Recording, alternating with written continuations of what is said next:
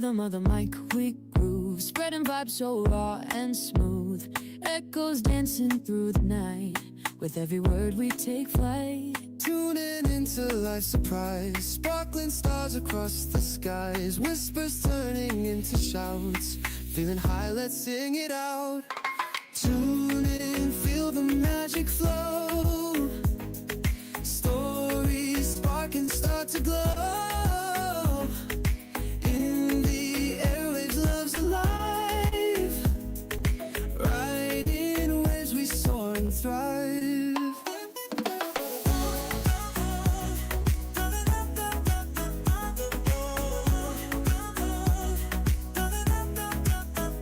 Laughs and whispers, journeys told, hearts collide in every mold.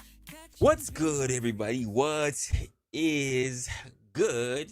It is your guy, Resla, of course. Welcome, of course, to another episode of Opinionated with yours truly. If you're new here, this is a podcast where we pretty much question everything. Now an ambulance truck when they come by. I hate it every time this happens. Every time this happens, like they know when your boy's about to go live and they do this shit. Just, I don't know if you can hear it, but they are right buzzing down my neighborhood. Anyway, we gonna go past them. If you happen to be new here, this is a podcast. I think that's where I left off. This is a podcast where we question everything. We like to challenge the status quo. We, of course, like to dive into deep conversations, debates, even that most people like to avoid. If you are a regular, welcome back. Welcome back. Welcome back. Because this is the space where opinions, most of all, your opinions matter. Today's topic is one that is a personal one that is felt across by everybody. It's rather universal. Universal. Where the fuck that came from? Universal. Do we owe anything to future generations? It's a question. It's a question that's come up. It's a question that needs to be answered. There are a lot of contentions when it comes to the younger versus the older generations. Be somewhere in the middle. I kind of got this little sweet spot because the youngins is not starting to look at me as a little bit of a old head. And me looking at the people who are older, I'm like, you're at your retirement, or if you're already peeling off the edge of that life cycle. And there's a lot that needs to be considered, right? So let's think about it for a second. Every decision, every one that we make, how do we spend our money? The way that we spend our education on when it comes to kids, even the values that we pass down. I think of the sets, and rather, let me just set the stage for the world. Because I'm talking about setting the stage for after the world is gone, right? Our world is gone.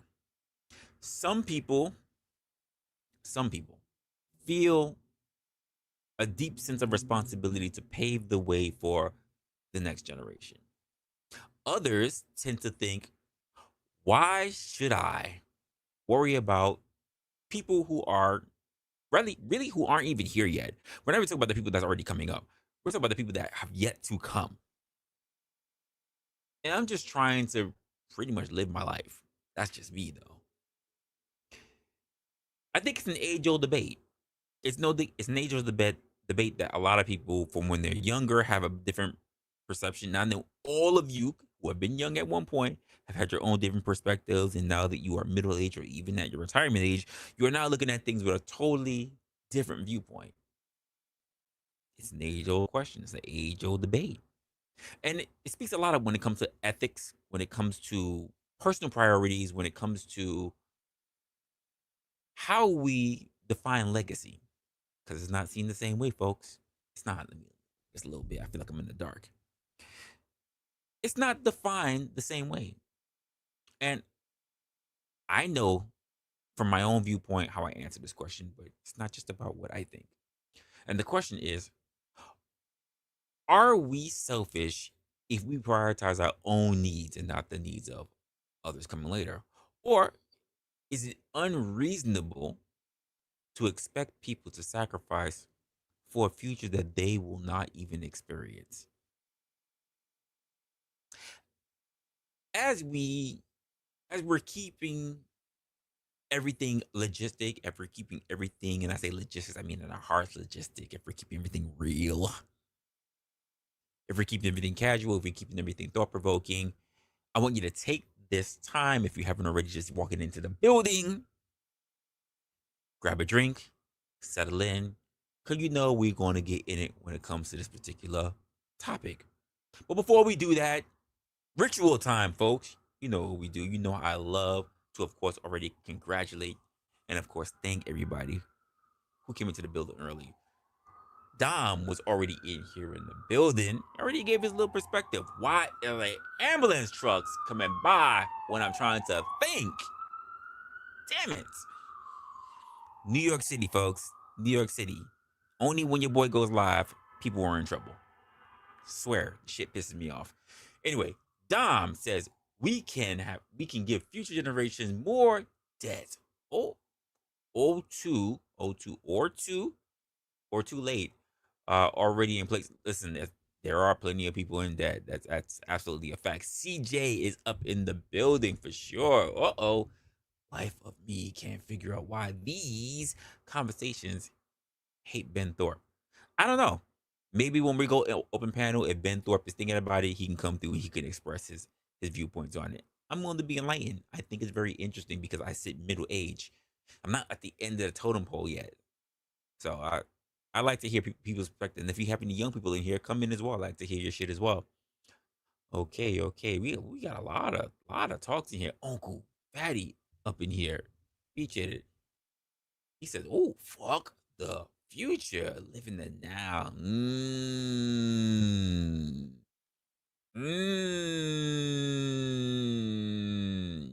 Uh-oh. Uh-oh. We got a determinist. Said the past already written, the future hasn't been yet. Interested because there's still plenty of people that turn around and say that the great indicator of the future is the past. And I go, is that true?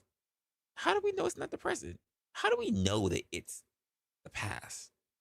Because present makes the future, not necessarily the past, but people get stuck in the past and they're stuck in the present because of the past, so they don't really make a future. So, you might have something going on there. Might have Brick with the I'm here. I'm in the building. Appreciate you, Brick. Uh-oh. He black. He black. Absolutely. LA Woke's in the building. So I'm like, he black. Ron is in the building. Appreciate you, preacher. We're not gonna talk about Nightbot. Nightbot is always in the building. Oh, you guys are already chatting. You already in here. I'm loving it. I'm loving it. Conversation design. Oh no. We'll figure out who's designing this or not. I'm not gonna really jump into that. We gonna figure it out. We gonna figure it out. That is for sure. Dom, you already got some things up here. Some backstage.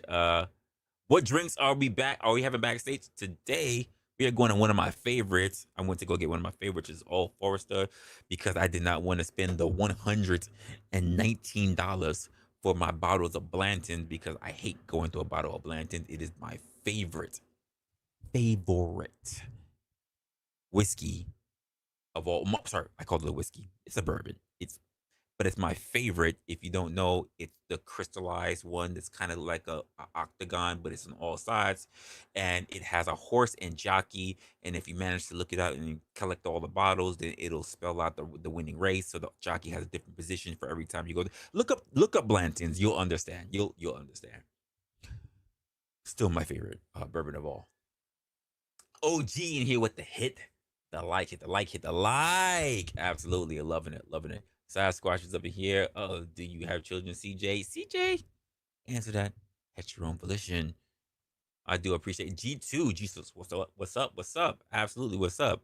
Appreciate everybody who's already in the building. And if you haven't said hello yet, please say hello. Get acclimated, get warm, get your hugs in, and start talking with everybody in the chat.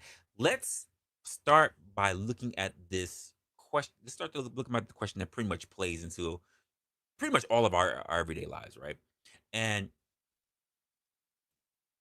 here are some real world examples that put pretty much this whole debate thing that people are doing within the ages in perspective.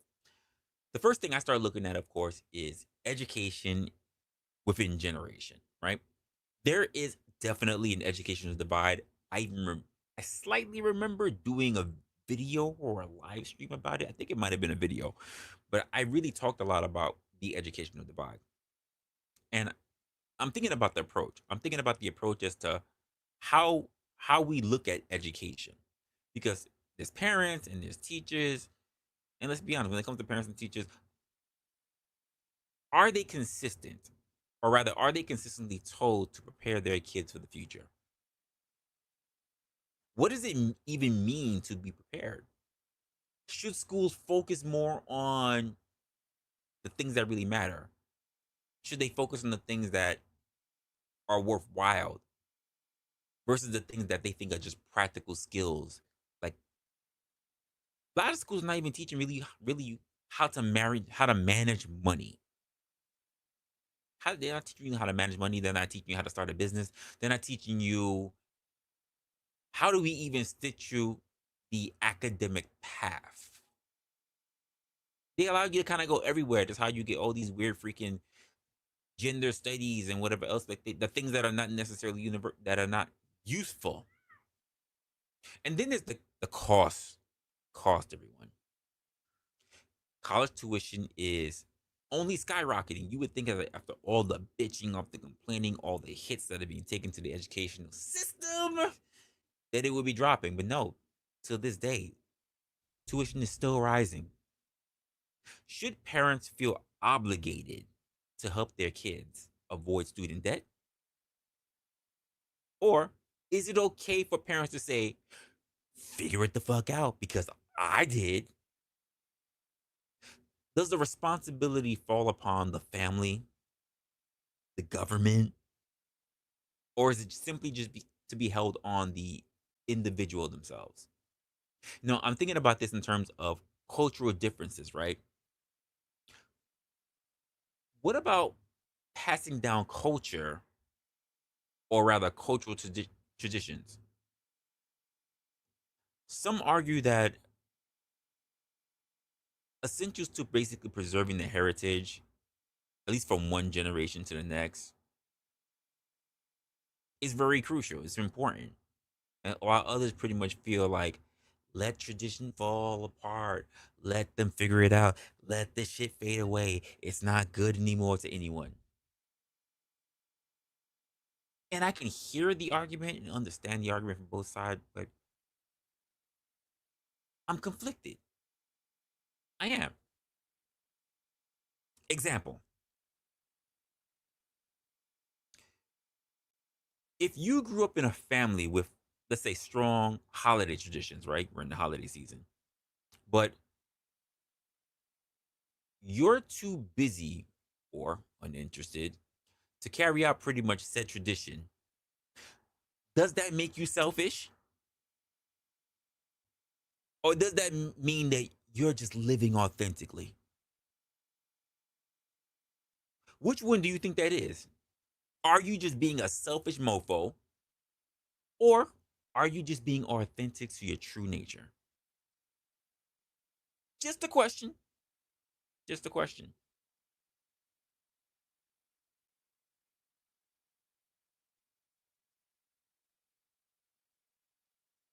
Zyrax is in here. What's going on, Zyrax? Oh, y'all talking a lot. I really want to get down on what's going on here because y'all got it apparently. Y'all got a good thing popping up in here. I definitely want to try to catch up on some of this. I think it's easy to catch up on an idea, or rather, it's easy to get caught up on. I said catch up because I was catch up. It's easy to get caught up on the idea of basically responsibility. But when it comes down to it, right?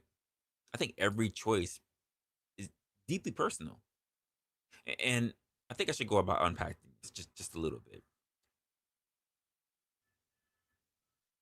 I want to basically lay out two opposing viewpoints on this particular question. First one: do we owe anything to our future generations? First one I want to cover right there.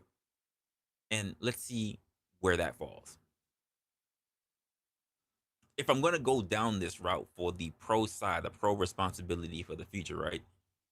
Then I would have to say, yes, yes, we owe it to the future generations to leave a better world for them. And one of the things I'll go for is moral obligation. Simply put, if you were to hand over a mess to the future, you'd want someone to at least try to clean it up before you pass it on, right? You don't really want to leave that garbage to them, do you? Hmm? Because many people see it as a basic moral responsibility to make things better for those who are going to come after us. I think the second part, because I mentioned more responsibility, the second part would be legacy. What's going on?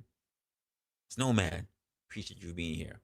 Um, Legacy, because we all want to be remembered for something.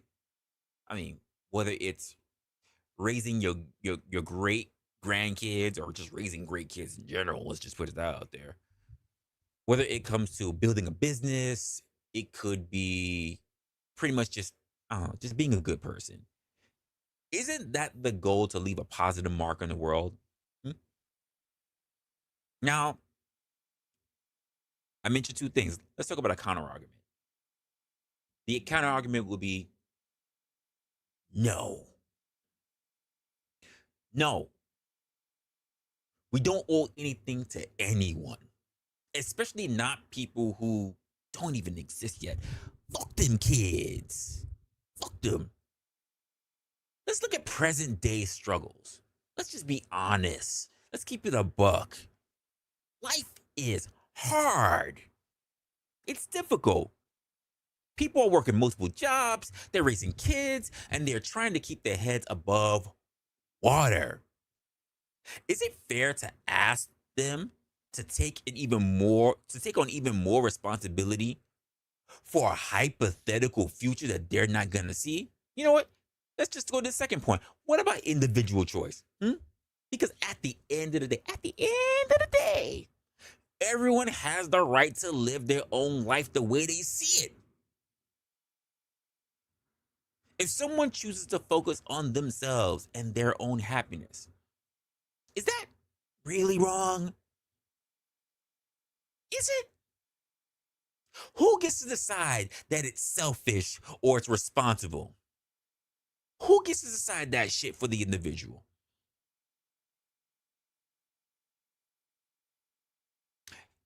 And just me bringing up those 2 points within myself, those two different sides, I can see why this will continue to be a heated debate.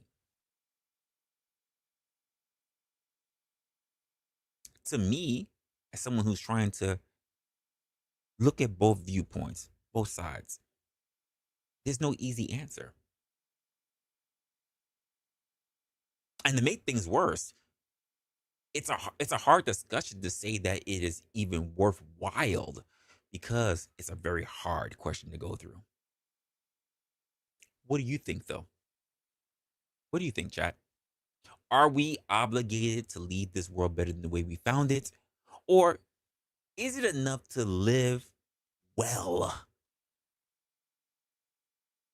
in the here and the now and not worry too much about the future?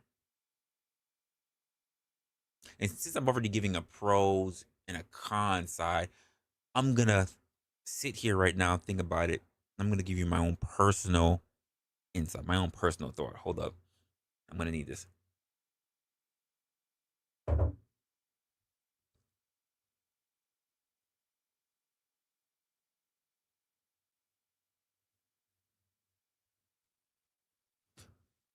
Let me share a little bit about how I see this.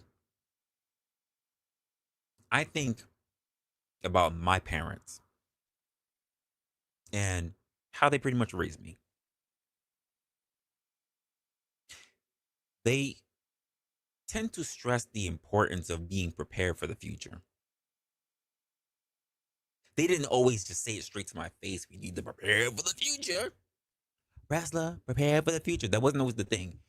But there were things that they did and things that they said to me subtly that made me know that I need to prepare. Was I always the best at it? Did I always remember? No, but it was there. They they were a good enough example that I knew that I needed to prepare for some things.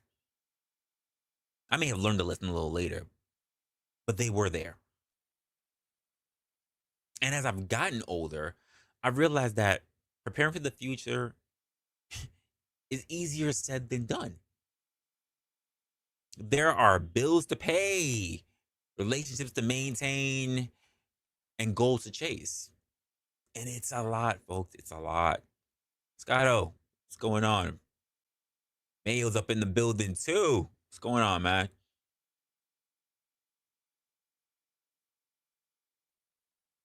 There's a lot.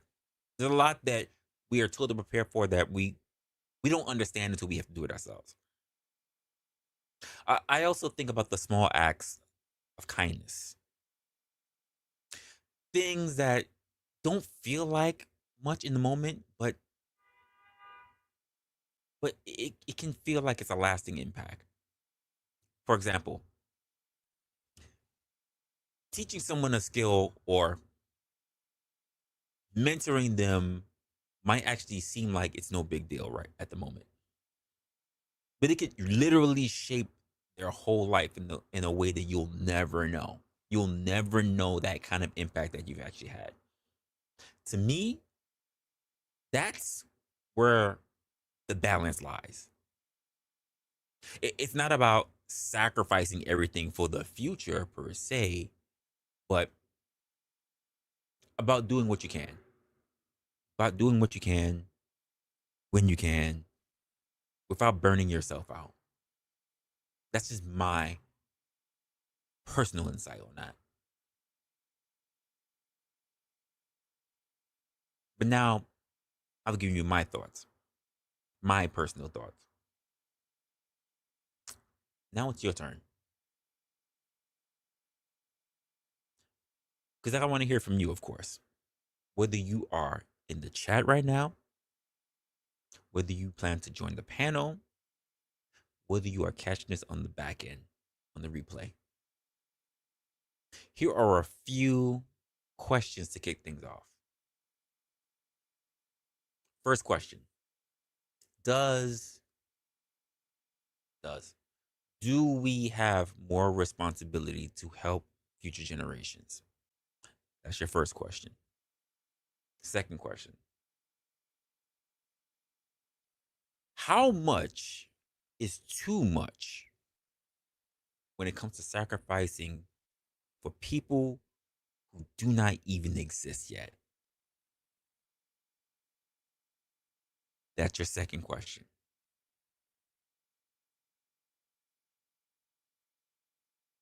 Third question. What's one thing you think we should focus on today to make tomorrow better? That's your third question. And I'll give you one last question.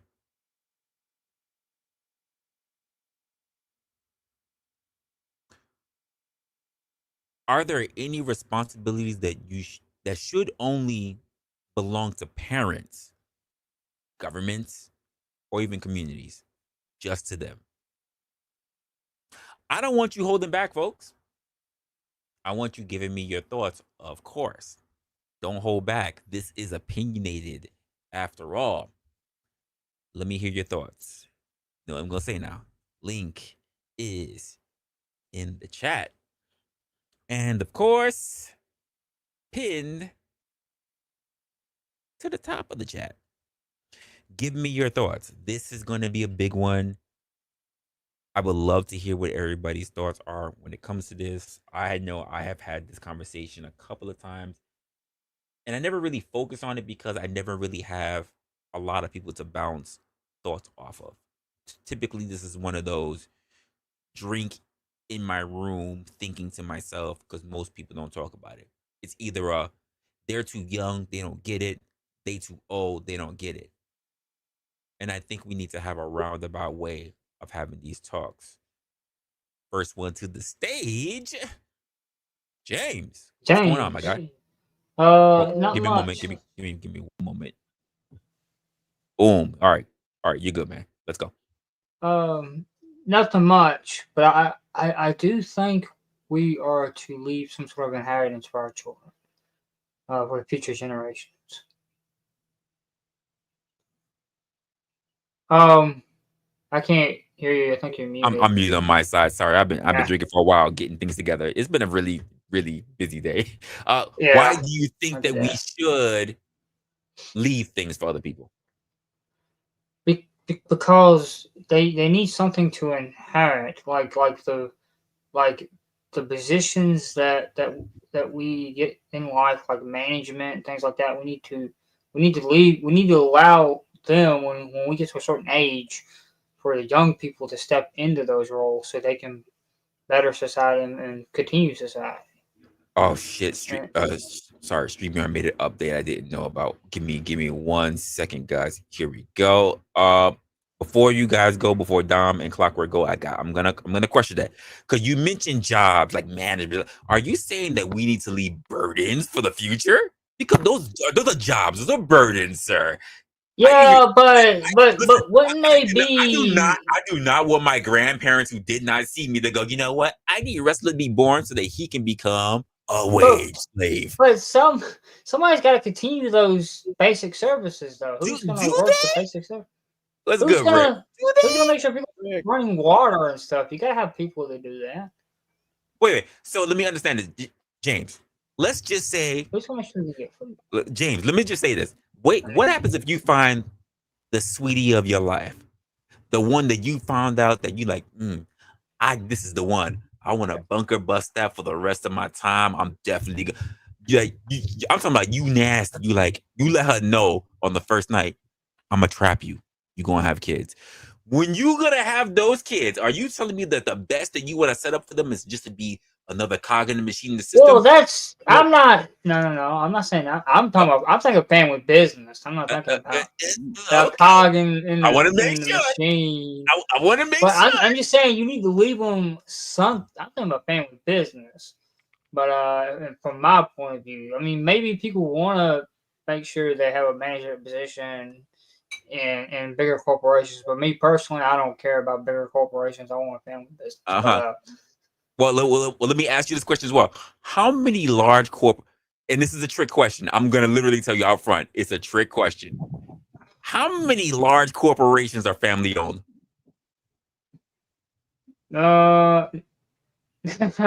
Here's your hint. Shareholders. Well, Shareholders.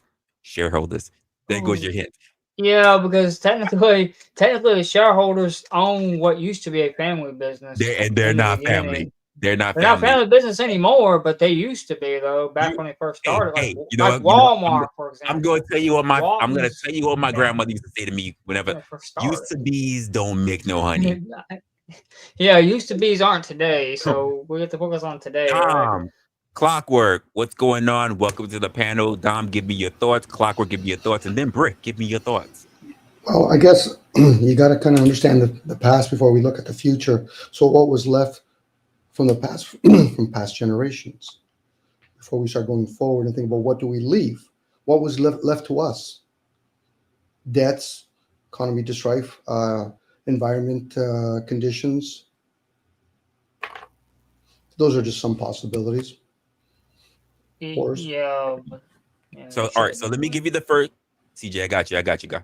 So let me give you the first question, and we'll go by answering it. But Clockwork, Brick, CJ, give me your thoughts on what your initial thoughts on what how I laid the groundwork, and then we'll go to questions. Well, I grew up in a place called Martinsville that was a factory town. DuPont. Who the hell else? It was a bunch of textile factories in that town that I grew up in. My dad worked for DuPont. There you go, a family-owned business. And when Dad died, the guy who founded it, his kids just ripped the company apart. You said Martinsville? DuPont. The kids were just like, they didn't But know you how said to the town's name was Martinsville? Appreciate you, baby girl. Appreciate you. Martinsville, Virginia. Yeah, you can look Oh it up. my goodness! Yeah. I Where know they have the Martinsville, NASCAR Virginia. track, the short track, that's Martinsville. Yeah. Yeah, the race where the racetrack's at. Yeah. Yeah. Where they But do the 500 and everything. Wait, well, wait, wait, James. Am I hearing that you owe money? You owe money at the racetrack? No, I've just been to the racetrack before because my dad All got right, yeah, all right, my yeah, all dad right. got tickets there one year because of Yeah, you work, just and like then the horses, right? Yeah, I got you. we Yeah, went there yeah. and Martinsville is everything. like a So town of like I've been to the 25,000. racetrack, so I know the racetrack, man. Yeah, you cracking your face now. We call that a tell, sir. Yeah, I know. I know. You got to give us up and everything, don't you? I don't know the racetrack now. But yeah, it's a town of like 25,000 normally. Yeah, it But is. every You're right. race, You're right. when the races come around, I a know million people Martinsville show full up. well. Yeah, it's like, holy crap. But yeah, anyway, it was a factory town, and I did not want to fucking be a factory worker for the rest of my goddamn life, and that's why I joined the army. I was like, fuck this noise, I'm out of here. And so I joined the army, and it was not like working in a factory, not really. Yeah, I'm sure it wasn't. Yeah, it was definitely probably a lot Well, better. I mean, I had worked in factories.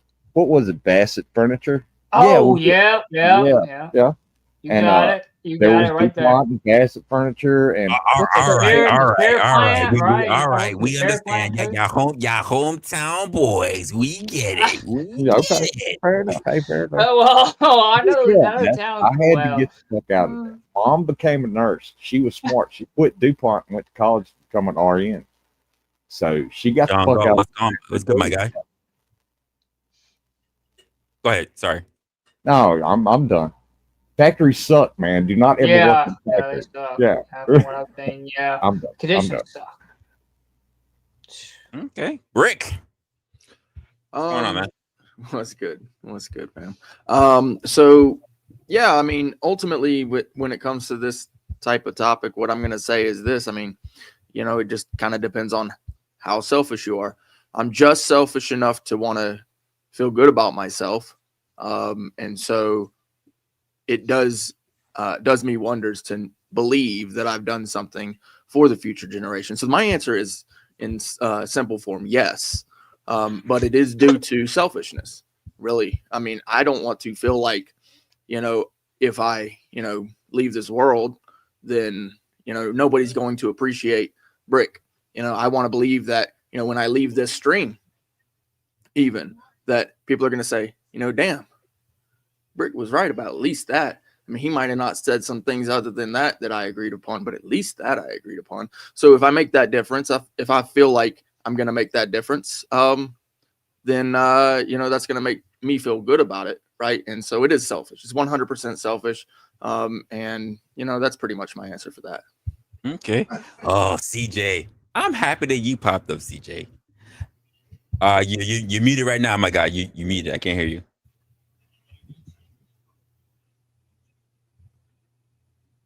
All right, I got you. I got you. Yeah. Well, yeah. And if you want to talk being selfish, yeah, me fucking leaving Martinsville and going and joining the army, that's fucking selfish as hell. Because I was thinking about me. I'm not gonna be some robot making fucking widgets, or you know. I'm gonna go live life. Yeah. That is selfish. That is selfish. Yeah. So, Mayo, you know, you and I have already had many conversations when it comes to generation. Oh yes. Oh yes. Give the fellas your thoughts on this. You were spitting some things in the chat already. Yes, sir. I want the boomers to pay reparations for making the decisions they made that were available at the time. I agree. For you know, all the damage they did to the environment, reusing bottles, recycling metal and rubber. Well, there is all those horrible things, washing aluminum foil and plastic bags to reuse. I agree with that guy, but you hear me now? Not in plastic bags. Boomers owe me reparations. Hey, you run them through the dryer, they come out. I will say that some of those boomers are actually paying it back too. Okay. Not a lot, sir. No, in all actuality, boomers owe you nothing. Oh my God, dude. They owe me Not a lot, sir. They owe me. Nobody owes you They owe anything. me everything. They owe me everything. Oh, CJ, you said they owe you everything? Hey, can you show us on the Everything doll they where the ever boomer made hurt is you? mine. Fuck them. Yeah, they gonna take Can it you from show me on the CJ. doll where the boomer hurt you, CJ? Yeah, I can. I can. It's the point where they decided that their kids needed to earn their own way instead of having generational wealth. That's that the the round point brown? Oh, that was a long time ago, sir. That Well, was a you long. know how long generational wealth usually lasts when they hand I it over? never had it. I wouldn't know. I just know it's not a fucking theory that they support. Well, To the do you know second why, generation. They'd rather have a boat. They'd rather have another boat. No, sir. It barely lasts that next generation and usually doesn't survive that. Well, whatever. That's based on what? History? Yes. Except for maybe Which is why shit's gonna repeat again because you guys are so stupid to remember what happened and remember and just rehash all the bad shit that happened, so you make it happen again. Oh, we Forget starting early. history. Okay. Forget history. It's bullshit. Okay. So that we don't repeat it. You got me. Yes, sir. What did your father do for a living, sir? Well, he started out he was at a printing press, and now he's an electrician. Okay. And what do you do, sir? But his printing press got outsourced to Mexico, and you know. James, you got feedback in the background. Just mute up real quick. We're gonna take care of something real quick. I'll be right back. All right, wait. What did this do nothing fuck have to say to me again? I don't remember. Go ahead. No, what? Come on, do nothing. What did you have to say? What do you do, sir? The shit that matters. What do you do? Sir, I was an aircraft mechanic till I got it. You were. What do you do now? Talk on the internet. What do you do now? I'm disabled, sir. Of course. That's what I figured. Oh, really? Yeah, I figured you was disabled. Those that can't do teach. Wait a minute, sir. I'm gonna tell you right now. I'm gonna tell you right now. As someone who has to scrounge and scrape for everything I got, disabled doesn't sound that bad. Cause you know why? I've been injuring really my don't. And I wouldn't feel bad taking that check. To be honest with you, my back hurts. I'll take that check all day, but I'm still doing it. Here's my main reason why, CJ. I've been hurting myself for free. Working for companies that I had to pay my own insurance. I've been hurting myself for free, sir. I won't even go into the system no more. I will work under the table until I die because fuck your system. Yeah, so CJ, I'm just gonna ask you. So you do it because you feel better to do it that way, right? No, because they abuse and I get abused every other turn, like everywhere I go. We need a new slogan. We need a new slogan because honestly, I get tired of having to pay my own insurance. The only way to do this shit is to do it yourself. Like that's the only way to do it. Otherwise, you're a goddamn. Yeah, I'll be honest with you, sir. I don't like paying my own insurance. It's just not. It don't hit the same way. I feel like I'm in an OJ case. I'm like, if the glove don't fit, she ain't pregnant. I don't need insurance. I don't know why. That's good. I like that, Rez. I like that. If the glove didn't fit, she ain't pregnant. I'm disabled. I used to be a. How did he come on here with confidence? That's what I want to know. Who? Wait, whoever said I'm disabled? He's talking about me. He's talking about me. Acting like you deserve my respect. How would you ever assume that? Wait, he was doing his. He's doing his job. He was doing it for your respect. I used to be a. Go, Mayo. You go. I was doing it for your respect. That's your opinion. Well, I mean, you're not getting any. So no, sir. There's about 5 people in this world whose opinion of great myself matter. Do your spiel, bro. And you're not one of them, sir.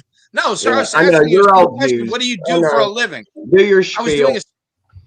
I was asking you a simple question. What do you do for a living? Because stuff that matters is not going to cut it. Wait, CJ, you asked him what he did. It's only fair, sir. Yeah, the shit that keeps the world going. No, sir. You asked him what he did. He answered it. I'm a carpenter. Oh, there you go. So do you build railroads? No, I don't. You don't lay track. Well, then you're not as good as those guys because those guys are real men. Oh, airplanes? Real men? I mean, Do come on, dude. do you see that, So- Gaslight? but You're a Jew. That's your Jew. You're making You're a a Jew. comparison. No, What? sir. I'm Irish, what- sir. You're a I'm Irish. Jew. Hold up, CJ, hold up, And CJ. to hold up. me, you're a Jew. Hold up. I don't And care to what me, your you're a religion fucking is. idiot, I dude. got a question. To me, you're a fucking idiot. I got a question. Rick, Yes, sir. what if I work in the stock market? Am I not a real man? Am I not a real boy? No. Right. See, and that's kind of my point, right? Am I not a real boy? It's not a fair comparison because not all men are able to. Ask you better to be a real boy if I work in finance or something. Right. Build railroads. Right, no. All you do is fucking extrapolate. Yeah, and that's it to kind of the point that I was point making, that right? You know Is that I'm not at. to I'm make working by myself. Do you think I'm building railroads? Like, well, come the on. comparison Can you is ask just me a real Wait, question, Jew? sequitur. So not all Ask men, me a real question, Jew. but not all men can God do what damn. all men can do, right? So Right. everybody has That's their why I'm ability. here to pick up the slack. Well, I'm so glad that you dig ditches. That's wonderful, bro. Right. Oh, now I dig I ditches. appreciate that. Okay. Yeah, I appreciate You it, man. never Went said from both that. ends of the spectrum there. So Guess what I first do? have to build railroads. Guess what to gain I your do? approval, and Guess now what I I dig do? ditches. Guess What what I do you do? Some bullshit paperwork shit that nobody. You'll gives a fuck never about? know because I will never tell you. Great, pussy. I don't Because care. if you don't have a inkling of Oh, an no. He said interest that. in the Pussy. conversation and rather just want to tell You're everybody the that white they're not as do good you of a man as think- you, Do you then snake shit? it's not a fair conversation. to have. Quickly coming to the stage, we got Finkel and Due Diligence. What's up, What did my they guy? do to you people in the army to fuck you guys up so bad? That's what I want to know. Chad, God, Did yo, they really just Look, they you're drug gonna your head attack through the me. mud so many As a times bitch. that You're you were gonna just try to like attack licking the boot is the answer. Someone who Licking the boot is the answer. served- Like, how many served- times do you get your head drugged through the mud before you lick the boot? That, I'm not glad as I didn't many go in times there. as you I'm have, glad I didn't go in apparently. because I wouldn't have done it. Apparently, Yeah, it's I'm just not gonna as hang on many chat. times as you have. I got too much family CJ stuff going stands on. for current Jesus. Good to see you, James. listen, CJ chose violence. I like it. All right, chose good violence. to see you too. Yeah, brother. All right, James. Oh, Due Diligence dropped off. What? I can hear you. CJ, what is your gripe, CJ? You on it tonight? Yeah, I don't know. I mean, I just kind of I hate thought this I was getting whole, soft. I hate this whole system, and I hate how they act like it's fucking just and equitable and free, and you can make your own way, and like the American dream is a thing. The American dream is a fucking lie. Wow. Sir, you're living it according to you. Woo! Them You're fighting. living it according to you, sir. You're working for The yourself. American You're making dream it. is something you sell to Mexicans so you can get them to do the shit you don't want them to do. That you don't Oh, want you to mean do take your yourself. job? You mean take your job? Yeah. I basically am a Mexican to you, right? I'm basically a Mexican to you, right? No, sir. You cost too much. Nobody said that. Damn, you said you Exactly. cost too much. I cost too much, so just kill me off, right? Very prejudiced. I cost too much. Damn, he said you cost too much. Fuck all That's you people. crazy. Fuck all you people. I hope this shit burns. Damn, Look, all you people. I saw it. Look. Sir, I work, sir. I don't work. I'm not a carpenter. I don't mess with my hands like that. Fuck all you people. God damn. Well, CJ, here's a question for you. So, if you build something, right, would you prefer that it burnt to the ground the next day, or like a month Nah. later, or like years Nah, later? this hold on, let me turn my camera on for this. The shit I build, you can fight, you can, what is it, dance, fight, or fuck on it. And anything I build, I guarantee you can dance, fight, or fuck on Yeah, it. but that's not the answer to the question. I I'm didn't give a fuck I'm about your question. I specifically gave you my asking you a answer. question. See, that's the point that I made earlier is that Yeah. you're not Nobody interested cares in the about your conversation, Jewish fucking not life. interested in the No, sir. actual No, topic. sir. This And there's no the point of man even who's asking failed you at life anything and because you wants just to want blame it all to burn. everybody else. This is the man who's failed at life and wants to blame everybody else. Woo! God damn. I think that's situational. I haven't For failed you. at anything. Great, dude. Great. If you had built You something, guys you wouldn't have want to burn failed. it all down You guys like you have said. all the money and all the bills, and you're realizing Charlie you're not Sheen. going to be able to Yep. pay them. I You're don't winning. have all I get it. those bills. Actually, probably I'm by good. winning. by winning. They're not So sucking my you- money away like they are you. Okay, This Charlie isn't Sheen. an economic Gotcha. collapse like it is to you. Cool story, This Charlie. is a fucking. This is a section where I can actually build something here because I don't have anything invested in this bullshit system, and I'm glad that I see it's bullshit before I invest in it. Is everything bullshit? Everything bullshit. What kind of question is that? I don't know. Everything seems to want to be burnt by you. Everything so is I in don't the know, bro. system. It's bust No, bullshit. just this American politics bullshit. Kind of rambling system. a little bit, just so you know. Whatever. If you It's don't not want a my coherent stop thought saying cycle. my name. Y'all said my name a lot. It got weird, Rez. I mean, yeah, it got fucking real weird real quick. He wants I equity. don't even fucking know. That says everything. I'm lost. You freeze up, Rez? You don't know what the fuck I want. Don't You said care. equity, sir. I never said the word equity all night tonight. I don't think. Yes, you did, sir. If, Yes, well, you did. clip it, send it to me. I'll say I'm wrong if I'm wrong. I don't think I'm wrong. Oh, there you go. You're moving. Hey, folks, I just want to let you know I am starting a channel goal. So right now we got a channel goal that's actually sitting out there right now. The channel goal is for actually the upstream of the channel. We're sitting at one more week before we actually move forward into a whole new quarter, which we will be actually moving away from. I'm getting feedback from someone. I'm not sure who it is. I got you, GS. Just give me a moment. I got you. So we're actually is GS here? Wait, yeah.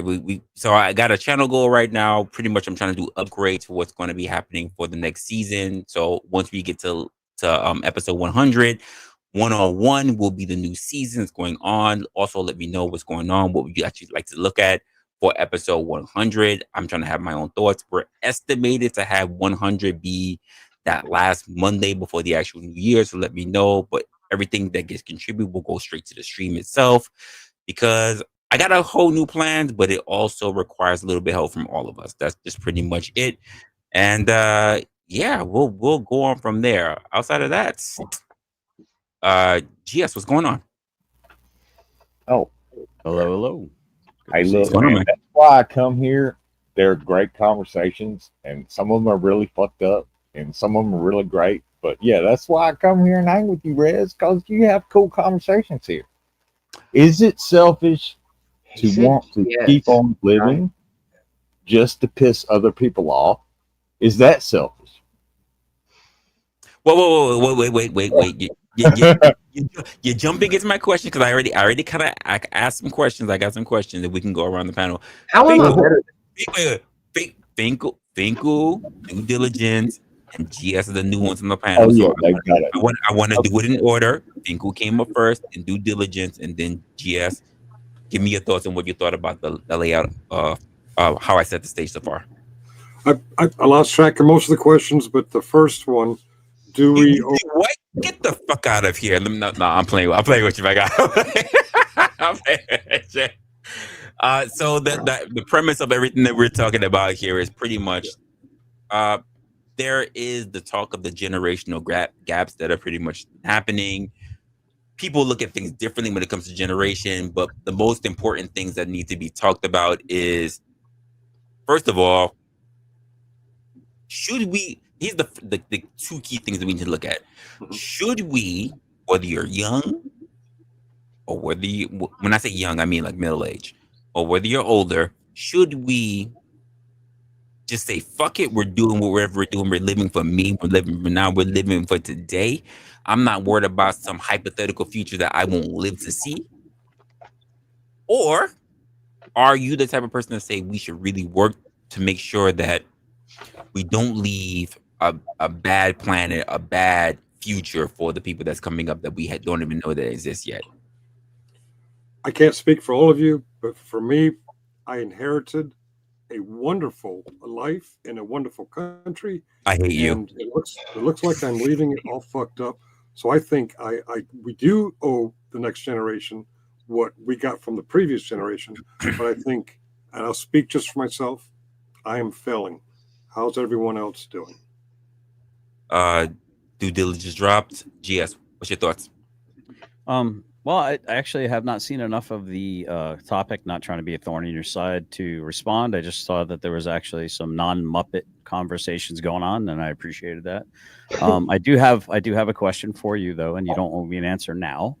But have you thought about whether or not you're going to do the bounty system? It will determine on whether or not I'm on these streets with you ever again. I'm letting you know. I'm not trying to force your hand. I'm just letting you Like know I have that. boundaries. Yeah. Don't don't. I'm okay with you ask. I'm okay with you asking that. Mhm. Based on how the conversation that we kind of had with last time. So the truth for the matter is, I've never really been interested. Damn, what the fuck? Oh, I got you. I got you. Just hang tight. I got you. I've never really been interested in the bounty system whatsoever. Um, I was just kind of actually holding out and just kind of giving people what they wanted, kind of like bread and circus kind of thing. I'm Mhm. actually the funny part about it is I had it scheduled. I don't know if it dropped today though. I'd have to see my community post. I don't know if I had it drop today. I knew I had something drop today, the end of this week, but I was saying that basically that there are already going to be changes. I got a stream coming up from next week because it officially makes a year since I did my first stream, just starting on YouTube. Then I know I have the next Monday after that, which should be episode 100 before we jump into the next season of Opinionated, which is going to be great. Mhm. Um, because I have a whole bunch of new ideas for people, and I put into a lot of resources. But I will say, as far as when we're starting the new year, I'll just say it right now, since people don't even know, and I'll just do it first, full screen for people to see. When I'm starting the new year, I'm going to be honest with you right now, I really don't have any plans to put forth a bounty system because it goes against the fundamentals of what we got going on here in the channel. So that means if you guys plan on doing anything, any craziness when it comes to the bounty system, this is pretty much your Christmas or New Year's gift. You only got a week. Once we start on Wednesday, you can pretty much cut that shit right out your because it goes against the fundamentals of what I got going on in the planet on the channel. If I want to have anyone that has any sort of contention, it's not about trolling someone. It's not. It's about having the actual conversations. It's about, regardless of they are famous or infamous, they can have a conversation. They can be able to duke it out intellectually. Electrically. I've been drinking too much of this bottle already. Don't judge me, Brick. I can already feel you. I can feel you judging me. Don't judge me, Brick.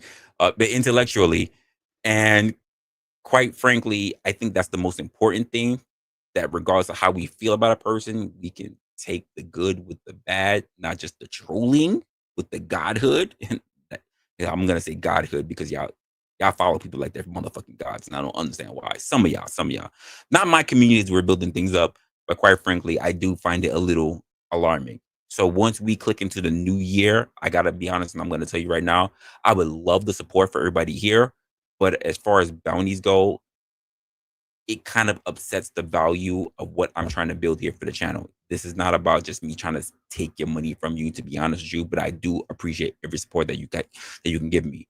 But first and foremost is always about the critical conversation that we have with one another. And that's what I want to say. What do you think about my statement so far? I don't necessarily have a problem if there were a bounty system and it were clearly stated before a show that this will be a bounty show. So expect some razzle dazzle and that So I wouldn't have it to give someone an opportunity to say I want to opt in or opt out of this nonsense would be so appreciated. oh well, yeah, yo, I Yeah. get that. I I talked. I was thinking about it myself, and I was writing a whole bunch of stuff down. Trust me, I had a whole fucking book trying to figure out ways, and it felt like chess because I know how people just immediately just say this is what it is and this is what the payment threshold is. But Mhm. since I know I don't like trolling particularly, or harassment on my channel, I kind of was like playing chess with it. What are the stipulations? What are the rules? And then I had to think about myself. If it's too complex for the average individual who understands the bounty system to follow, it might just be better to just do away with the bounty system altogether. I don't personally have a problem business wise with the bounty system, but then I understand based on my morals, it would be very not morals. Morals are subjective. The principles that I put in place for this channel, because I've come from a channel of fuck shit.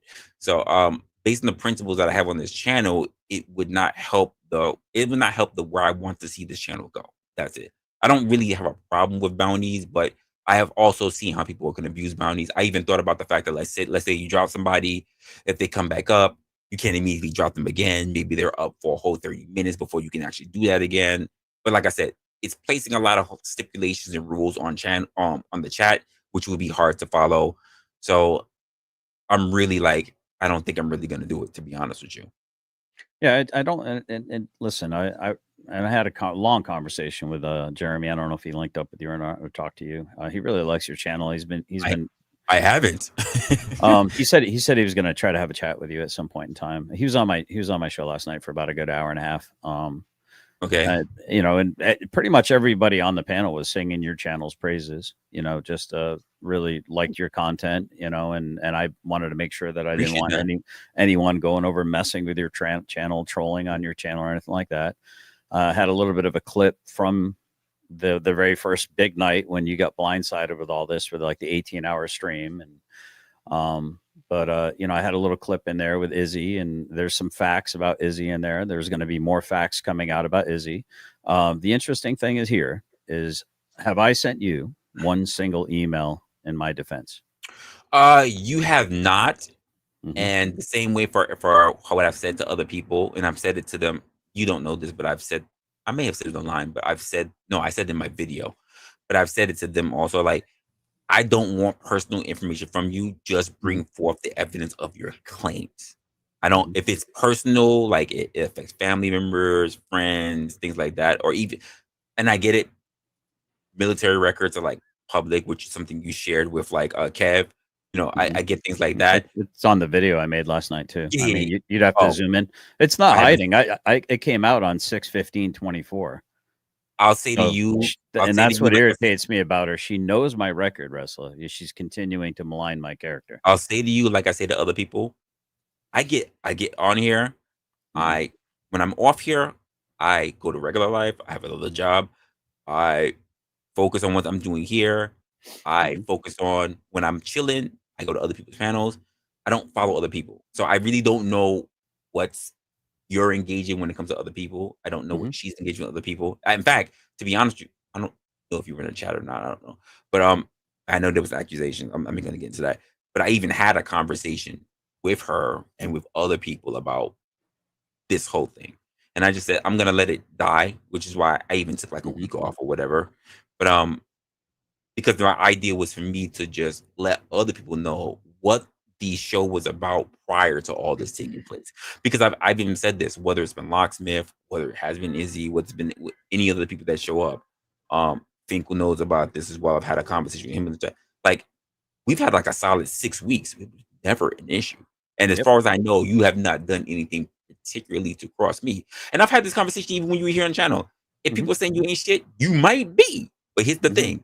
You haven't done that to me. So therefore, until you done something personal to me, and I would watch because I see that you can get with the bullshit. You can get just as dirty. You can go to war just like anyone else. They haven't seen me go to war yet. It's coming though. It's fucking coming. I promise you that. It's fucking coming. I see it, like, not for nothing, because one of the funny things when I run across people in MySpace is like, they're like, damn, people with the fuck shit. And I said, yeah, they can go on fuck shit just like we can go on fuck shit. You have no idea. And I know for the most part, it's been very difficult for a lot of people, whether it's my chat, whether it's people in panels, for me to stay as neutral as possible. And that has been my guiding post, to try to stay as neutral as possible. And I know people think, oh, you picking sides because you're not saying. I've been staying as neutral as possible. I try not to say anything negative towards you. I try not to say anything negative towards anyone else. Yeah, because it's not my business. I think fair enough. I did warn you that there was going to be a big bunch of chaos agents coming in trying to disrupt your channel. I did warn you of that. Yeah, you did. And also, I've not tried to overflow you in your emails to try to get you to win you over to my side. I would like me to be me, to represent me as I am dealing with you. And then you can see what you're representing. Can I tear it up? Oh yeah, I can tear it up. Oh, I can tear it up, bro. I've seen it. I've seen it.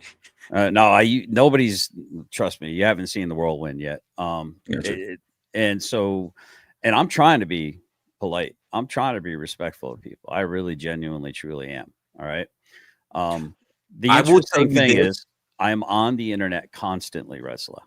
Yeah, I'm not. Constantly. I've got three channels. I mean, I'm producing constantly. If there were videography or video evidence of me being the things that they're accusing me of being, they would have already given you the exact evidence. What they do is they clip things, they rearrange things, they use innuendos, they would use insinuations to try to lead you to believe I might be a certain thing. I am heavily recorded. Every time I get on live, there's somebody screen grabbing it the entire time, constantly. It's the internet's forever with a Wayback Machine. We've heard that, right? So again, what I'm presenting to you, Resla, is me. I'm not going to sit here. I'm not going to beg you. I'm not going to slob in the knob. I'm not going to try to plead my case, other than the fact that I think it would be a real shame if I could not learn from you.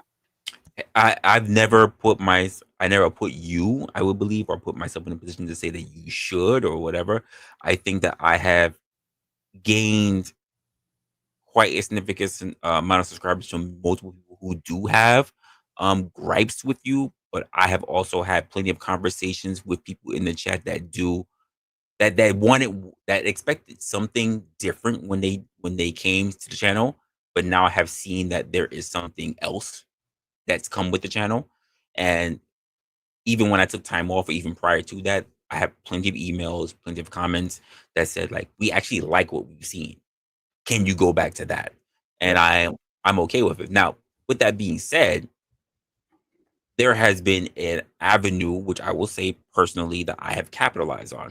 I will say that the bounty system that I have been enacting is the fever that people have been feeling, and I have been trying to give them a little bit of bread or circus. It has not been focused on you, because I've had a numerous amount of people that's already been dropped due to bounties. But that's also why I haven't. That's also that I've not given a threshold. I've never given a threshold as to what it should be for an actual bounty, because quite frankly, it kind of rubs me the wrong way as coming from a space that actually does it. Because I've been in spaces where, whether myself who has been dropped due to a bounty, or rather hearing people who I didn't want to hear talk dropped by a bounty because they actually started making a little bit of sense, or challenging some other mofo that I didn't like, and said, it's two people I don't like, but quite frankly, I love the interaction. And then somebody drops them, and I'm like, fuck. Like, I understand that feeling. I was gonna make something about it, but I don't really plan to really move forward with the bounty system. If anything else, I would heavily have to cripple it, and I don't really know how to do that without conversing with a lot of people. So it sounds like a lot of work. I do. First off, I just want to thank you for giving me all this opportunity to have this time to have this one-on-one with you. I do appreciate that. I'm not trying to take the show away from other people. They're just as valuable as I am, I think. But I just want to acknowledge, I appreciate you giving me this opportunity to have this conversation. That was my question. My question was, is that something you're continuing to want to implement? If so, it gives me an opportunity to decide where I want to go, what your boundaries are, what my boundaries are. These are things that healthy adults should be capable of doing and making I think decisions. And you're the first one to actually ask, which is what I like, because I've actually been trying to figure out how this would happen, because I have my own kind of style and I have other things that I'm thinking about for the future, but also at the same way, how do I make this also fair for the chat itself? But at the same time, understanding that the chat is the motherfucking chat. So for me, it's like, I don't have a problem if there were a bounty system. I just think that going into it knowing, I'd actually probably rather enjoy knowing that I'm making you some money, because I would bring you a lot of money. And I can sit here and play video games when I'm kicked off or in the back. Like I loved what Brick said. You know, I mean, I love what Brick said, but I'm here for the intellectual. Oh, Brick's been a champ. He's been. He reminds me of when I was like on Fight Club. He's a champ. No, but what I'm saying is, I'm here for the intellectual conversations. That's why I sought your channel out. Well, that was the whole reason for the channel. Yes. Right. And that's what I got used to. So for me, it was like, okay. And then all of a sudden it started turning into the other nonsense that I've walked away from because I'm not interested in it. And these people, they get in their feelings because most of the time they end up getting silenced or timed out because they don't have any home training. They can't act right in people's chat channels. They act like Muppets. Right.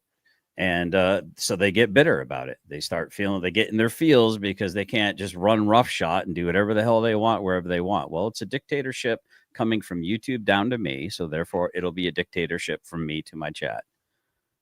Yeah. And that's just the rules. So, and I do appreciate it, Resla. Thank you for having the conversation. I do have something planned here in about an hour and a half. So, but if you don't mind, I'd like to stay around and listen. And you can stick around. Hopefully that you said you spoke to Jeremy, right? You spoke to Locksmith. Hopefully, yeah. Hopefully that was a good conversation. Oh yeah, it was a really good one. I mean, it kind of came in a little hot and heavy, but you know, it ended well. Okay. Yeah, I've known Locksmith for a couple of years now. He's always been a solid dude, very loyal, very disciplined in his loyalty. So I appreciate that. But he's always been fair as well. I think of most people that I run across, he really understands, because I've had plenty of conversations with him, so he understands where I'm trying to go with the channel. But he also understands a lot of the confusion and the navigating that I've had to try to do in the last couple of months to try to get it back to where we were headed. Yeah. And I'm rooting for you. Yeah, I am. And listen, even the day that I promoted your channel, I saw you were going live. I'm like, hey, let's go over to Resla's. Yeah, I know some trolls are going to come too, but I like this guy's show enough that I'm willing to take the risk. Hopefully you'll be able to handle it. I put your link in my chat. I didn't encourage trolls to go. I didn't, but I knew that they would come with me like a bunch of nut huggers. Oh, well, kind of encouraged them to come. You said I'm going to Resla's channel. If you want to see me, whatever, you know where I'm going, and they kind of did that. But I will say also, from what I looked at, you weren't the brunt of what happened. I saw the brunt of where the problems came from. Okay. Because I will say this, from what I saw. Well, let me correct the record. It wasn't my intent for your channel to be disrupted. I just knew, unfortunately, they would, like nut huggers do. They hug nuts and they follow. They're some of my biggest freaking supporters, man. They're the first ones to comment on my videos. I wish my fans were quote unquote fans, or my subscribers were that dedicated. It's a beautiful thing. It's new to me, but for the most part, I only hope that the people who have decided to stay understand what I'm just trying to build, and that they rock with me regardless. Yep, sure. I don't mind giving bread in circus sometimes, but for the most part, I am typically about the conversations, because to be honest with you, it can turn into fuck shit regardless, just based on the controversial conversations that I do bring forth to people. Well, again, thank you for giving me this opportunity to have this one-on-one. I do appreciate it, and I don't want to take any more time away from the panel. I'm feeling kind of dirty right now doing it, to be honest with you. I appreciate that. So let me bring everybody up. Sweet. Sorry, panel. And I saw what Finkel did. He's like, he like pre-donated in case someone. Oh, Finkel. Oh, here we go. Yeah. Right, I take it back. Okay. I take it all back. Hey, Merry Christmas. Shit got worked out. Fair enough. Yeah. I didn't know. So about the topic. Yeah, about the topic. So let's get into that. Actually, it was between due diligence. What was your third question? Hey, look, this is still me. I turned into Christmas Rex while y'all were talking. So, due diligence is having stream issues still, and it's like we have other people that's trying to get into the back. So I don't know what's going on. Well, I'll say this, and if you need to drop me for someone else to come up, I'm more than happy to. I don't know, because like we're having someone just already have a problem. So right now we're stuck at 9. Roger. So my comment would be in regards to engaging the premise of the question: do we owe anything to future generations? I think as a man, that it is our job to plant trees whose shades we will not be able to sit under and be shaded by. As a man, it is our job to not rest on laurels that we ourselves did not achieve, to not be on the shoulders of giants and try to claim something you yourself didn't do, that you should be contributing in some way, shape, or form to something beneficial to the future. Does that make sense?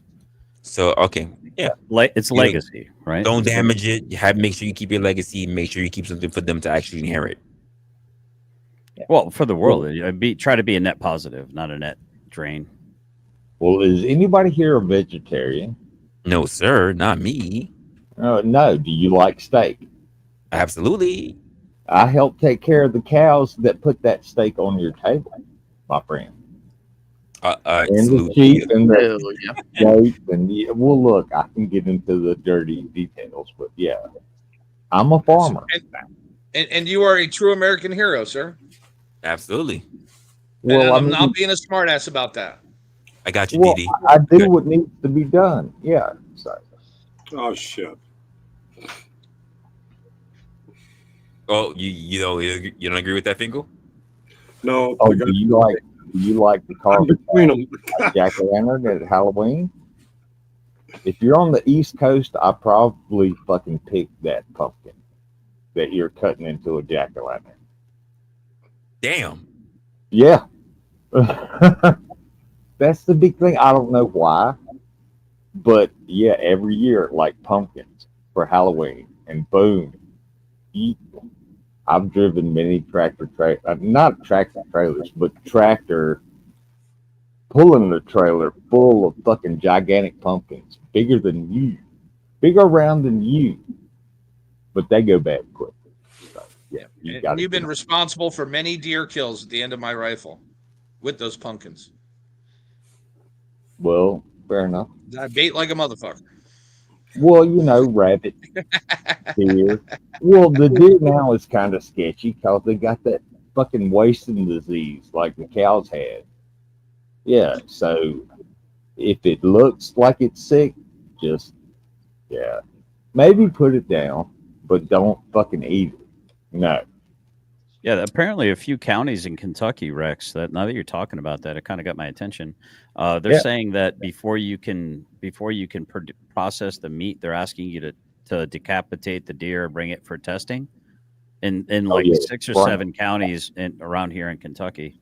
So yeah, now that you're saying that, are you from kind of this area, or is that just all over America? I live in the Appalachian Mountains of Virginia. Okay, not West Virginia. Whoever out there just thought West Virginia, shut up. Virginia. I live in Virginia. Shut up. I don't coal mine. I have never coal mined. It definitely was on my mind, Rex. Hold up, folks. I'm kind of looking at some of the comments, and I'm just gonna do this personally. Just hold on, guys. People, if you take your own grievance when it comes to anyone who's sitting on my platform, that's your cross to bear. Don't sit here and look to see that I should be fighting your war. This all came to my fucking platform. All right, and again, I'll even call some of you fuckers out, to be honest with you. Like, don't ask me to ask shit. You know what you can do? You can hit the motherfucking link. And you can ask your motherfucking self. Don't think that I'm going to pass any motherfucking messages to anybody. You can hit the goddamn link. So, Just Musketeer, hit the motherfucking link. Don't ask me to ask shit. Don't do that. Hanky, hit the fucking link. Don't do that. Don't ask me to ask a motherfucking thing. You have a voice. If you can type, you can speak. Spider Dog, hit the motherfucking link. Do that.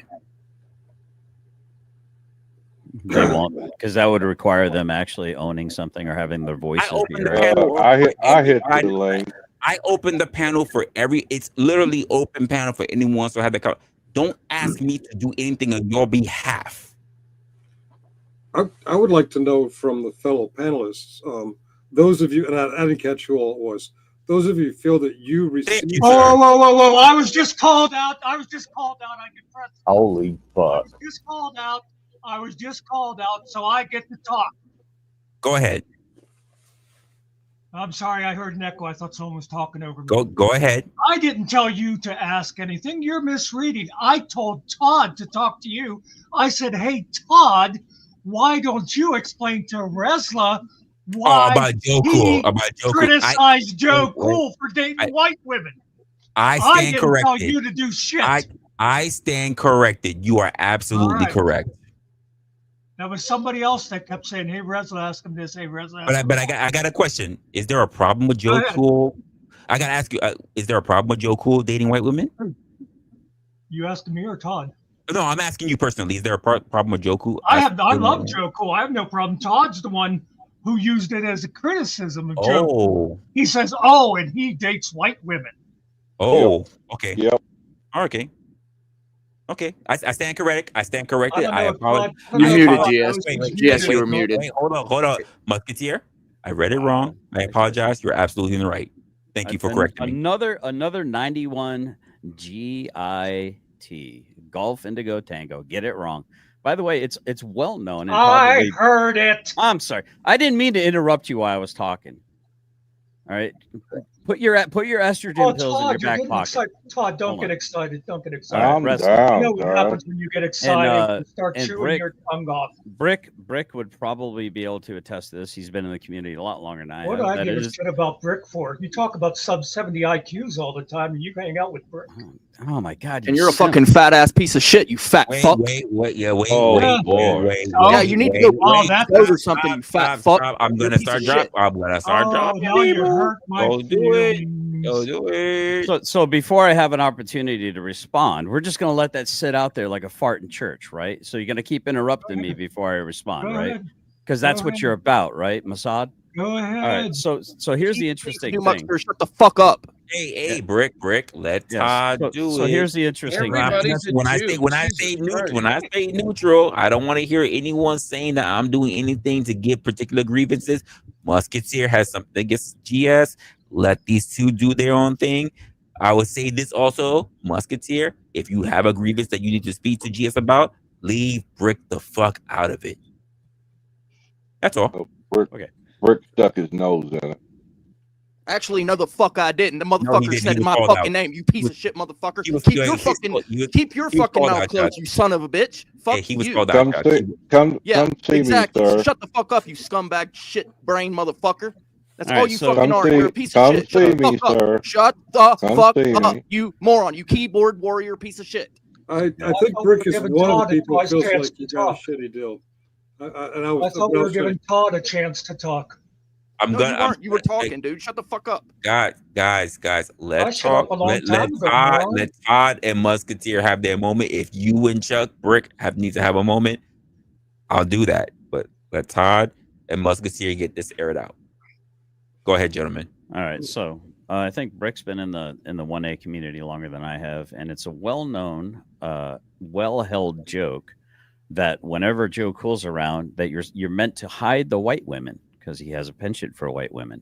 It's a fucking joke, and everyone laughs and thinks it's hilarious, to include Joe Cool. So when this race baiting piece of shit called Just Muckster comes in with his Mossad fucking bullshit, psyops, counter fucking intelligence nonsense, and more spurious fucking claims, and this son of a bitch Muppet just can't get anything right, dude.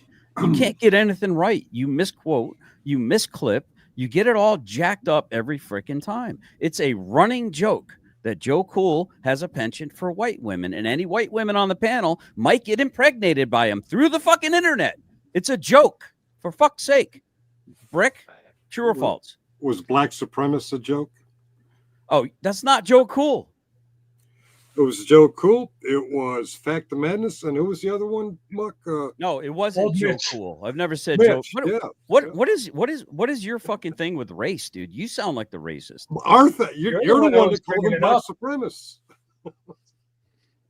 You've said some pretty racist shit about Izzy. What's funny about this whole situation is it literally is the person who has nothing but race on their mind every time a comment is made that is the racist. That is just the way it works, right? It is on your mind. It's just like the little pedophile, right? The motherfucker who's got little kids on his mind. That's your problem. You've got it on your mind. Who are you talking to now? You are stuck in your mind, dude. Get the fuck out of your house.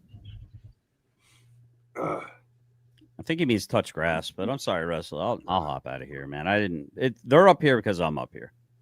I think I was up here first, Wagon. Yeah. You're not I going have to to tell you, I'm up here. I'm up here because Resla invited me. You're muted, Resla. You're muted.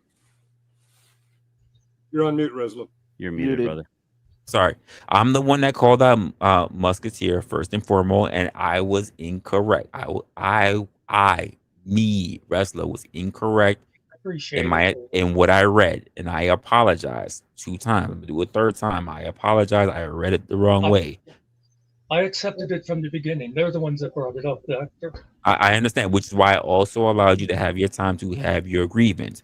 But at the same time, if we have nothing else to contribute, I would love for everybody to just engage in the actual conversation, to make it about the conversation and not about personal gripes, which is why I started calling shit out in the chat. Can we do that? I do let me ask. As men, can we do that? And I hate the as men argument. Can we do that? No, I'm not calling you out, Finkel. I'm not calling you out, Finkel. I'm saying as a collective, can we do that?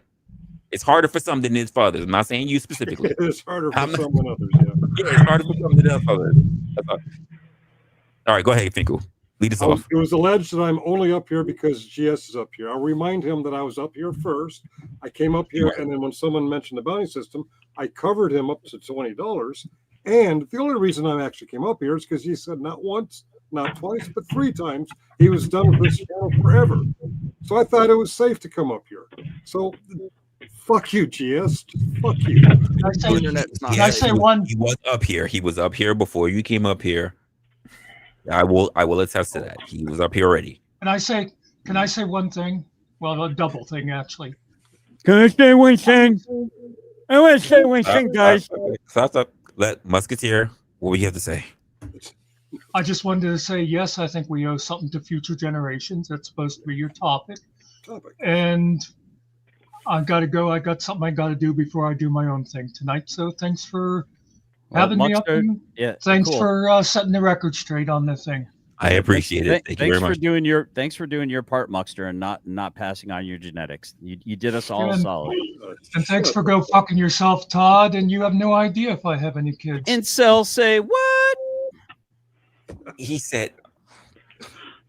So what I was trying to ask was, does any of the panelists feel that they don't owe anything to the next generation because they got shat on too much, that they inherited too little? And I think we've lost. I don't whoever feel was that way. that way. No, he left it, and he left. He just left. Sorry. That's the disgusting position that we're in as men. That's what tells us that we're the ones that failed in setting thine house in order. In setting thine house in order, you follow the spiritual guidance through your heart and your mind to pass that on to a woman that you have as a co-trustee in the very significant aspect of your entire life, the next generation. This is my people are destroyed for lack of knowledge. If you're not going to be a priest unto me, then I have to deny you. And since you're not going to follow my law, I have to deny your children as well. So the true benefit comes in the knowledge. And this is the parable of the fish. What is it? Matthew 7, 9 through 11. Or what man is there of you, whom if his son ask bread, will he give him a stone? Or if he ask a fish, will he give him a serpent? So when you give a man a fish, you feed him for a day. But to teach a man to fish, you feed him for a lifetime. But the base principle is that you not only teach him how to fish, but the principle to teach the next one how to fish. To be self-independent and abilities of multiple generations and multiple talents. This is the prosperity and abundance that we're supposed to gain throughout that eternity. We're not supposed to be declining as men. We're supposed to be ascending.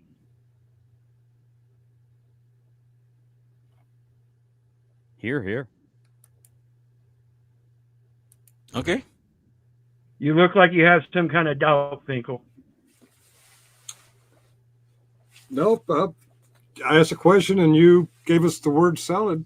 Congratulations. That's what I thought. All basic principles that we all have instinctually and intuitively. And yet it's Word salad. Good job. Muppet's gonna Muppet. Yes, it is better to teach a man to fish than to give him a fish. Sometimes you got to give him a fish, but it's our job as a generation to make it better for the next generation. And quite frankly, if you watch Congress in the last 24 hours, we have failed. We've elected these idiots who look at their iPhones after making a deal. Oh, Musk wants this. So an immigrant is going to change all of the Republicans in Congress's mind to back out of the change they made. And we as Americans failed to bring in the right people. That's who we've given our government to, a billionaire immigrant. So you want to talk about teaching men to fish versus giving them a fish? The fish are fucked now. Give me a moment. As men who have been in the space that has been trolled by many people across the board, I do have questions, but before I even get forth the question, I do want to say, True Keys, thank you for the super sticker for the 99. But I do have to ask, how does it feel as people who are more acclimated to the hatred of other individuals? How does it feel to have your ass sucked on this hard? When I have people that someone say, be a man, Resla, say thank you for the engagement. I don't know about engagement because we was already engaging prior to anyone else ever coming up here, but you've had so many words. The moment GS's face came up, you've been spiking in the chats ever since. And then of course we have this one over here. I'm not even gonna bother. Your icon's enough, sir. Can't block this fool being there. That wasn't enough. Resla, need a psychic reading. Cool, Resla. How long are you going to hang on someone else's dick before you start living your own life? I find it annoying at this point. When are you going to be able to do your own shit? Honestly, it's boring.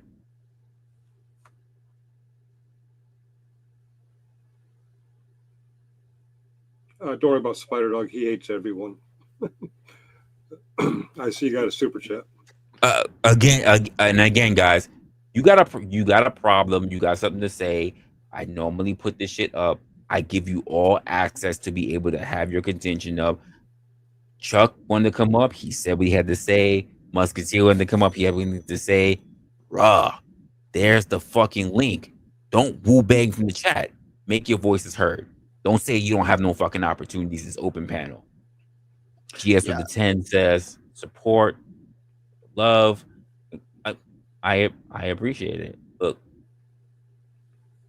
doing evil, that's the lesson. Still, and again, I move on my own thing. A lot of people have been at my throats because, quite frankly, I just don't want to be dick riding because I don't hold no one's nuts other than my own.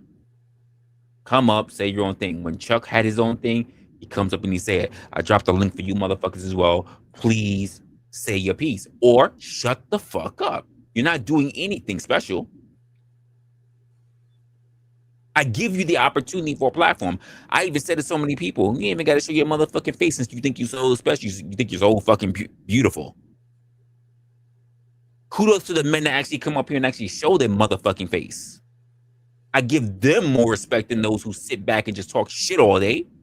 You're not that special, especially not to me. Fuck are we doing here?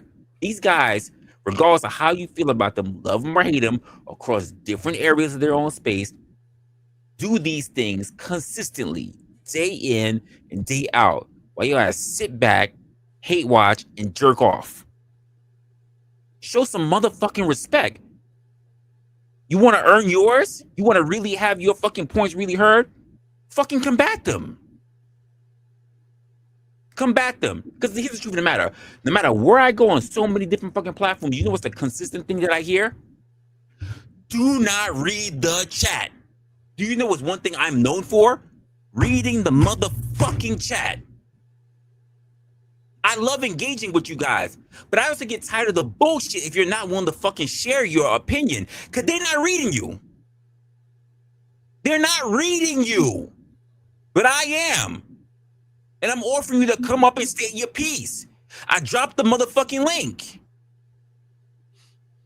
Do it.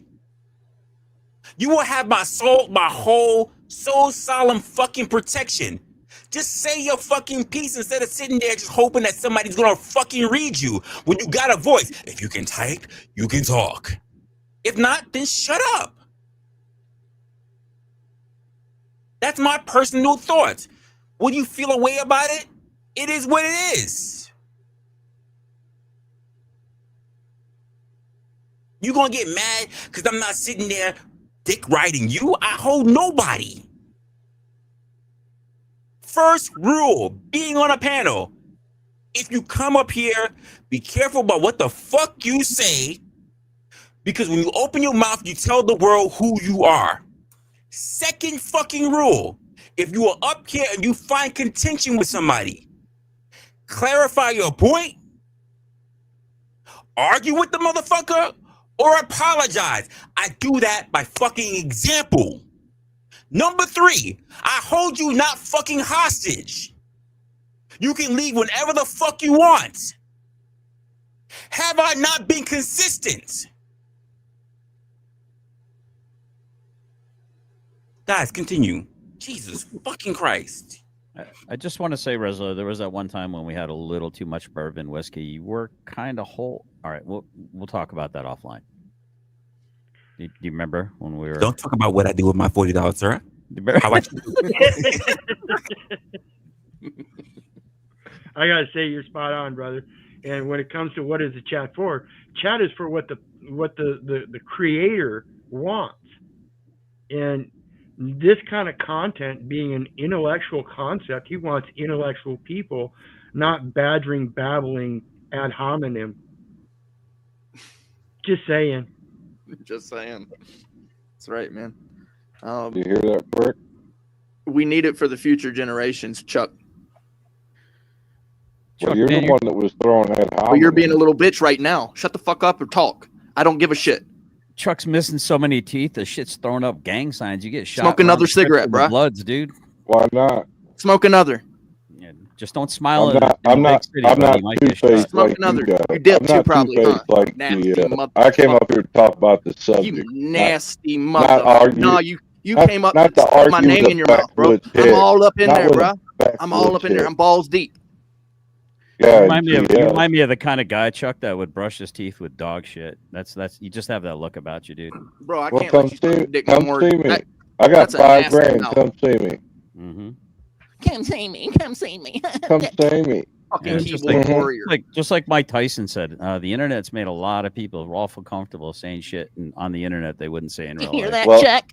You hear that? Well, I raised my hand 5 times. Does that count? Are you talking about all your re-enlistments? Is that what you're counting? When you begin to speak, yes, sir. Talk about the topic, and it's that I'm fucking probably simple. tied with So what do you, you do for the Muppet. fucking future generations there, bud? So congratulations. You did. You give my congratulations, my hand up, Chuck. not a handout. Congratulations, Chuck. You volunteered to get a paycheck. You want a fucking trophy to go along with it? Oh, look who's crying now. Jesus Christ. You sound like a little What do bitch. you do for future generations, Chuck? To leave the I world just said. than we inherited. You just said my name. I know. Yeah. All right. You do No, make I said mistakes. you Right. give Right Hey, in your hold mouth. on. a hand up, not a hand out. My dick's right in your mouth. I get it, Chuck. Hold on. Finkel's trying to engage the premise. Let's get back to it. Go ahead, Finkel. Please. I was just saying, is there any doubt that we are failing to leave the world a better place? Amen. Oh, you're pointing at me? Duh.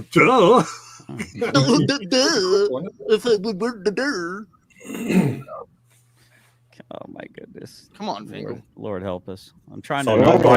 I don't even like Finkel. I have to agree with him. Chuck, your mic is clipping. Yeah, Hey, you're Chuck, clipping just a little bit. You're clipping a little bit, Flick. Yeah. Chuck, just a little bit. You're good though. With all the money that you spend super chat nut hugging on all these fucking other people, like an incel, you do, you can invest in yourself a little bit and buy a proper mic, dude. Yeah, actually, here's the thing too. So there was a conversation that was had here on Resla's channel not too long ago. It was about pornography and that sort of thing, right?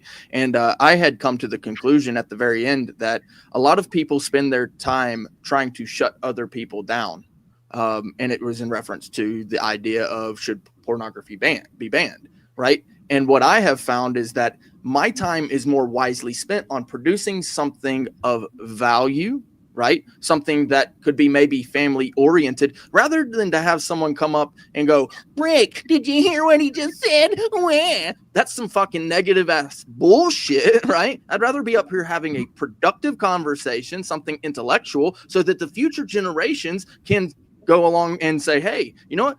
Like I said, when I came up here, I'd like for the future generations to be able to say, you know what? I don't agree with everything Brick said, but you know what? That one thing that he said, he was absolutely right about. Well, I'm going to tell you this right now, Brick. If you unbutton one more button on that button-down shirt, I might be wearing a lampshade, drinking some whiskey, shouting your name tonight. I'm just saying, you're bringing sexy back.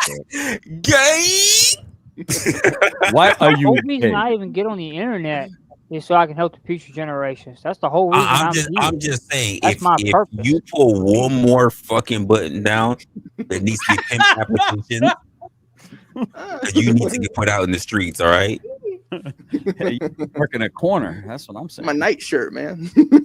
My pants all kind of tight, and I got a weird feeling in my. You know what? It's a sidebar. Shout out to Brick, who held his own against the Porsche. Didn't expect it last night. You did a decent job. You had the hellfire, but you held out. I'm not gonna lie, I enjoyed it. I appreciate that. Yeah, no, I was definitely getting what I was in the octagon with the tag team on me, and boy, I tell you, whew, I just stayed on the on the fence the whole time. I loved it. Push back. I fucking loved it. Oh my god. I do the rope a dope. Yeah, honestly, you got to show up some more, man. I loved it. It was great. I appreciate that. Yeah, definitely. Yeah, me and Tom Cruise were in the closet. Freeman Press. Do you want to join us? I know it's 2024, almost 2025. I think in 2025 we're gonna hold hands and skip out, and we'll introduce ourselves to you there, Freeman Press, and then you'll have a greater dating pool. How about that, buddy? I will tell you though, that's a fact, OG. Let them know. It would be very interesting to get any one of these people who have been blocked from my channel to come up here and actually have a real conversation, because people like Spider Dog and some of these other ones have been blocked from my channel entirely, just because they'll come over there and probably drop some nasty comments. I could just imagine. I don't really do a whole lot of live streams, so really they've been blocked. But it would be super interesting if these people who have been blocked from my channel would come up here and put down a little bit of viewpoint towards the premise. That would be interesting. Well, they would have to reveal their voices, which would probably let us know that they're little subversive extra accounts of some of these other creators. The thing about here's my thing. Here's my thing. I don't personally have a gripe with any particular individual. I treat everybody in the chat the same way I treat everybody at the workplace. Because I got people that just don't like what I do or how I do things. That's fine. People don't necessarily like to respect authority in any type, or just have a different conflicting opinions. I'm fine with that. I respect people's opinions. The issue is that there are people, whether they're here in the chat, whether they're in the comment sections or whatever, they just like to talk, and they're acting special. Like the way how I address them in the chat, verbally, writtenly, on the chat, and in fucking the comment sections. Like I haven't been consistent. I've Rick, you mentioned Spider Dog, right? I've addressed him not only in the comment sections but also in the chat. There's nothing new. This is why I'm pointing him out specifically, because you get my attention because you do the same dumb shit regardless of where you go. Not for nothing, kind of gay. If you don't know what he means by acting special, just take a look at my picture right there. I'm not gonna lie, you got a hard on, kind of gay. If I have to address you from multiple mediums about the same shit, it's kind of gay.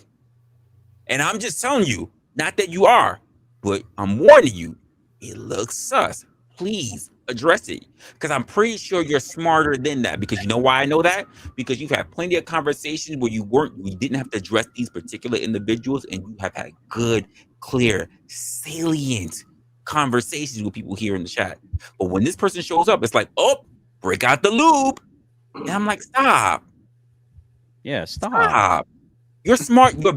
You're better than this because I've seen it firsthand. Yeah, man, you need to hawk to it. I can have a whole conversation.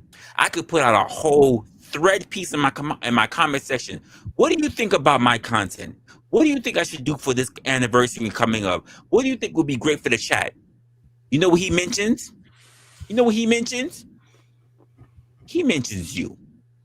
Durr! I'm special. Yeah, that's true. And that's my problem. I'm like, so you just negated everything that you could be a productive member of this community, that you could be a part of, that you can actually give forth something that will be a contributing factor as to what I do, as to what the community does, and how we build up things together. But that's not what you're interested in. You're interested in counting how many freckles is on this man's dick. What's good, Sasquatch? I heard this is where the gay party was at, and I come running. Apparently so. We need, you know what? You know what? We need the lights. We need the lights. You're right. We got a flaming party right now. Apparently, on fire. Here we go. Here we go. We got some motion. We got some motion lights for you guys.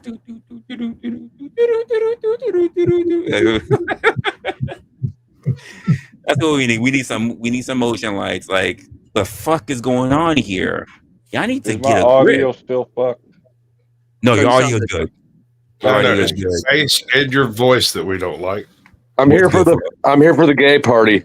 Yeah. Oh God, the biggest gay man of all. We got glow sticks in the corner, Flo. You're good to go. We got glow sticks in the corner. We got beads. Like, you're good.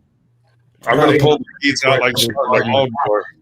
Let's get on with the fuck shit, boys. What act like a big band, GS. Hey, look at What's up, LA? Hello. Look at break. I has boy. Hello. Can y'all hear me? Yes, we can hear you. Yes. All right. So regarding the topic, I was wondering about what you guys think about, since we're talking about do we owe future generations anything? Like, that's the topic. What about eugenic wise, like biological inheritance and eugenics, like positive versus negative eugenics? What about in that sense? Well, okay. So before I answer that, because it's a rather broad question, especially for the different spectrums that we have of ethnicities here on the platform. When you talk about genetics, are you referring to people keeping the genetic multiply? Like, what I'm used to in terms of eugenics are, and I'm just gonna say it for this, most of you guys up here, white people making sure that they hold on to their race. Are you sure? God. You're welcome for being way faster than we are now. Hold on. Here's the question. I'm just wanting the baddest bitch on the block. I don't care what color she is. That's the question. It don't matter for everybody on the panel. It's the same question for everybody in every ethnicity. How would that obligation or duty play out in practice? The obligation and the only duty is stuck at the tip of. Never mind. Pause. Damn. I don't want to talk about it. Well, I mean, he asked the question like, do we have this obligation? But like, submit. How would that like what we owe it to future generations not to let generally specific breed, or like how does that look? That's true. Yeah, at least sir. Let me explain what eugenics is, because it sounds like you don't understand what it means. I know what eugenics is, sir. Yeah, we don't know what you're asking us. Wait, let me just say this. Wait. Let me just say this. Plenty of us up here, because as content creators, I can tell you from everyone that's up here, we've all had the conversation. If not, we've done content on eugenics, myself included. The issue is when we do this whole concept of eugenics, it tends to always go down to the whole 1941.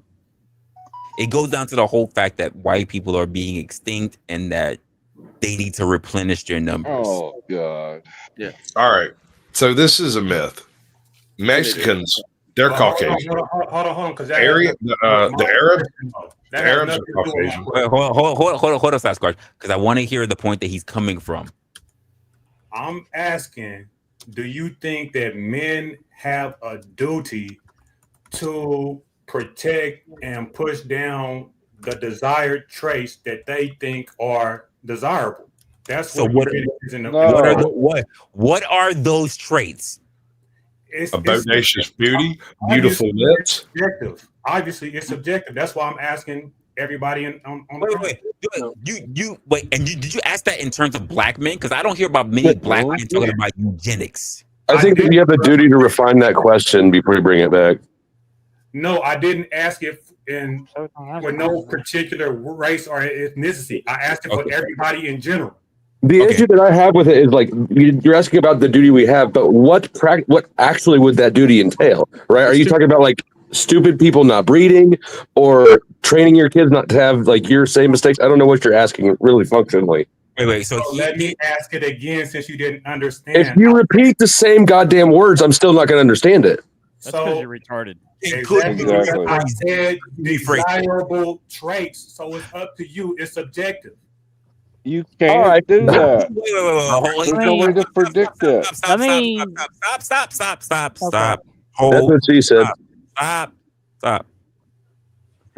To get a baseline, let's start with you, due diligence, and then I'll move around the panel since apparently this is already something that's too fucking vague. What would be considered to be desirable traits for men? For me, myself specifically, I don't think there's that many biological traits that are specific to men as far as characteristic wise. Oh my God. What? The reason I'm finished. I asked for traits. Now you're saying it's not really specific. You brought up the point. I challenge his premise. Exactly. So that's what I want to get to, because the whole premise of eugenics is being able to push down biological traits. So when I start with you, what is true? When I start with you, and I'm asking specifically. Wait, stop. When I'm talking to you, and I'm asking specifically for every man that's up here, which means it's unique to them. What is the most specific thing to you in terms of eugenics? Genetically, that is most important to you, not for how you feel about the rest of humanity. I said to you. And I'm telling you that I don't believe in the premise. It was a question for the rest of the panel. I wanted to hear what everybody else's thoughts was it to see if they believed in the premise of eugenics or not. Yeah, you got to let them finish. If you on don't, the powder then dust say you don't. fast. If you do, you do. It's I have an issue with of basing it in eugenics when it's a subjective question. Each person chooses their own traits, which removes eugenics from the consideration. Eugenics is definable. You can't pick and choose trait. The guy back in the 30s tried that. Yeah, I'll engage with the question. I think variety is actually important to the survival of the species. That's why it was created, that there's such a wide variety. I think when you try to narrow it down, the British did it. That it turns into inbreeding. The next thing you know, you got like people like Chuck. You got people like the powdered dusty. They got kids with fucking 9 heads on screen. You got GS with too much estrogen. Yep. I mean, they're just walking around with stumps. Walking around with family trees like fucking telephone poles. Little man complex. Jesus I'm not putting boy. Here we go. Nobody else want to engage in the question? Well, he only got 2 toes. He did. I said no. Does anybody like a ninja turtle engage in the question? Anybody else? Anyone else want to engage in the question? Yeah, I'll take a crack at it. So do we have a duty to whatever eugenics for future generations? If you're asking it, does society have a duty to impose on its members selective breeding? Absolutely not. It has a duty to not do that. Are you asking, should we as individuals know better than to reproduce if we're super fucked up and our kids are likely to be super fucked up as well? That's a little more subjective. I could see a situation for yes or no. But like I said, the way that you ask the question, it's not that I don't understand the word eugenics. I don't understand the application you're using it because there's too many scenarios that could fit what you're asking about, but that are widely different. Okay, so can I give an example? Yes, please do. So we all know about the era of eugenics, and white people wanted believe that they were, superior than other people. But we can even take that out of the equation and just say, let's say you don't believe you're superior than anybody, but let's say you just want to preserve your culture. Let's say you want to preserve your ethics. Let's say you want to preserve your values. So hold on, let me finish. So you only want to breed with people that therefore are going to push forward your values or that's have the same ethnicity as you. So it don't necessarily have to be what you was talking about, but there's an example right there. Do you think it's a valid position for somebody to only This is a biased question. or breed with somebody diligence. I can answer. Agree with somebody that has their own. Hold on. Oh, wait, stop. Can I add one more thing? You're still Stop. talking, dude. Hold up. Stop. First of all, due diligence. I get that you want to make a point, and I'm cool with you expounding your point. If you make it so long that people can't follow, if you have points that you want to follow, that's cool. But if you make it so long that people can't really figure out all the points that you're making, it's gonna lose people. That's the point I'm gonna make. So you're saying land the plane. Lead by example. Yes. No, it's not even landing the plane though, Resla. He's making it more subjective again. Supreme in what? But I can still answer it the way it's presented. If it's athletics, it could be one race. If it's intellectual, it could be another race. But look, I can answer it the way he presented it. Incredibly handsome, it could be this race. Maybe that. All right, so you asked if it's valid for people to breed prioritizing their in-group preferences like culture or whatever. And not only that, let me add the caveat, also structure a society in a way that also permits that also. Permits or enforces? Permits. Yeah, I think that okay. Then yes, I think it is. It is valid that who somebody reproduces with be only their choice, and that you and I don't get a call our opinion into how they fuck their wife and have their kids. So yes, I do think it is valid that people select subjectively for a partner. Yep. I want to hear like sus among us because you sound like you have something good to say. No, I think it's actually a really interesting conversation that you're presenting a good idea forward, but again, you made the mistake of making it so generalized and subjective so I have more questions in order to kind of drill down to what it is that you're asking precisely. And I think you did a little bit there with your interaction with the Powder Dusty there. So the interesting thing is like I would argue that there's Asian supremacy in America. They make more money. And when I say Asian, that's a wide swath of people. They make what are we talking about? Are we talking economically? Are we talking athletically? Are we talking intellectually? Are we talking, so again, you have to, you got this whole strata. You got this whole strata here. Yes, I hear what you're saying. It's a bit of a cop out, isn't it? I mean, let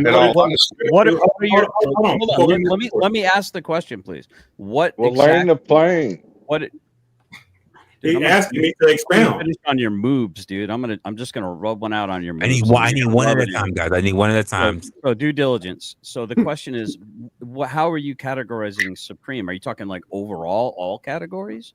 Are you talking for the benefit of that society or the greater for the Earth? Are you talking about who's better at land it? God, let him swallow my load, dude. Swallow my load, man.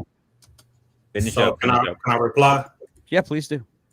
All right. So it's to you. You already said it's subjective. So whatever you deem not necessarily superior, but what I said before that was desirable traits. So that it has to do with you. So let's just say you. I don't know who you are, but let me just give you a scenario. Let's say you are an Irish person and you deal with Irish principles and traditions, and you don't want to breed outside of your race. You also want to set up your community to where you want your people to be in your religion. You don't want to date people outside of your religion, and it has nothing to do with hatred. But you just want your people to be with your people, and you don't want to mess with anybody else. So it's just whatever that you think.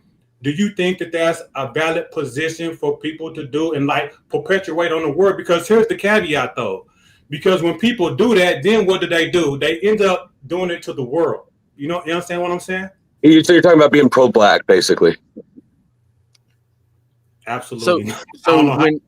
So when Resla was actually presenting the whole, I want Sus to respond to what I said. If you don't mind. Yeah. Well, I wanted to respond a little bit too. So when Resla was presenting the premise of the argument in the pre-show, the pre us coming up and speaking on it, he mentioned legacy. So this kind of really falls down into the same category of legacy. It's really prodigy, and the result of prodigy and how you see fit as to who you're going to breed with and that sort of thing. That's eugenics and that sort of thing. Yep. And when it comes to that, in my opinion, it's basically like this. It's kind of a non sequitur, because as far as the premise itself being, do we leave a better future to the generations? Do we owe anything to them? Do we owe them like legacy in regards to eugenics, through genetics, through that sort of thing? And I would say, well, it really isn't going to matter, because that part, that's going to happen regardless of what we feel about the premise. So it's a feelings conversation, really, ultimately, in my opinion. A lot of big words for someone who doesn't believe in thoughts. Bingo. God, does your dick even work, dude? Is that why you're always on panels? It helps when you keep talking off. Yeah. Just before you came up, panel, I've been turned around. The key to leaving a legacy, to leaving the world better, it's not how many soup kitchens you work for, how much volunteer time you do. It's not how much money you give to good causes. It's the quality of your microphone. I actually agree. Yeah, I do agree with that. Hey, I'm not gonna lie, that was good. Do you guys agree that if everybody bred with everybody, then it would breed out the white? Before you get too deep down this hole, I want to address that. I'm so goddamn confused. Wait. Oh, you know what? LA. Well, okay. Let me get LA in. Then Sasquatch, you can go. What were you saying, LA? Why are you so confused? Eugenics. Is it about race, or is it not about race? You're killing me. I think it's getting there. I think it's getting No, there. it's 100% race. Listen, I'm high right now and I'm drunk. Oh, you got the gummies. But you see, I'm trying to get there. Resla said when you first started talking about this, Resla said it's going to go into the white thing, and you said no. And you said no. And it actually went to the white thing. And then the man said, listen, is this about race? And you said, no, it's not about pro-black. But then now you're asking about a question about breeding out white people. Sir, I don't care if it's about race. Where it's going, because but just call it out. Call a spade a spade. You're pro-black and you want to ask about eugenics like Resla called it. Wait, here's the funny part about it. We know it's going there because you know why? We in these motherfucking black channels. Is it about race, sir? Please just say that. Go ahead. I'm just curious. You asked me, is it if you know what eugenics is and it's about inheriting desired principles, then obviously it's about ethnicity, not about race. Ethnicity. That is a given. That's in the definition. That is a cop out, man. That's a cop out, cuz that is a cop out, and you know it. You want to make it a white and black thing, but instead of you calling it that, you talking to some bullshit. That's a cop out. And you know it. It always goes there, eugenics. Eugenics always goes there. So just let me explain. So this is the point that I was going to make while I asked the question, right? My question to the Europeans, and then we can also do it in reverse for the blacks too. Wait, are there Europeans up here? Is there anybody from Europe on this panel? I am not seeing any Europeans. How dare you? I travel in the Mayflower. My ancestors were Europeans, to be fair. So my ancestors came across that blue ocean, called the Atlantic Ocean, and landed here. The white race, is that a fact or not? Bro, are you racist? Can you repeat the question? Quick question. We're gonna move forward, but quick question: is there anyone who's not really interested in talking who's willing to drop? Because I got people that's still trying to come in. I got people knocking on the goddamn door. If no one, I got something for those people. Can you cam me up? Yeah, you can. It's a trap. Wait, hold up. Okay. Sorry. Bad, Let me get this. With the Wonder Bread. Damn. Good for them. I originally was going to show my dick, but then I. He's touching grass. Holy touching shit! grass.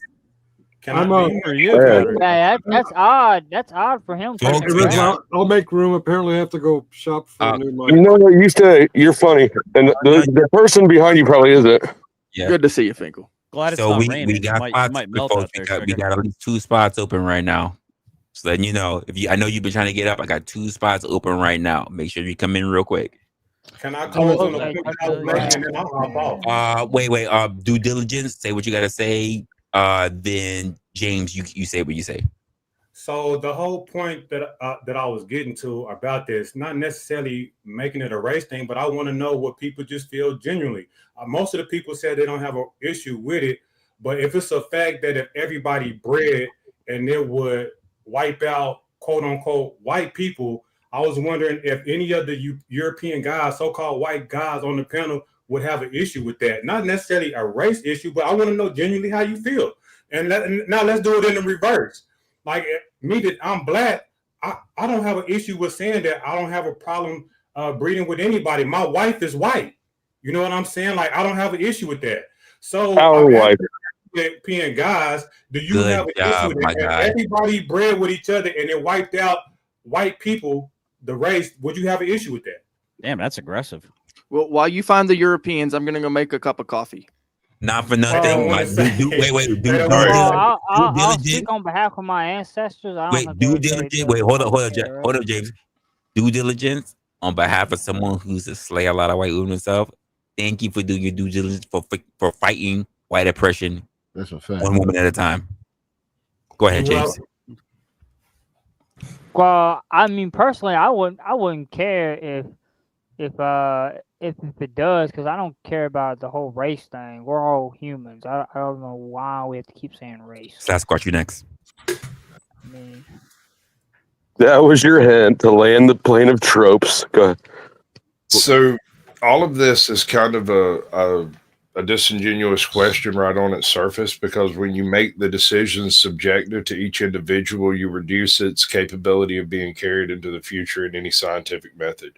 It's just not a thing. You're not actually asking a question. You're just trying to make a racist or race oppositional stance in a conversation that, as far as I can tell, has nothing to do.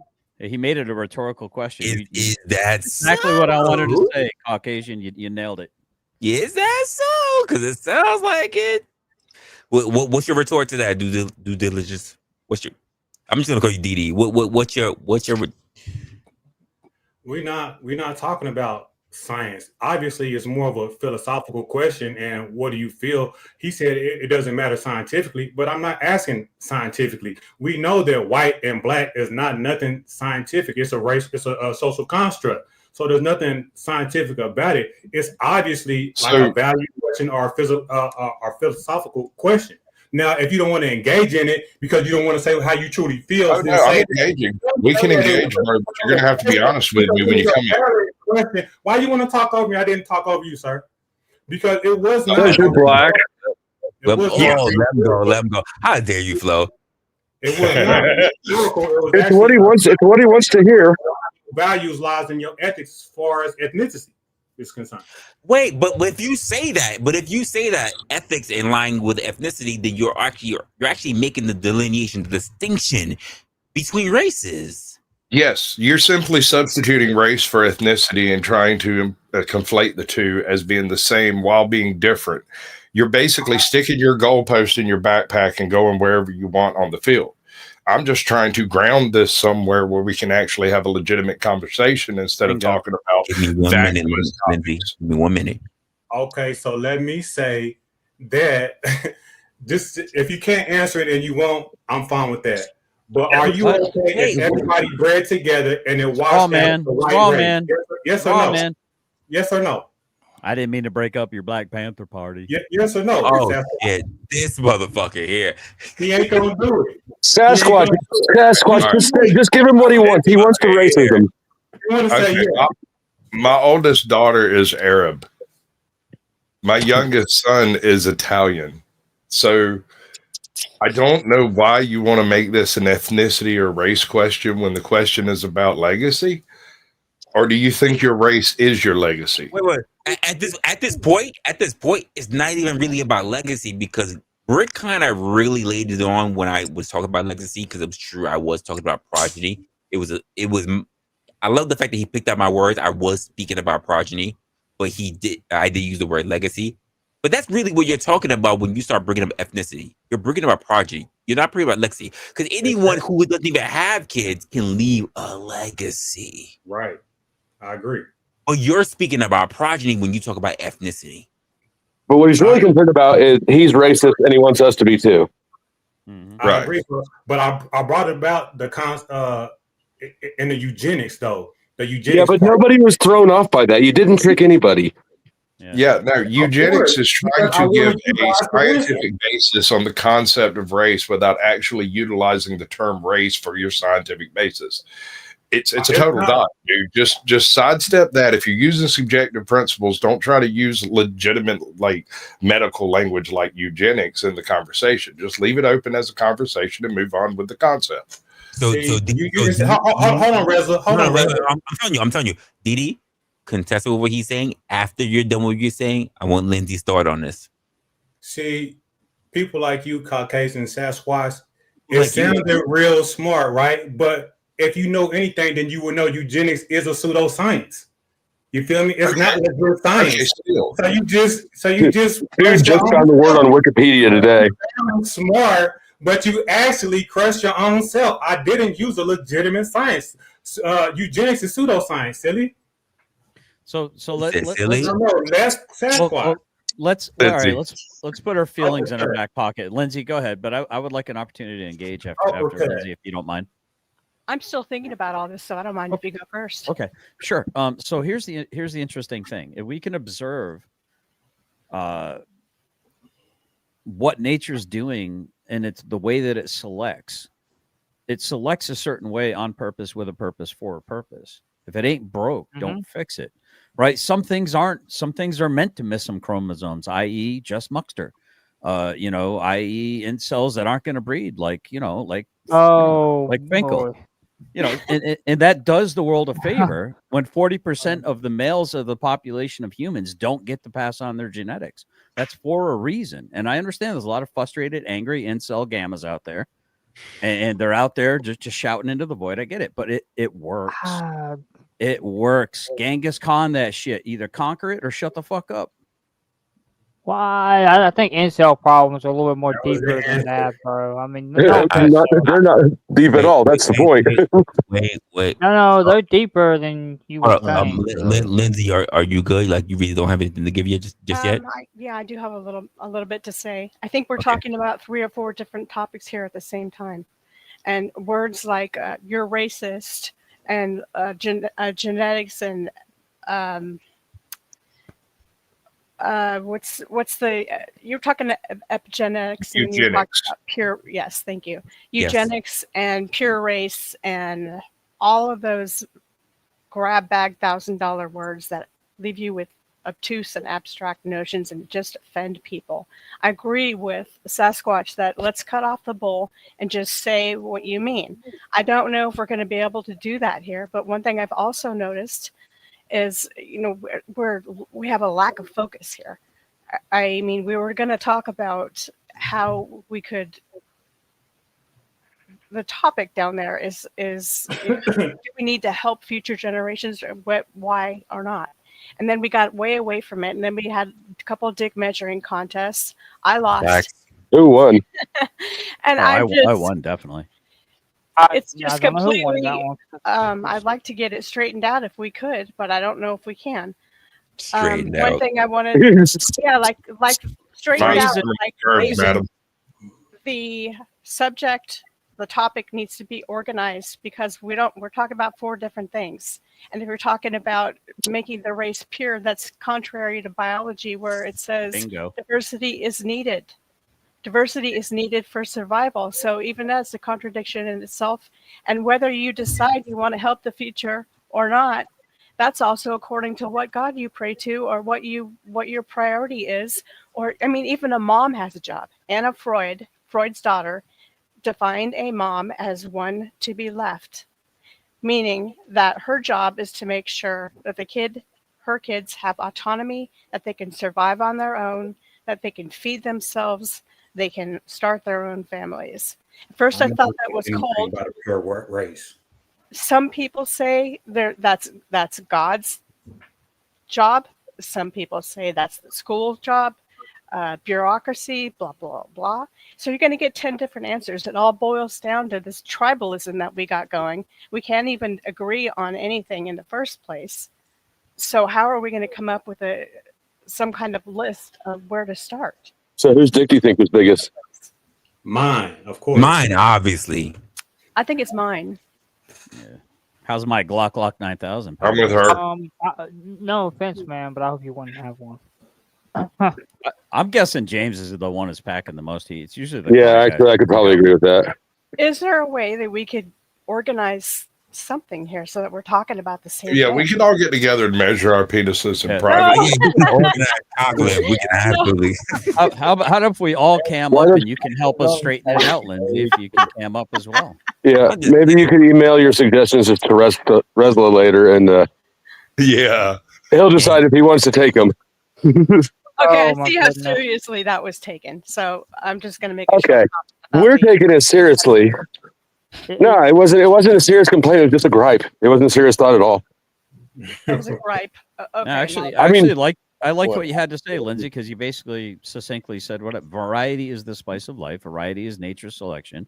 It is necessary for the strengthening of the genetic code. Nature will always find a way. Where there's a will, there's a way. Natural selection is a thing on purpose, with a purpose, for a purpose. It has been designed. Absolutely not. That is absolutely incorrect. Natural selection does not have a specific direction, and also that you're right. Genetic diversity is a necessity, but the African is the most genetic diverse person on the planet, and if everybody bred with each other, then Hold on, all dude. Explain. No. You just got your feelings hurt by something. What was it? What triggered you, bro? White guy stealing his girlfriend. There is a direction. There is a direction, dude. Absolutely not. The direction is called the bell curve. Everything will eventually return to the mean.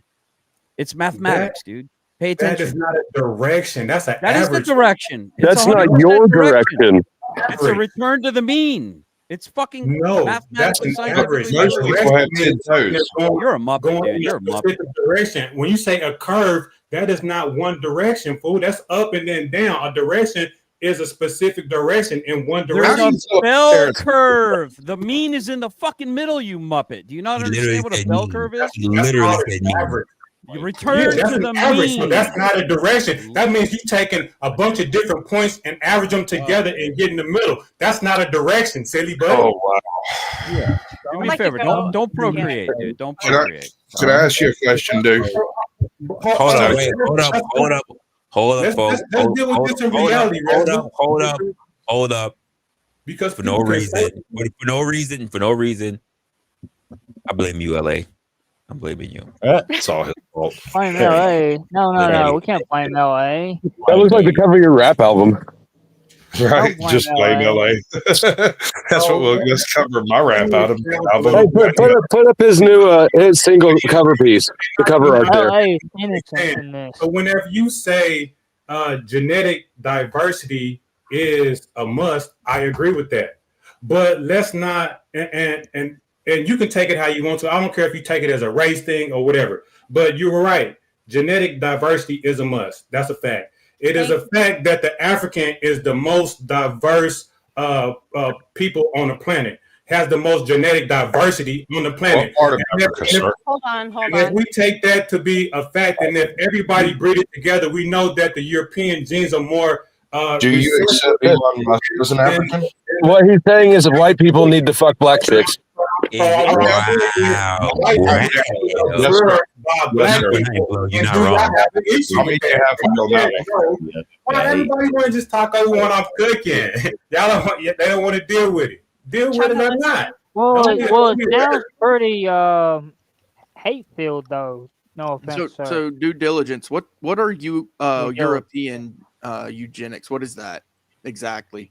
I didn't even hear European eugenics? Yeah, what is that? I never said there was European eugenics. Or genetics. What you just said like European genetics or eugenics. So European genetics will be people that it will be an African that migrated out of Africa and then stayed in Europe for a long time and mutated on that continent.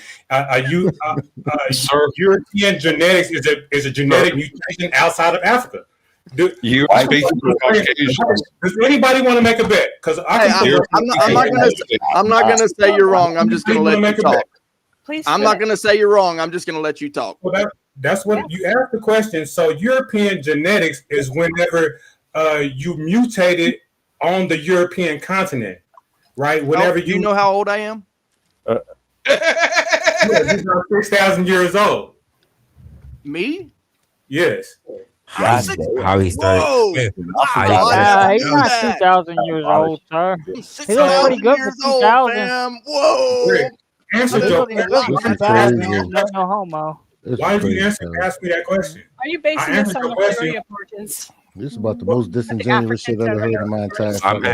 I'm happy you said it that way because This is the most disingenuous shit I've ever heard in my life, dude. Hold on. The term you're looking for, sir, is Caucasian. It's in the very front part of my name. I use it as a joke because there's certain people out there that say Caucasians don't have a culture, which is hilarious. But that being said, you're talking about Africans who left Africa and mutated, became another race that you deem to be what? Lesser? More? Different? I didn't say that. The implication was there. You phrased it. It was. The Africans that left Africa actually evolved into Native Americans. It's amazing. Right. What about the theory of origins? It says that they're either of African descent or Asian. That would make Asians a big contester in that statement you made. You said Africans were the most varied. Yeah, Africans are the most genetically diverse people. Yes. Mongoloids. Why wouldn't it be Asian? Because science doesn't say so. We can Mongoloids. You don't have any science, bro. We know that you don't. Saying science, and let me tell you right now, when he says science, he's trying to tie that shit to everything coming back to Africa. Y'all can say what y'all want, but I'm the only one that can pull it up though. So y'all sound good, but I'm holding it though. So genetically, Africans are the most genetically diverse. Europeans are people that mutated outside of the African continent. What else? What's next? And you can look it up. Look it up. Because you don't know. How do you have diversity without having diversity? In that case, I have another question for you. Where did life begin? Your mom. I want to know why you asked the first question.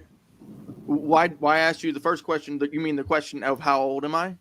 No, the question of what is European genetics? Yeah, I mean, ultimately, I just wanted to get your opinion on. It's that shit crusted on your girl's asshole. Yeah, I'm just trying to follow your what you consider your logic. Well, that's what science says. That's not what I say. And you but you're not really sounding very logical anyway, because you said that I'm 6,000 Let's say years we old. believe in his premise. Can he hit the ball home? Let's So just go with his premise. because it was in the context of European genetics. That's why I said it that way. You just didn't follow me. No, I asked you specifically one question when it comes to that. I said, how old am I? And you said 6,000 years. And I just explained to you why I answered it the way I answered it. Yeah, but that's not true, and you're wrong on that. I'm about to be contentious because I'll even go up against the point of how the fuck do you know it's 6,000 years? Based on what? Yeah, according to genetics. According to science, it's about genetics only go back 6,000 years. Only 6,000 years? The Earth formed 4 billion. You just said 6,000 billion. I'm so goddamn confused. I'm slow. Never mind. You said 6,000. What does 6,000 got to do with anything if we're not talking about the beginning? Why give it a time frame if it's you know what? I'm black and slow. Beginning. You are high and drunk. What are you talking about? So why did you put a number on it? But why did you put a number on it? What's interesting is that he equated my question to whatever history that he wants to declare is accurate. But I'm still confused. Genetics, it got to come from somewhere, right?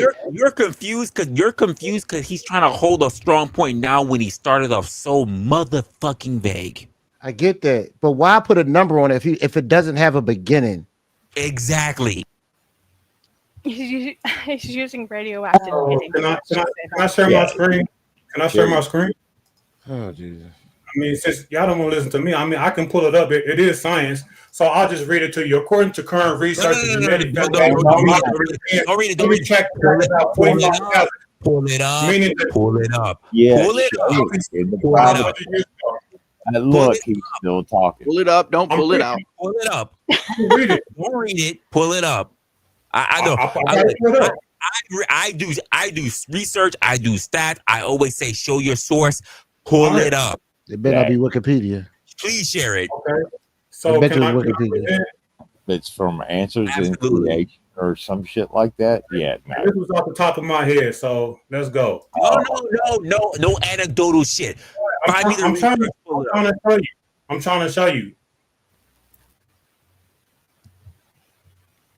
Is that Google? Okay, go ahead. The genetic foundation of Europeans can be traced back around 45,000 years ago. When the first modern humans arrived in Europe from Africa with significant genetic contributions from populations that lived during the Ice Age and later migrations from the Near East, introducing farming practices around 7,500 years ago. Meaning the core European genetic makeup was largely established in the mid-Neolithic period around 6,500 years ago. 6,500 years ago. What count to approve that? Genetic makeup was hardly Who authorized it? What council approved that? Who approved that? Google. Who wrote it? Who approved it? Google never lied to me. You don't have to believe it, bro. No, I don't have to. Who wrote it? Who approved it? An AI. Because you know what? You writing that shit to me is the same thing as me taking it in Wiki when anyone can put shit in Wiki. He black. He black. Hey, so you don't believe it? He black. What is today? Friday? Is it still Friday? Okay. 6,500 years ago, like I said, 6,000. OG, you getting this shit? I'm not high enough for this. Hey, 5,500 years ago, the I'm not gonna like my answer, bro. I'm gonna be straight up honest with you. So you might want to stick to everybody else up here. You ain't gonna like what I'm gonna say, bro. No, sir. You want to hear it? Yes, why ain't nobody letting this man say what the fuck he gonna say, bro? If he taking the information from wherever his source is, bro, and then everybody calling this. I get it. His source, bro, was Google, fam, and listen to me. His source was Google, and he said it's a scientific fact. Now, this is the point. Now, everybody up here smart as shit, it seemed like. But it seemed like none of y'all could find the same motherfucking information he just found and ask the same goddamn question he just asked. Now, I understand that you didn't like the question. Cool with that. How he become racist? Another thing is the racism part got to do with y'all penis. Because I don't understand what's going on here. First of all, I'm not even bringing a part of racism into it. I just said provide me a source. Who wrote the bitch? Give me anyone. Tell me Ronald McDonald wrote it. I'm cool with that. I got your point. I got your point. I'm still trying to figure out. He said something because of what somebody else said. Because of what somebody else said. I didn't because of what somebody else said. Okay, so you know what, bro? I'm gonna go and let you do your thing. No, brother, this is your shit. Go do your thing. I'm out. Y'all got it, brother. No. I'm out, bro. I'm not about to do that, bro. I'm good, bro. Y'all take it easy. Have fun with the show, bro. Bex, I found an article supporting what he was saying in PubMed. I didn't get the I can get the link for you, but the article was titled Genetic Variation and Adaptation in Africa, Implications for Human Evolution and Disease. And its synopsis said, African populations have the highest level of genetic variation among all humans. Studies of these populations are used to understand demographic changes in Africa and to identify disease-related genes. Now, I wanted to say two things to this point would be one, the larger a population that you can measure, the more variation we hope to see, right? So the sheer numbers of Africans or Asians or Indians would give them a better variation if breeding is going the way we think it should in nature with good diversity. And I'm not meaning to put subjective terms on that, right? Like you'd expect more variation. That being said, though, one thing people don't understand about Africa is... No, that sounded good, but that's not how it worked. But you can continue. No, but population size, I do understand that a sample should be good enough to represent the population. You're right.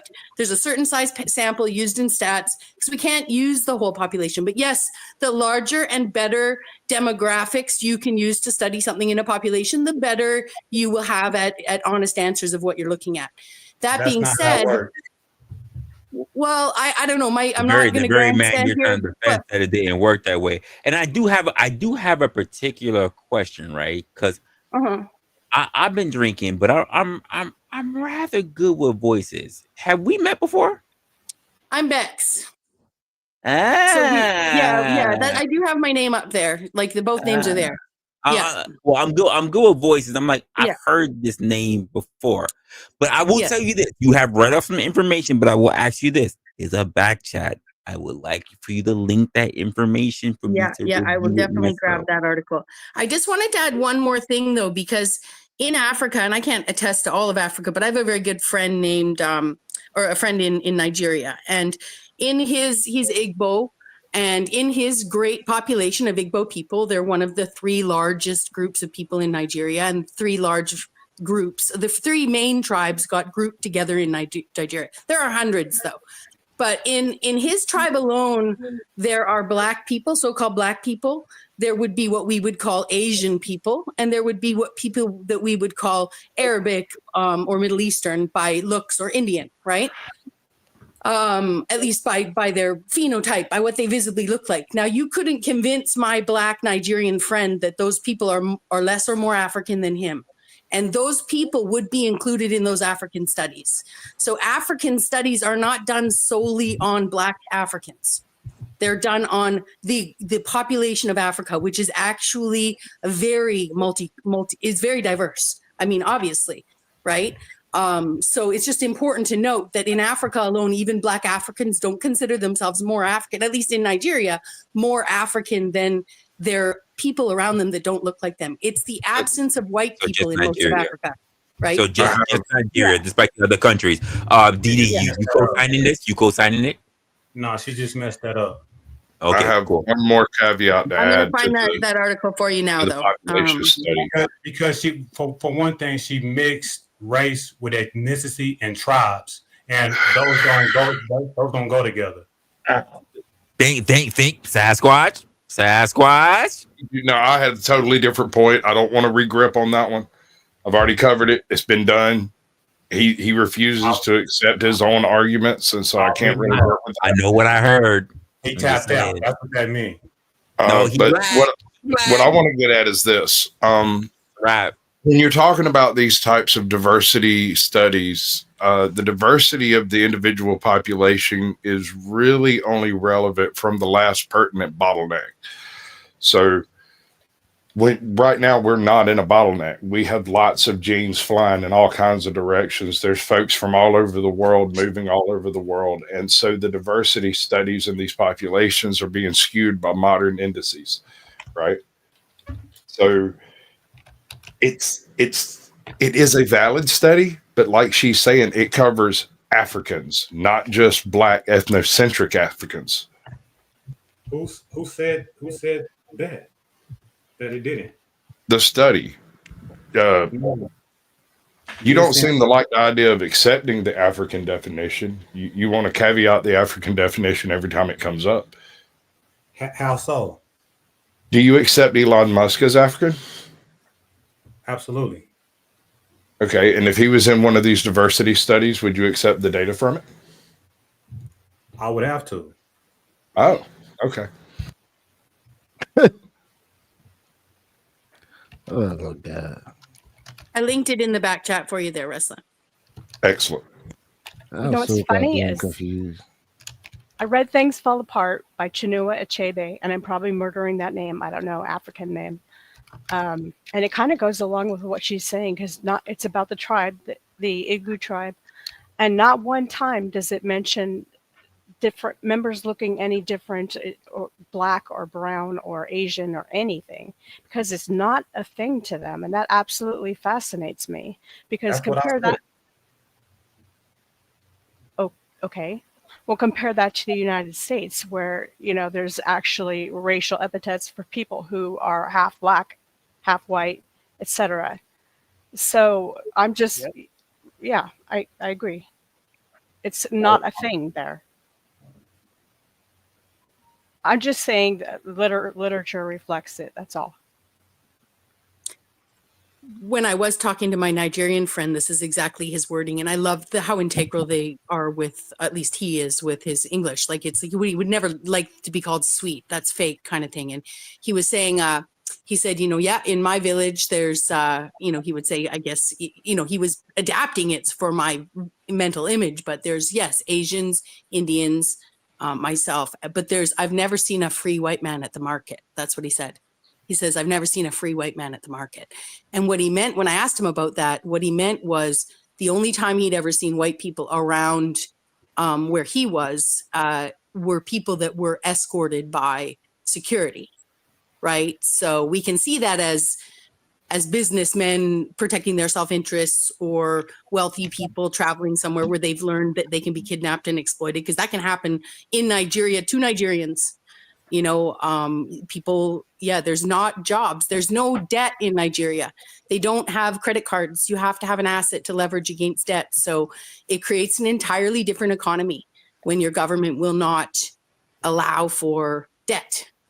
And that being said, it creates opportunities for exploitation in order to survive. And that's where they get that's where they get, Mexico was the same way in the 90s, not as extreme, but I'm just saying people needed to carry money to buy off officials. It's in a lot of countries where there aren't enough jobs. Anyways, I yield. Sorry. So I brought something up. Thank you for sharing that, Resla. So here on Google, it says ethnicity is a way to group people based on their shared culture, history, and ancestry. Notice that word ancestry, right? And then, it's got a definition, example, related terms. And then it says here, ethnicity is different from race, which is traditionally associated with physical features. So yes, you are right. However, when you look at this word right here, ancestry, right?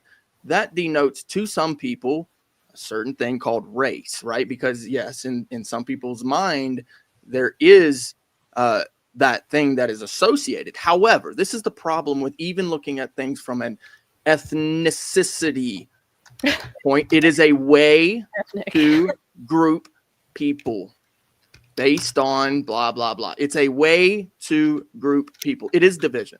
So regardless of whether it's race or ethnicity or some other quote unquote ism, as I have said many, many times, all isms are prisms, as in a prison for your mind, right? So I'm sorry, but you're stuck. You're really stuck on a certain thing. It's called the isms. It's prejudice. And unfortunately, that type of thing is not going to breed unity. It's not something that I would pass on to the future generations. In my personal opinion, it is not division that we need. It is unity.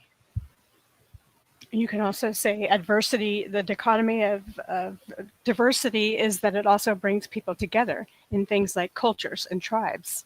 Appreciation for culture is a good thing. I do like history. And so, yes, to an extent, knowing history, of course, there's the old adage, those who do not or refuse to learn history are doomed to repeat it. However, are you keeping it within context? And by the way, diligence, I do appreciate you bringing these things to the forefront of our minds, because these are conversations that need to be had amongst men as to whether these things are important, especially if we're talking about leaving some things to the future generation. So thank you, sir.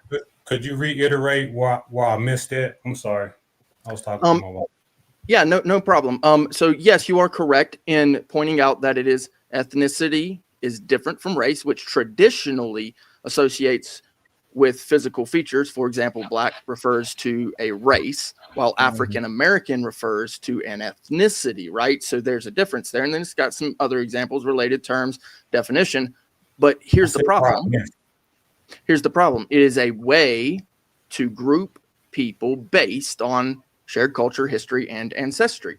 That is division. That alone is a good reason to not go with it. In my humble opinion, it is not go with division. what? Not go with what? Ethnicity, which could be considered, in the way of eugenics, or maybe it's not in your opinion. Either way, ethnicity is just another way to divide. I don't understand what you're talking about. As to what I said, it sounds like you're just talking.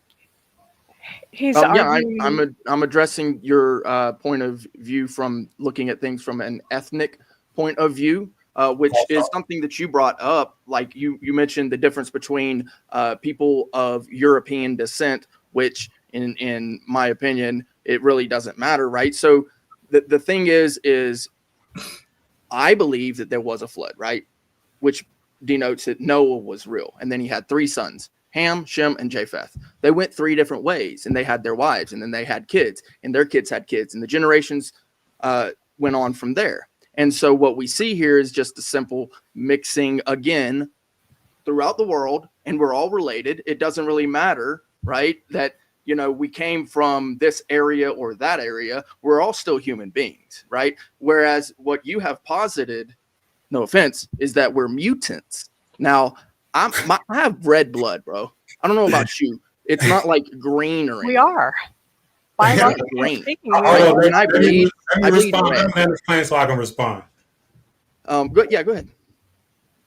So the question that I posed was an open question, and it was for everybody, including Black people. So I wasn't trying to make it a European thing or a Black thing. I just wanted to know everybody's opinion on eugenics. And then the fact, hold on. And then you tried to say that I called y'all mutants. No, that I didn't.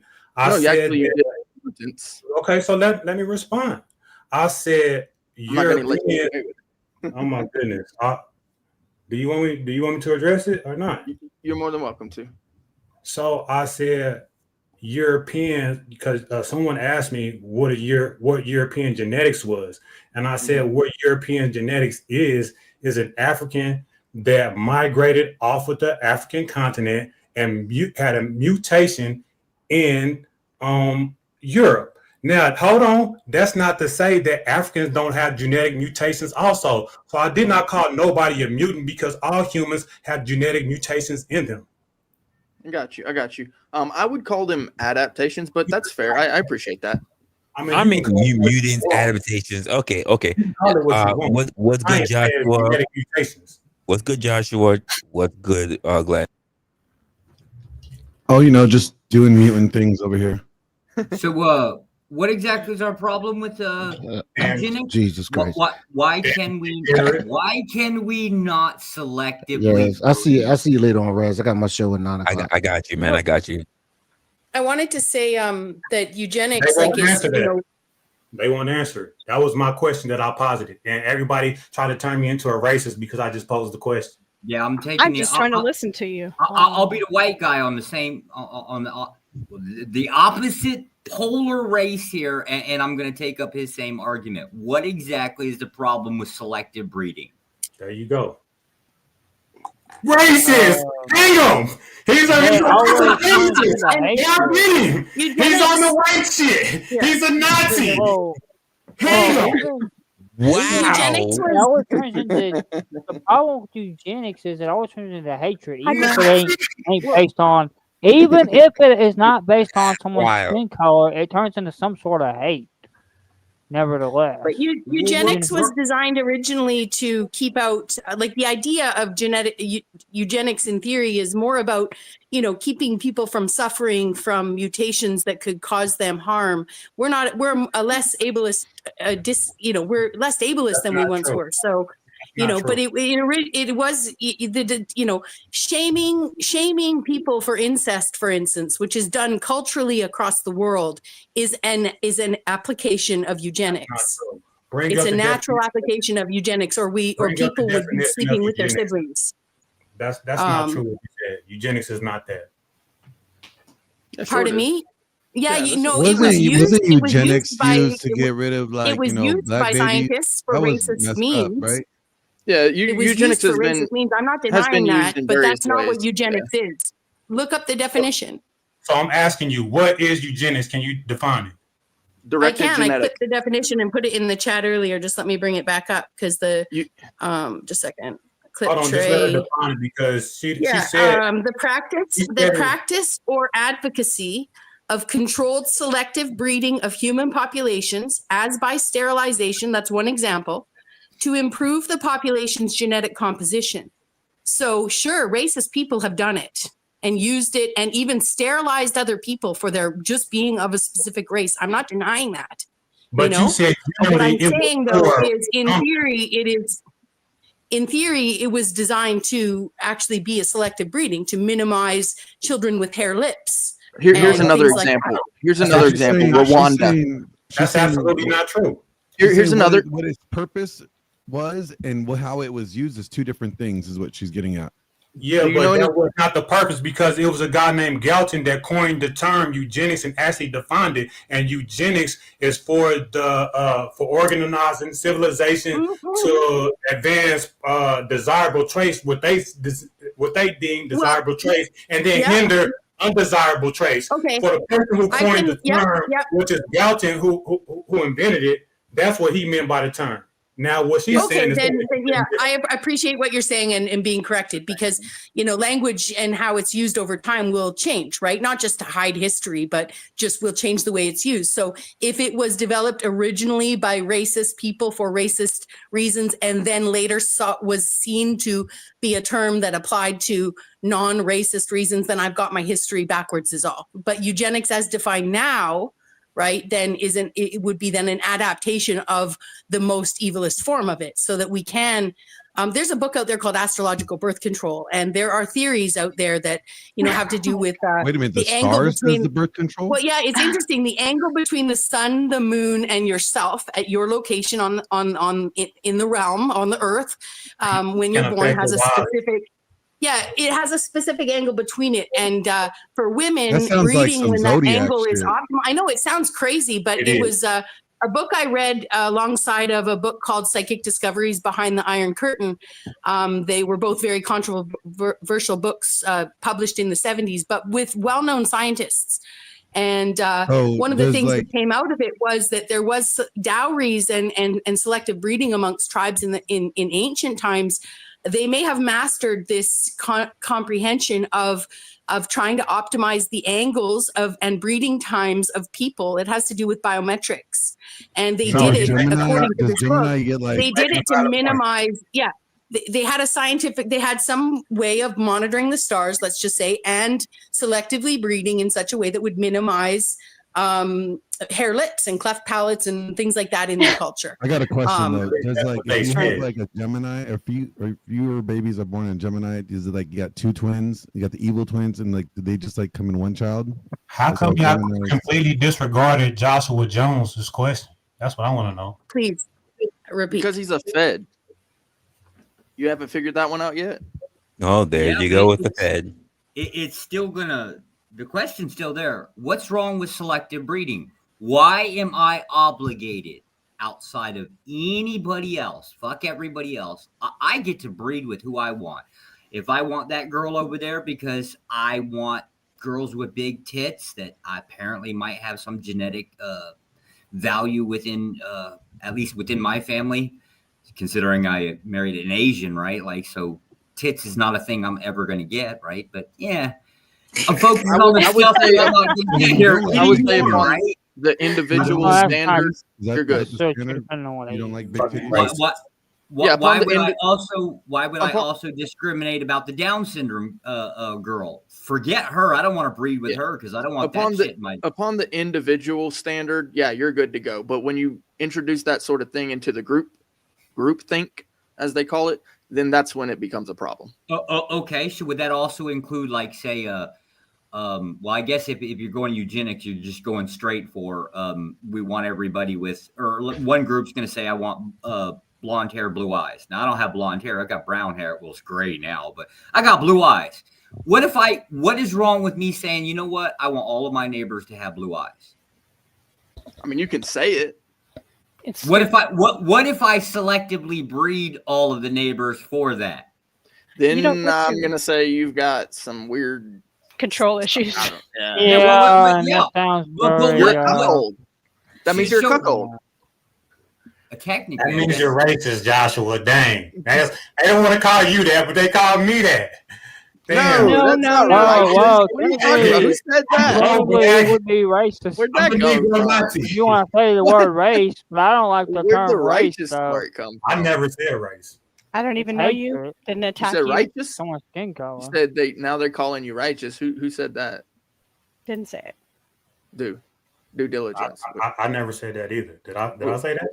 Yeah, you did. You Bro, basically did. Twice now I you're mean, saying you you didn't say something. I basically can't said take you what? seriously no more. You won't get me a third time.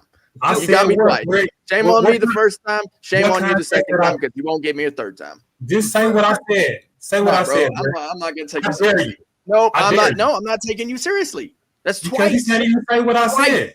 You lied Say to what- me twice. Hold You up, lied hold to me up, hold twice. up. Joshua, did I say anything about righteousness? What the hell are they talking about? No. What the fuck? I'm not the only one who heard it. Bro. He didn't say righteousness.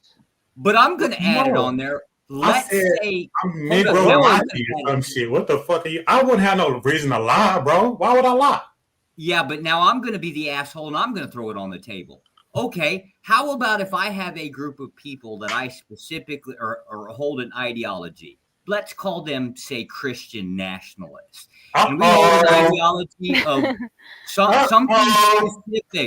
something specific within an ideology and how we're supposed to behave, act. And that's probably going to have some, I'd say, some genetic factors into it.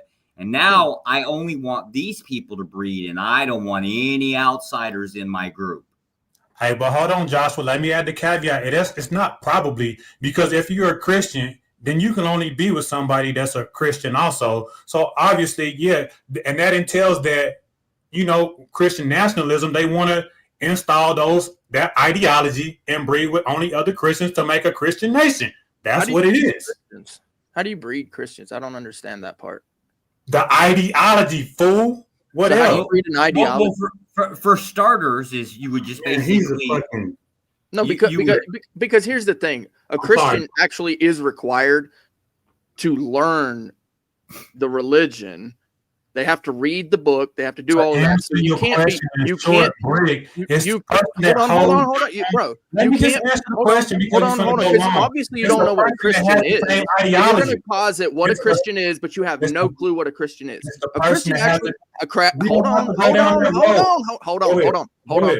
Go ahead. A Christian actually has to learn the doctrine, and it could be a various amount of different doctrines. So that is not something that you can be born with. You actually have to do research. You have to learn the ideology. That is not a trait that you inherit through genetics. So can I answer the question now? So the point that I was making. I didn't give you a question. So can I respond to it? Weirdo, please. Yeah, go ahead, weirdo. So we saying that Christian nationalism are going to marry a Christian and breed Christians. Does that make sense? It's just that simple. No, it's not. It's not that simple. How's that the same? There would be still diversity. That's not the way Christianity works, dude. That's the way life works, weirdo. It's not, weirdo.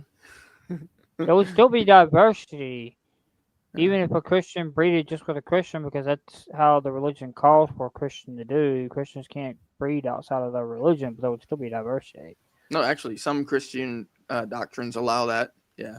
Well, but true to the Christian faith. If we go along with the true Christianity doctrine type thing, then of course you're going to be able to say, you know, only my religion is the true religion. But of course, we know that there's more Christian doctrines than just only my Christian doctrine.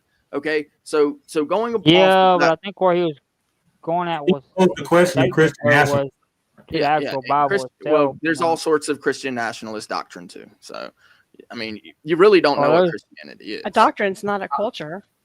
But the point was Christians breed more Christians. That was the point. Well, it wouldn't be the overall culture though. Just because we can argue Christianity, but that's not the topic here. What the topic is this eugenics stuff at the moment, which is that there's a eugenics towards Christianity. That's not even a thing. Man, you missing the point, bro. No, I'm not. You brought up Christianity as no, it wasn't even you.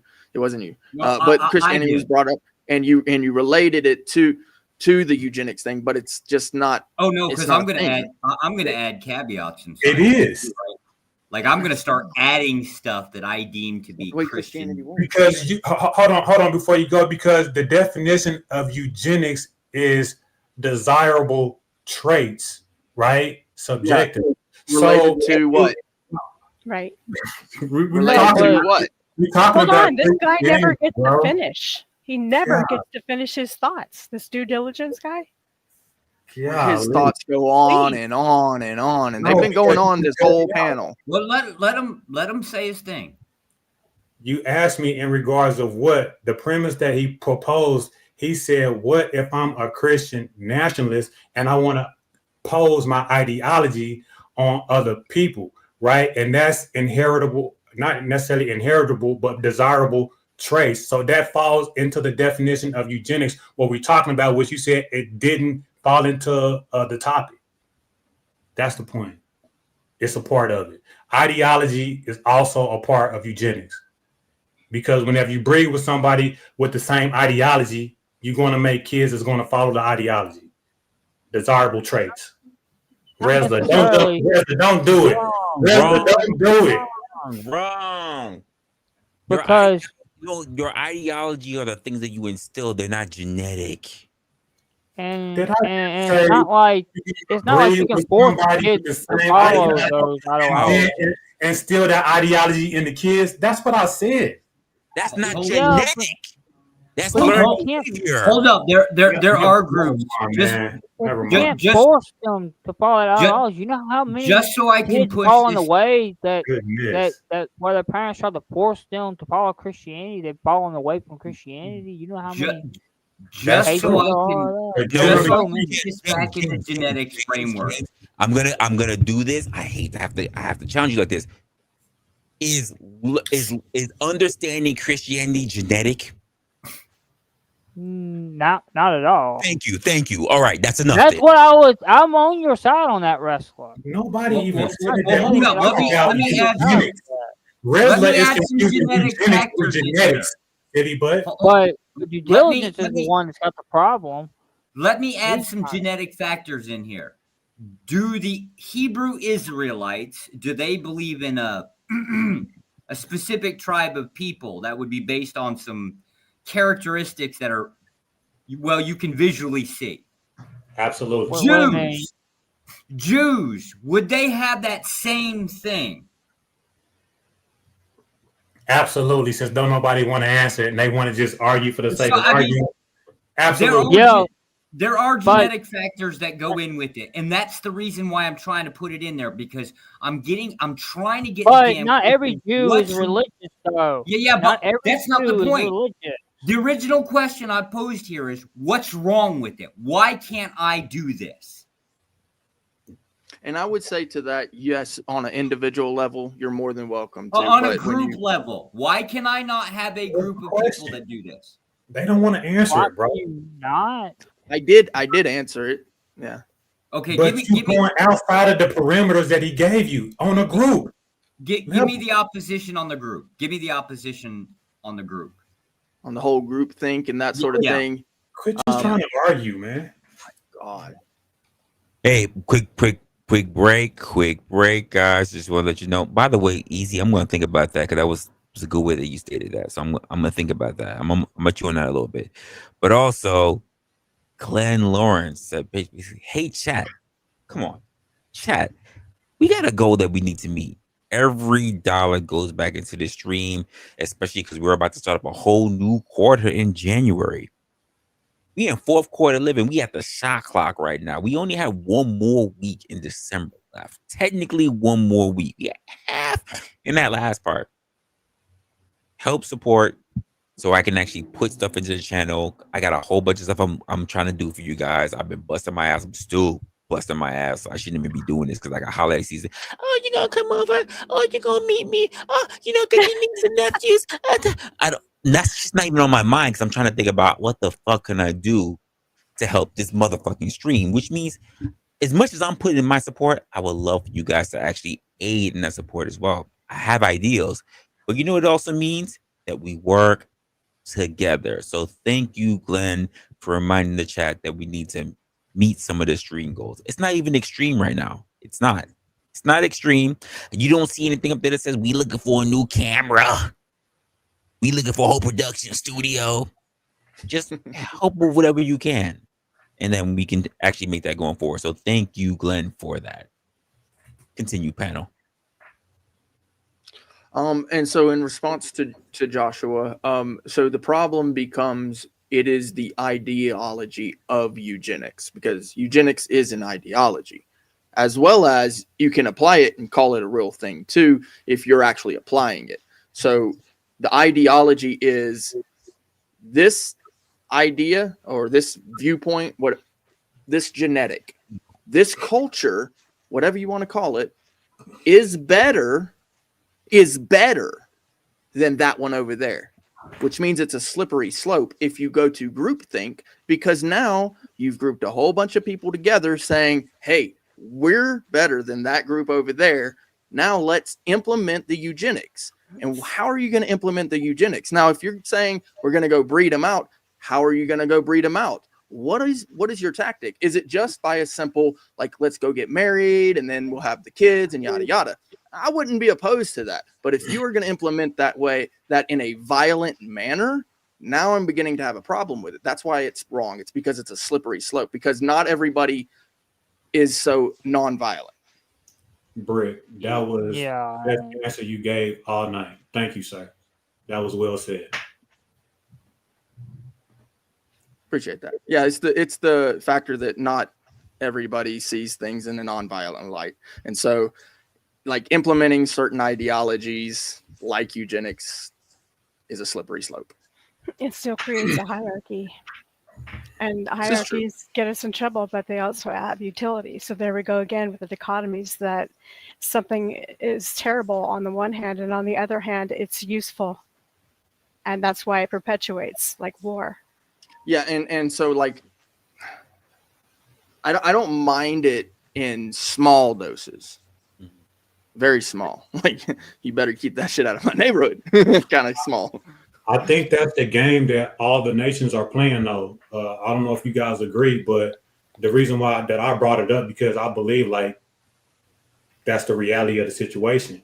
So you can be against it all you want, but I think most of the people that's in power, and I'm not talking about the puppet power tiers, Power Rangers, but I'm talking about the people that are really in power want to see their people, progress to the future, which is neither bad nor good. I think everybody wants it, but it's like you said, the means, how you going to do it. Have you seen it? Can you name a generation that did that for the next generation? Because let me give you an example of our grandfathers with World War II. And then you have the baby boomers. And that did what, Lindsay? They did what? Lindsay, let her cook. She can tell you. And then the following generations, but each of us have inherited from the previous generations horrible things, wars, contentions. Just a solid example would be Israel, Hamas. The fight continually forever with the Jewish people and the Muslim people. I mean, we've inherited economic issues. We've inherited scientific issues, health issues, environmental. So why are we talking about, I mean, can you give me an example? That's what I asked for in the first place, of one era where they said, you know what, let's take responsibility and let's conquer all these problems and prove it for the next generation. Oh, I can give an example, an easy example. Please. So if you're familiar with the doctrine of discovery, the papal bull, which comes from the Pope, they said I have this ideology, which is Christianity, and they found the new world. They said, hey, there's people over here that don't believe in Jesus and God. What do we do with them? They took it to the Pope. The Pope said, oh, if they don't believe in Jesus, then you can cut off their head. And if they don't submit to Jesus, then you can cut off their heads and take their land. And they did that repeatedly. They did it in South America, North America, Australia, on damn near every continent, and Africa. And this improves life for the future because I didn't say it's their ideology. I don't agree with it, but I'm giving you people that was my question. Well, I'll answer that. Hold on. I'm not saying it's me. I'm saying, of course, they believe that. I'm not saying I believe it. No, I want to know what you believe. But you said give an example where it has happened in history, and I gave you the example. That's okay, I just disagree on your example. I don't. Josh, do you want to explain this discovery doctrine? So doctrine discovery is just pretty much, it's kind of like a fancy way of saying colonization. It's just in this case, it's only specifically talking about Europe going outward. But generally, it has always been the case that people go from one place to another, and wherever they go, they are going to oppose the people that are already there. We fight over resources all the time. That's a good thing for the next generation. Yes, my children are going to eat. They're going to have more access to food because. But doesn't it set a precedent of violence and taking? Yes, we're not saying that it's a good thing. We're saying that the people that's doing it believe that it's a good thing. Well, that's how we got here, and be honest, unless we start fostering a culture that understands how to maintain things, all we look is to take. Because not for nothing, if we're going to go, and I'm going to do this. God damn you, Rick. Natural law. Then that means that it's going to be an aspect of survival of the fittest, which means that we're going to inherently need to take the things from other people that have things that we not. So you could actually say to me definitively, imperialism is a good thing. I was going to go there earlier, but to the imperialists, yes. To you. But to you personally. No, hold on. I'll stand up. I'm the imperialist. Examples, and then we're going to give you a real life example. You want to look at this from a security level. Even if we want to look at this from a security level of way back in the Stone Age, right? For some of you who want to believe the Stone Age and evolution versus the field, the Eden, fuck it, not going there. But let's just say Stone Age. If I had a rock and I'm a person in the Stone Age, and I beat somebody else and I got their rock, guess what I have now? 2 rocks. Well, your enemy is unarmed. Now I've got his I want food. to get as many rocks because I understand that rocks are the thing that helps me equalize where I'm at. Because why? When I take their shit, it's the same way we say here whenever. Guess what? You talk about, I want to buy my land and my land is this and this. And here's what I got my land. Woo, I love my land. It ain't your land. Wait, it's not your land if you can't defend it. Well, someone's going to take it from your son because you tell him violence is the way. However, this is the problem with that. Wouldn't it be smarter, naturally smarter, to convince that fellow to come work for you and you share in the profit? No, you say to be able to, if you can, if. So, that's the key part. If. Why would I want to work for you from something I can take and just have? So let me give a real life example of that because I believe both of y'all made valid points. So let's go to so let's say we're at the end of slavery, right? Now the Europeans come, take this land from the Native Americans, put natives and black people in slavery, and then you say, okay, I'm done with slavery, I want to abolish it. But then now what does the slave have to do? Have to turn right around and then work for the same people and do pretty much the same thing they was doing, but just get a minimal wage. So you are right, Blake. I agree with you. The smart thing to do is to convince that people to work for you or with you. Increase quality of life. And not for nothing's also how we wound up with some black slave owners. I got free. Wait, I know what I've already went through. I'm gonna do it exactly the same shit. So you see how we end up with, making normalizing things like capitalism, racism. How we can actually make it sound okay somewhere. Lindsay, but Lindsay, I have to push back on violence for a second. You're teaching you taught your son violence. You got 2 rocks instead of 1, and then when he grew up. And do you know how they keep that? And Lindsay, I heard your spiel already. Do you know how they keep that violence? By teaching them better violence, not less. Well, then why aren't you pro-war? Wait. Why aren't you over there in Ukraine fighting?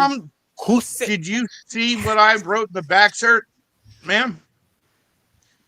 Better violence would be violence. Yes, it would be like getting a nuclear bomb. Shit done and solve more problems than anything else on this earth. Lindsay, before I don't disagree there. No, Lindsay, let me just say this, Lindsay. Before we even got to the idea of words, right? Before language was really put forth, what do you think was the common form of communication? I'm gonna beat your head over this goddamn bone, motherfucker. So let me explain to you what the extreme version of violence is, okay?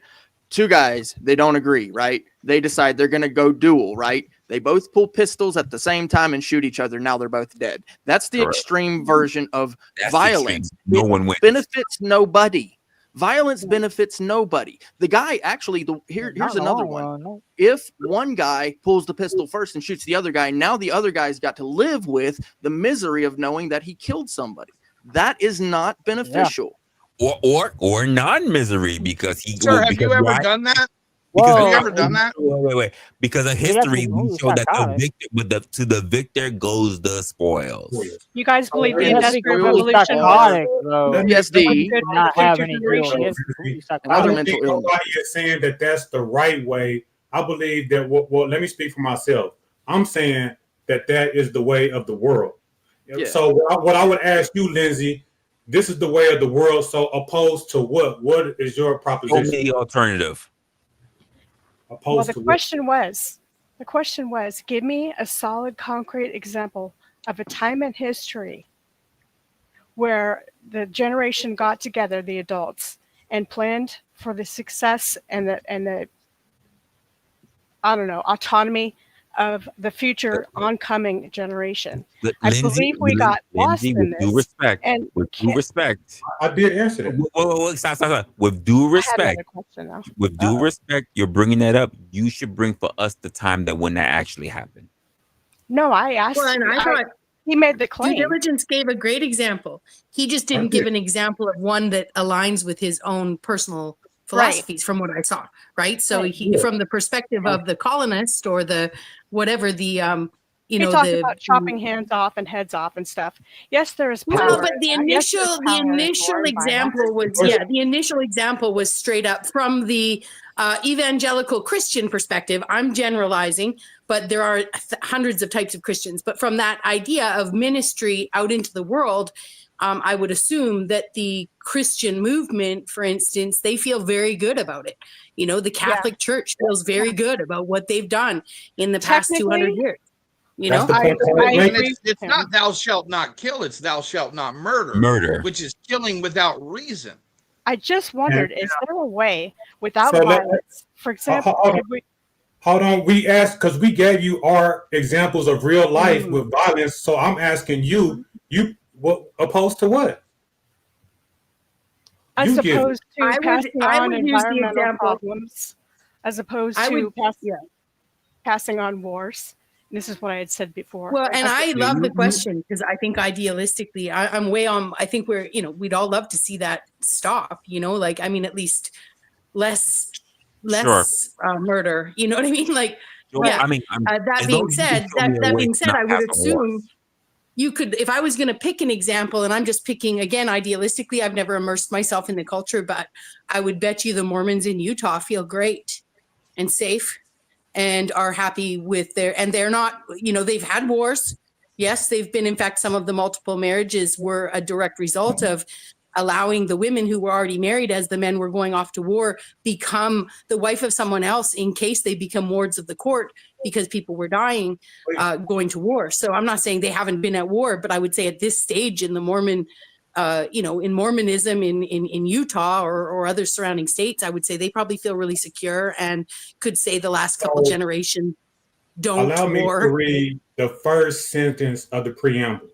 We, the people of the United States, in order to form a more perfect union, establish justice, ensure domestic tranquility, provide for the common defense, promote the general welfare, and to secure the blessings and of liberty to ourselves and our posterity.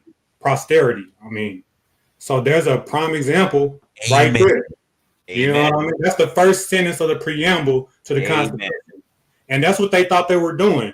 You know what I mean? So it's subjective. It's subjective. Well, yeah. And how does one define? Are you a proud American, Lindsay? Yes, I am. Sometimes I'm not, but overall, sometimes you're not. Lindsay, how old are you? Lindsay, how old are you? Because I heard you talk about like the EPA and the dumping of waste. Correct? I did not talk about the EPA. I just talked about. But you talked about the dumping general. of waste, right? No, I did you not. You didn't talk about like toxic stuff. She only mentioned environment. No, but I can name one for you. How about cadmium in the soil causing birth control? Yes, yeah, but you talked about their legacy of hazardous waste dumped on the earth, correct? You asked me for some solid examples, or and yes, did, and I gave them. Sure. And yes, and that was one of the things you gave, correct? Correct.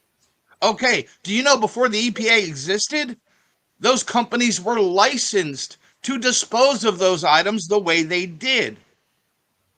Yeah, it's actually the reason why certain places over in Europe look the way they do, and they've got these like terrible bogs, like Romania, I believe, is like one of those places. It's like horrible, horrible stenches coming out of the earth. It's absolutely horrible. So some of the regulations and things work very well. I just like it in very small doses. That's all. We have some seriously deleterious practices, and yes, I am proud to be American, and I'm very proud of technology. I'm grateful for it. It's why I'm alive today. It's why a lot of us are alive. I have access to information I never had before, to cures. We don't care that you're proud to be American. We care that you're proud of the violence we commit to be American. Get here. What a question. I don't see it as a violent. Well, there was a lot of violence. I don't approve of the actual violence. Now, the defending of your home, I'm not gonna say that that's wrong, right? So defend your home. I could agree with you there, saying you're proud of defending what's your own. You know, all our cold weather injury medicine was developed off the doctors in Japan who tortured Chinese prisoners. That's a fact. That's horrible, bro. That is a fact. That is a 100%. That is a complete fact. Yeah, but I don't take Advil, and I don't take much of anything, really. I never got the jab. That doesn't mean that the world doesn't revolve around you. Yeah, this is true. This is an entire section of medicine, cold weather injuries. I get that. You know, there's like penicillin, right? Things like that, right? Things that were invented or were extracted and discovered because, people experimented. What if everyone we have lasers because of the Defense Department? What happened? What if everybody? What? Question for you. What are you saying that nothing can be improved? The educational system, for example, the environmental, global warming, or whatever it is you believe. I want to ask the process can be improved. I don't want to be interrupted. Oh, you want to ask me a question? What's yes, your question? Please. Okay. Given all these problems, do you think there's actually a solution that doesn't require some kind of violence or war? Now, I'm not trying to be Miss Hippie up here. I'm just trying to say, why do we have to do every improvement for the next generation with some kind of violence? You know, even the example with the aspirin that was used in concentration camps on poor little Jewish kid victims, tested out on them. You know, so everything we've already done, everything we've eaten, everything we do, you said you're not a little special snowflake. It's not, the world's not about you. which is completely true and gave me a better perspective. So thank you for that. Mm-hmm. Does anything come without torture and suffering? Nothing come, but my dear, nothing. The very internet that we're in, the very air-conditioned rooms that we are, whether you're at work or whether you're at home, the very liquor that I'm drinking right now, nothing came without sacrifice. Yes, linemen die every day I'm literally to provide electricity to your Lindsay, home. I'm literally enjoying poison on stream.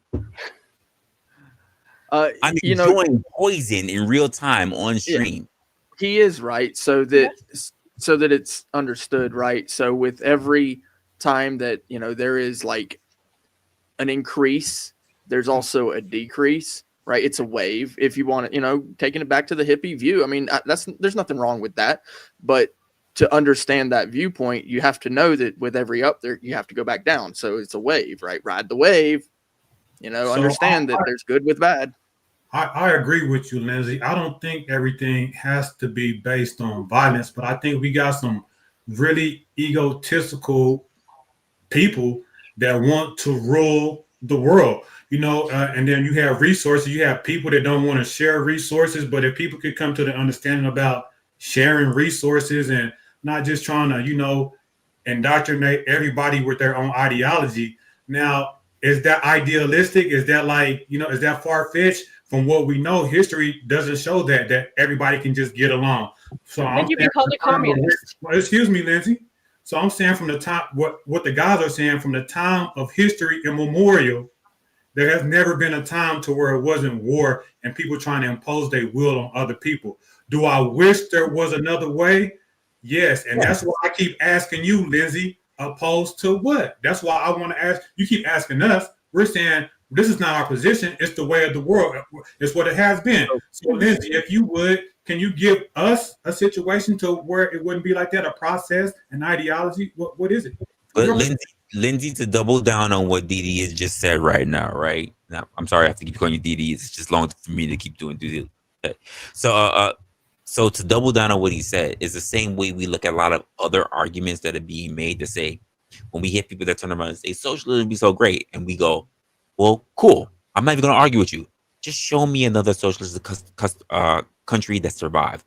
Oh, well, it'd be great if women just ruled everything. Okay, cool. No problem with it. I didn't say that. No, I'm not saying that you have.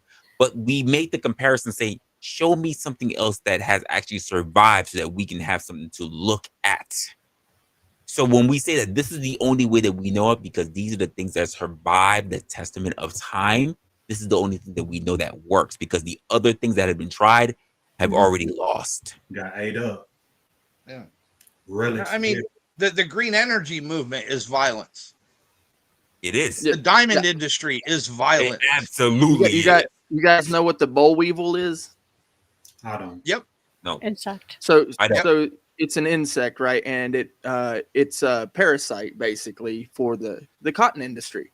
And so they have to kill it all. They have to kill all of the boll weevils. They cannot leave a single one. They have to eradicate it, right? And that's so that we as human beings can walk around and, all that, and without it, man, we wouldn't have this. They have to kill all of it. Give me your thought. You've been a little bit silent. Give me your thought on what you've been hearing right now. What are your thoughts on what Lindsay said and basically what the men in the panel have said about eugenics and total, like overall? Way past eugenics. Yes, we were talking about eugenics, but even on the most basic part, like I guess even that's why we are not able to find the most peaceful solution, because we have been riddled with war. Well, as humans, we're going to be like, we love conflict. We love conflict. We thrive We on love it. drama. I mean, look at this shit. Like, everybody loves drama. Everybody loves watching the car accident. We're drawn to it. He's not wrong. So why things are not going to ever be peaceful and hunky-dory? Because we don't want it to be. We thrive off of it. We're not ready. I really wanted to hear Lindsay give something to. Oh yeah, we can give Lindsay that. Lindsay, do you have anything? To go back to your question, do your diligence. You can just call me Do. Everybody can just call me Do. I got you. Dude's Okay, good. Do. Can you phrase your question to me succinctly? Absolutely. Short, concise, because then I don't have to trail off on just, in 7 words or so. Absolutely. You said, does violence have to be the answer? And I asked you, opposed to what? Okay. Well, let's take knowledge, for example. Knowledge is something that you can beat other people with if you're already okay. You want a tangible item, or you want... I'll just finish my thought. So Brick was saying, I'm going to avoid the violence. He was going to avoid the violence by taking the other guy's rock, or he was going to outsmart him, so to speak. So I'm saying, what's wrong with using knowledge, such as the art of war, the kind of, psychology in your war strategies or your bargaining strategies or whatever it is in your life, whether you want to enter local politics or global, which not the case necessarily in any of our lives, because we're not in international politics. So I'll keep it local. What's violent and educating yourself to the point where you have the ability to critically analyze literature, information, to think critically and logically, so that you can make better decisions, and you don't have to use that axe or that gun. I'm willing to answer this, and I'm actually willing to have any man challenge me on that or even add on to it. I wanted to answer that. Absolutely. Yeah, I want to answer that too. Yeah, absolutely. But first and foremost, like what you mentioned is a very, very good thing that people should aspire to. Should would be. I'm happy that you pointed out the key word in that, should. The issue is, and I had this conversation with somebody, even when it comes down to our base level of education. The base level of education is to be able to, before cognitively think of anything else, before your math, before anything else you want to do in a hierarchy, the most basic thing you're able to do is be able to speak. To speak, to understand words. But what do you have to do in order to understand speech? You have to go to higher level thinking. That happens so far down your lifetime compared to you being able to speak. And the issue is that when it comes to people, we only work on a surface level, which is why we're dealing with so many of these issues that you're talking about. Most people don't want to work towards, the average person that is not working towards all these extra level, higher level things that you're talking about.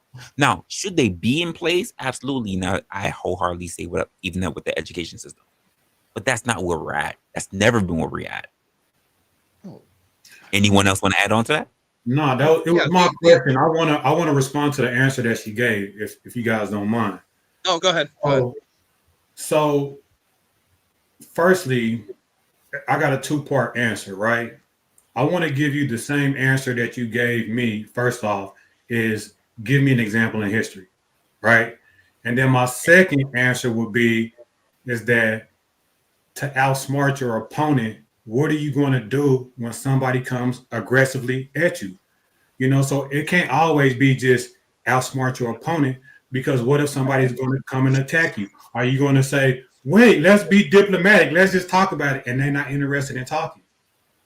Which one do you think has the advantage? The ruler who uses manipulation and psychology in his brain and sociology and analysis and previous history, or the one that has 2 rocks? Let me answer the question. Just wants to be once and doesn't think. The one that has 2 rocks. I'm going to say, the one that comes with the sword to chop your head off and say, I don't want to talk. What if they don't want to talk? I mean, we say this, Lindsay, when we say when we said the pen is mightier than the sword. No, the sword is pretty damn strong. The sword is pretty fucking strong. Well, I would like to rebut. I know Mayo Monkey was going to rebut, but of course he must have dropped somehow. So in regards to that, I do agree with Lindsay's point of view, which is I that didn't drop. I'm still here. the the pen is mightier than the sword, right? So what happens, right, is so that the bigger guy with the bigger stick, right, now he's on his own because everybody out there knows that the bigger guy is just a psycho, right? And so Debo loses in the end, right? Debo got knocked out, right? And so remember that you walk around with those two rocks or the bigger stick or whatever, and eventually people are going to look at you going, oh yeah, that's right. I remember who that was. So and they're going to group together. Brick, but this was the point that I mentioned, Brick. The pen is mighty, but it's only mighty at a distance. It can only affect change at a distance. It can only affect change in silence. Most people who are with the pen, it is an advantage. Or in law. Well, no, because the guy who's using go ahead. The guy who's using the pen isn't actually Craig. See, Craig saw what happened, right? And then he went and took care of that business. But the guy with the pen was the guy who wrote the story. Covert, sir, from a distance. This is why when you get Craig to go up to Jacob to go lip his ass, he goes, Craig sends his regard from a distance, sir. Because in the reality, that pen won't mean shit. Yeah, that pen never entered even into the fight at all.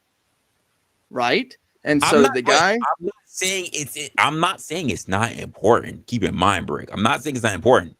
When the question becomes mightier, right? Context matters, and that's why loyalty happens. I agree. People are loyal to that pen for a reason because they grouped together and said, "We're gonna back this idea because this idea is more peaceful." Now that group of people, it's not more peaceful. It comes with more power behind it. Yeah. I mean, if we look at history for the example, then it has always been the pen is effective locally, right? The people in your locale is going to respect the law, which the pen creates the law, the written. But whenever it comes to war, the people around you do not respect the pen. There's no rules in war, exactly. No, not even locally, dude. Because I'm gonna tell you why. When the king gave out orders, right? When he had his scryer, when he had the minister, whatever. Yeah, but guess what? If I'm gonna go way back when we had kingdoms and the Christians was trying to take over, the king was in one location. When he gave orders that went out through writings, they went to other locations, strongholds, that those people acted. At a distance, the pen is mighty. When that king has been bombarded at his own castle because the enemy was able to get around, was that pen mighty? No, it was, we need to get shit done right here. I ain't got no time to write shit down. I need the men that got the swords. That is true. However, those men already had signed themselves with a pen an oath. I'm not gonna lie, blind. I'm blind. You got me the Brick. I'm not gonna lie, Brick. They signed themselves with vagina. This may be true, and steak and other things, but they signed it. Yeah, I'll agree. Listen, sellsword. Listen, if I was back in the days, I'd be a sellsword. Absolutely. It was all over vagina. Absolutely, Glenn. Thank you for backing me on that. It was always a vagina. The booty meat. Look, it's not that they have a loyalty. No, they're loyal to the booty. Yep. Thank you, sir. Thank you for backing me on that. And that brings up the point of generation, right? So what is the generational the owing to the generation? And in my opinion, it is peace, in my opinion, because generational peace, let's call it generational peace, is what we have experienced in this country. Yes, there have been wars and atrocities that have happened, but the generations have been passed on. The founders had children, right? And then they had children, and they had children, so on and so forth. And guess who is still here today? The generations from the founders. Us. Us. Because of a written document. Resla, don't say us because it didn't include us. Wait, no, stop. Here's the reason why I'm.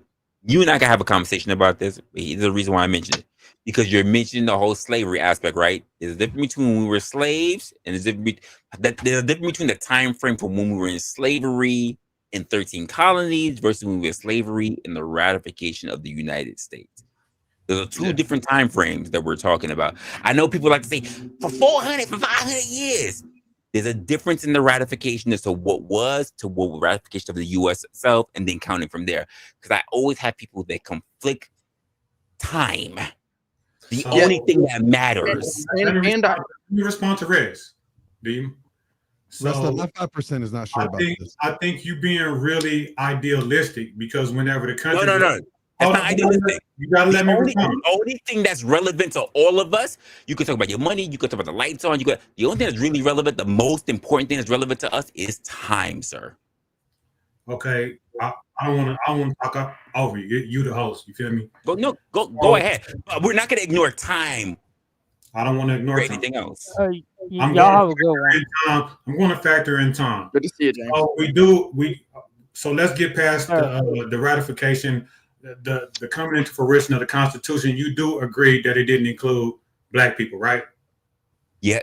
I will say that there were at least two founders who disagree with it, but it didn't happen till way later. So yes, I will agree with you wholeheartedly that the majority did agree. Yes. Okay, and then you agree that under the 14th Amendment, we became a part of the constitutional fold. That is also correct. Yes. So, but me, I don't take that seriously, right? Because So let me say why, right? Mm-hmm.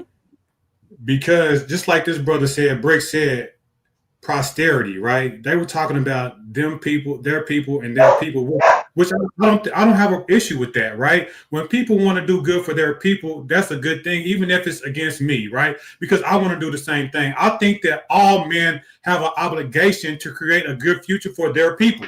And if their people is not my people, I don't have an issue with that, right? So I think like what Malcolm X said, right? Whenever the 14th Amendment came and we got rights, we still didn't fall under the real constitutional fold because we became 14th Amendment citizens. If we were real citizens and fell within the Constitution, there will be no need for the 14th Amendment. You would just say the Constitution applies to everybody wholeheartedly. So whenever you add the 14th Amendment and you say you are a 14th Amendment citizen, that implies that you are a second-class citizen. Because if you were a first class, because if you were first class, you would need the 14th. You would just say the laws apply to everybody wholeheartedly. I agree with that. When they wrote the Constitution, wasn't it 3/5? I have a question. Damn, Chuck, you're stealing you're right in my head. Chuck, hold up, dude. I got a question for you. So being here in 2024, we're almost 2025, right? I'm gonna ask you because you're talking about the 14th Amendment and there's a lot of stuff that I agree with you on, or whatever. Are you, when you walk around outside and you have your state ID or your passport, whatever, your Negro Freedom Card, do you announce yourself as 3/5 of a human and that you're free? No. We need to stop having these particular kind of conversations because people will not see themselves as free if they always see themselves in captivity. That I agree with too. Amen. What does that have to do with what I had to say specifically? Just, man, come on with the antics and can we just have a conversation? You don't get what I just said to you. Just say what it had to do with what I had to say specifically, please. I'm being genuine. There are people who still hold themselves and will talk about the 14th Amendment and still view themselves as 3/5 of a human, as in they have no rights and they perpetually hold themselves as a victim. I'm not even going to say you in general, but there are definitely people who still do it within our community. And my thing is that if you always see yourself as less than, you will always be treated less than. I say this thing to people all the time. Do not expect people to treat you better than you treat yourself. We use the golden rule and say treat others how we would like to be treated, but that's not the way it works. We expect people to treat us how we treat ourselves. And if you treat yourself like trash, expect other people to treat you the same way. Amen. Okay. So you gave me a position. That's not my position. So let me just say, I want to refute the position that you gave to me, right? That's not my position, but I'm a realist, right? So the thing is, when we talk about posterity and stuff like that, I wish you were. Oh, you were here. Yes, you were here with that last conversation when we talked about reality. I wasn't here yesterday. No, you were here with that last stream on Wednesday when we went Wednesday to Thursday. I was there for the last hour. But anyway, can I? So I don't hold the position that you just tried to give to me, right? I'm from a realist perspective. I'm not trying to say that we don't have rights or that we still in captivity or we just superly oppressed like we used to be. That's not my position. My position is that in reality, we are still in a. It's not you. It's not you. It's not for you. Somebody in the chat went my hand. You're good. I disagree. Oh, okay.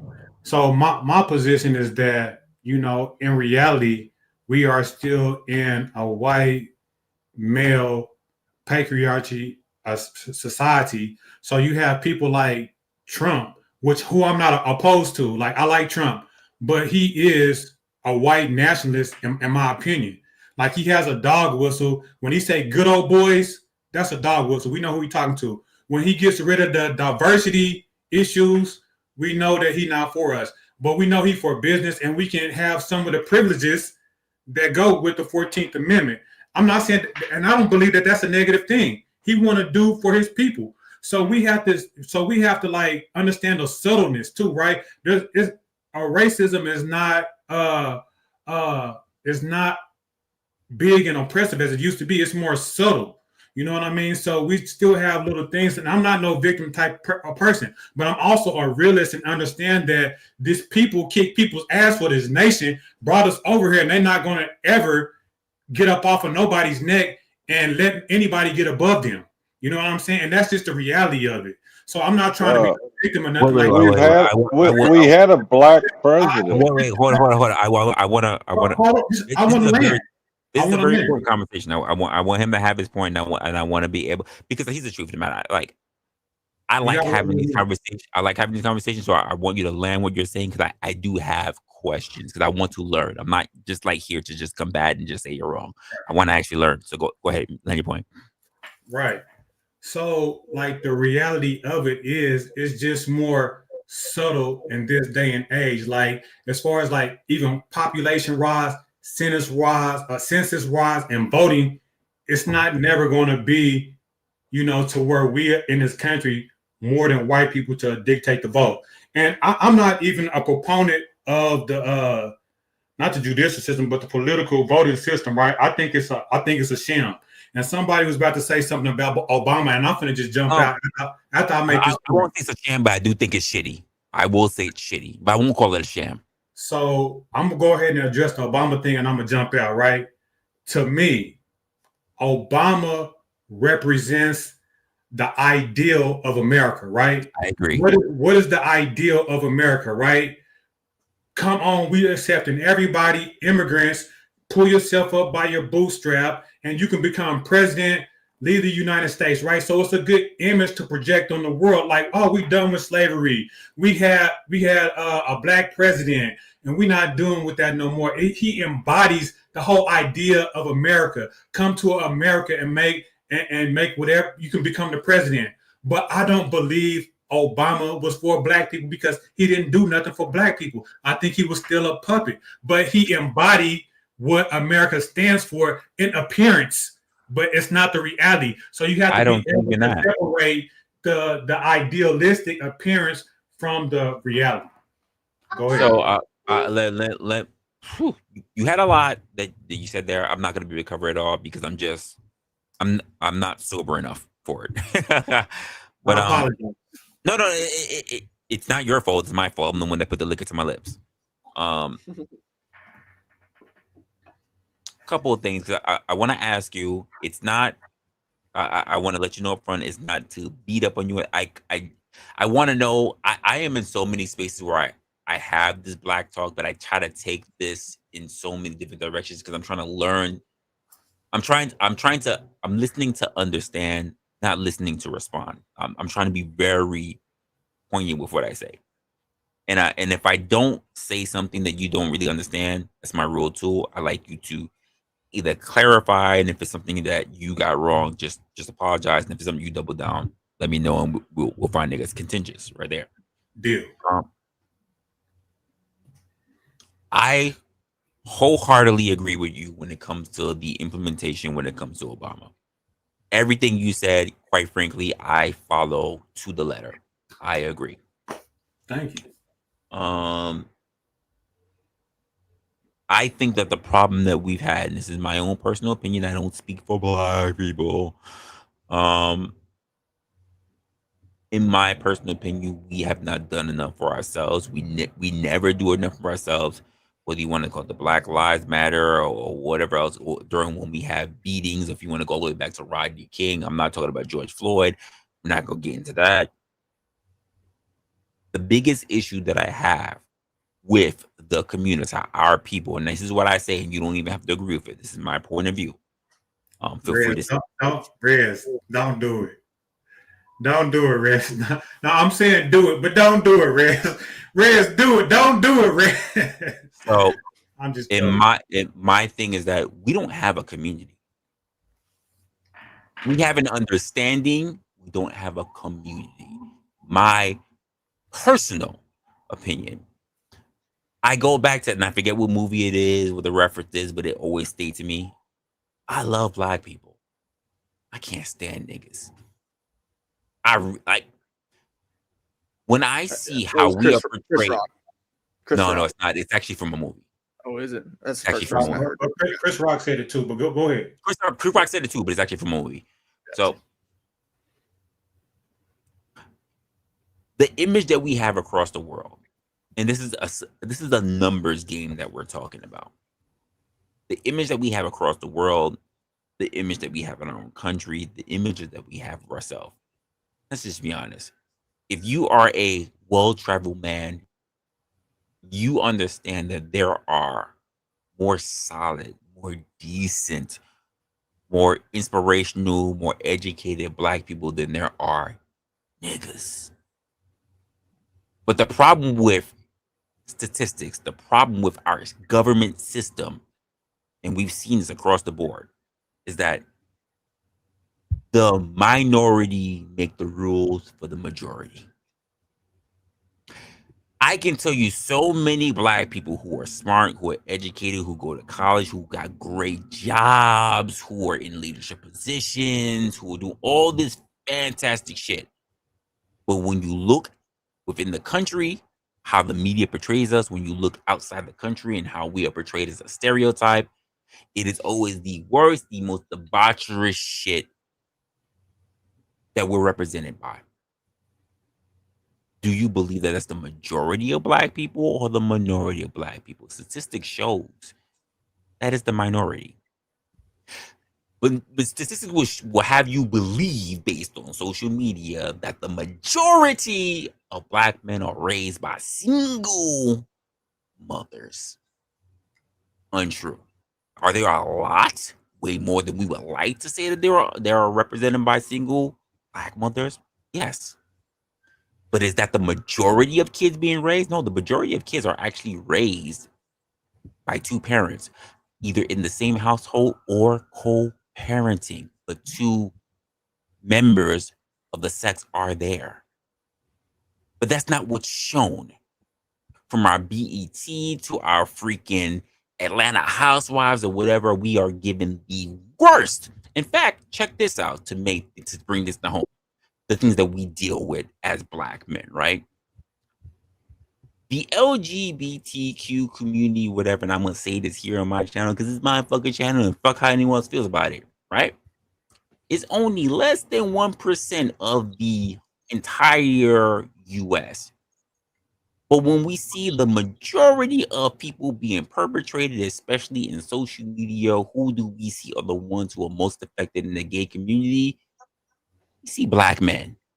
If they are less than 1% of the entire U.S., and there's a whole plethora of black men out there, why is it the narrative that's being put out is that the majority of black men got to worry about being called gay? To the fact that we have even crippled our own English language, because we don't have our own. We want to go back to slavery or whatever, but we have crippled our own language.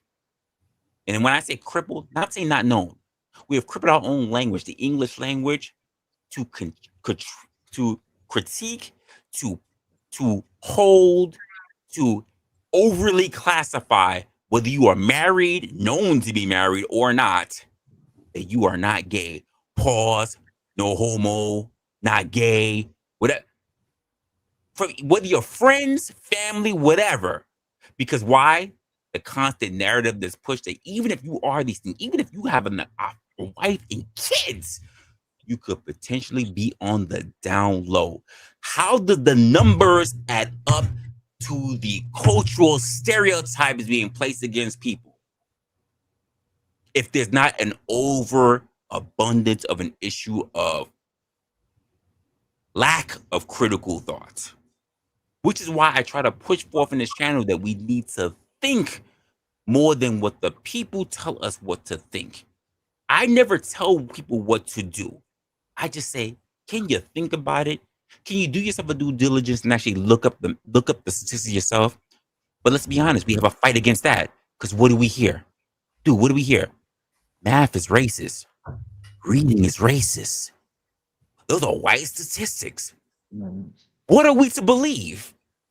But at the other side, we're here to believe that less than 1% is the majority of men. And I said the majority of men because we police ourselves. I see more straight heterosexual men police each other's dicks than the gay men who are walking free saying, I'm gay, snap, snap, and don't get challenged. What's wrong here? What do you have to say about that, sir? I mean, you said a lot. Well, what I would say about what you said is specifically, well, how do I say it? Let me say it like this. I agree. I'm not even going to hold you to all of it. Tackle any one of the points that I made. I don't have any qualms about anything you said because I don't think you specifically addressed any specific point that I made. And I agree with everything that you said. I agree with the majority of what you say. The problem that I have with some of the things that you say is that, and I'll bring it to that, is that Resla, will you address a specific point that I said, please? That we look at ourselves as victims. I agree with pretty much everything that you said. I never said that. No, you never said that. But I can tell you that so many people look at themselves as victims. I agree. Based on the things that you have said, and I say that is not correct, but they don't take a look at it. But I do agree with a lot of the things that you said.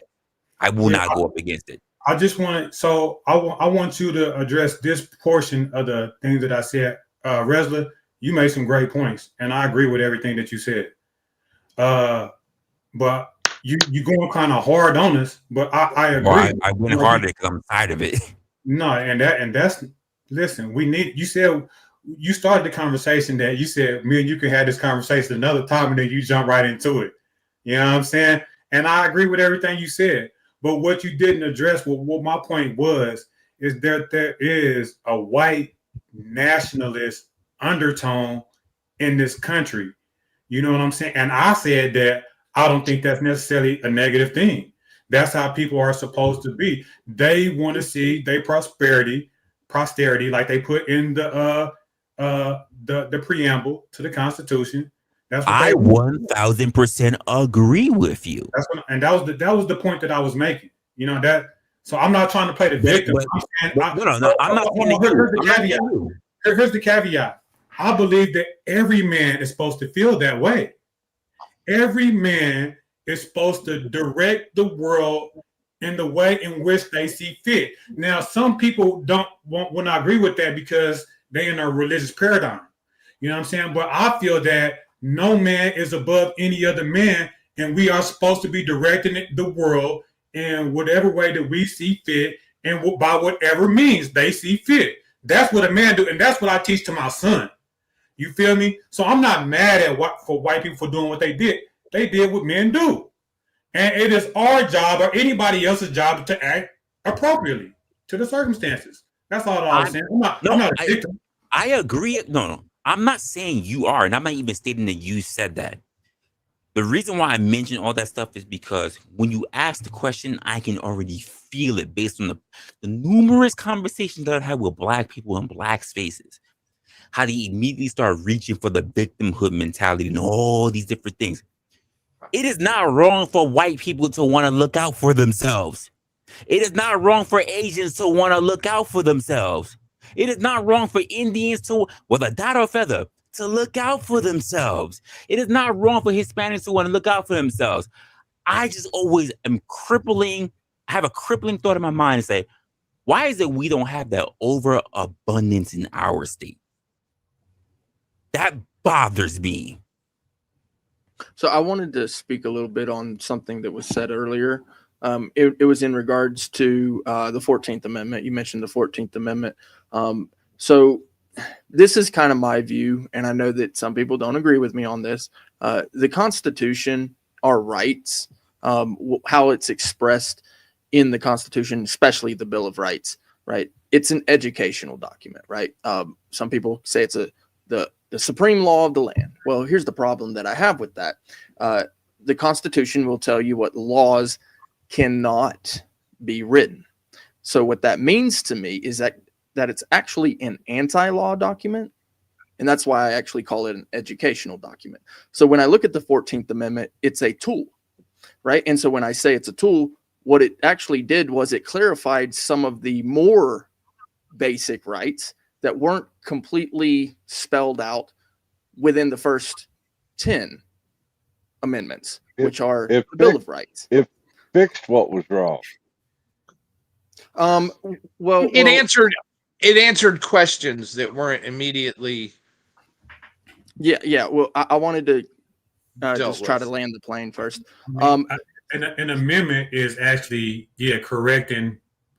Amendment is to add into, right. It is an adding of a right. It's adding to the document. Amendment as in adding to the document. Right. So you've got the First Amendment, Second Amendment, all the way through to the 9th, and then it gives you the 10th, right? It says that the power is reserved to the people or to the states respectively. It's actually a warring going on in the 10th Amendment between the two powers, the people versus the states' powers. I don't want to get into that. That's a whole nother ball of wax. No, that's a whole other thing. Yeah, there's actually a channel called the 10th Amendment. If you want to watch that channel, I wholly recommend it. You can learn a lot about the 10th Amendment and what's really going on there. But when it comes to the 9th Amendment, the 9th Amendment declares that there are natural rights.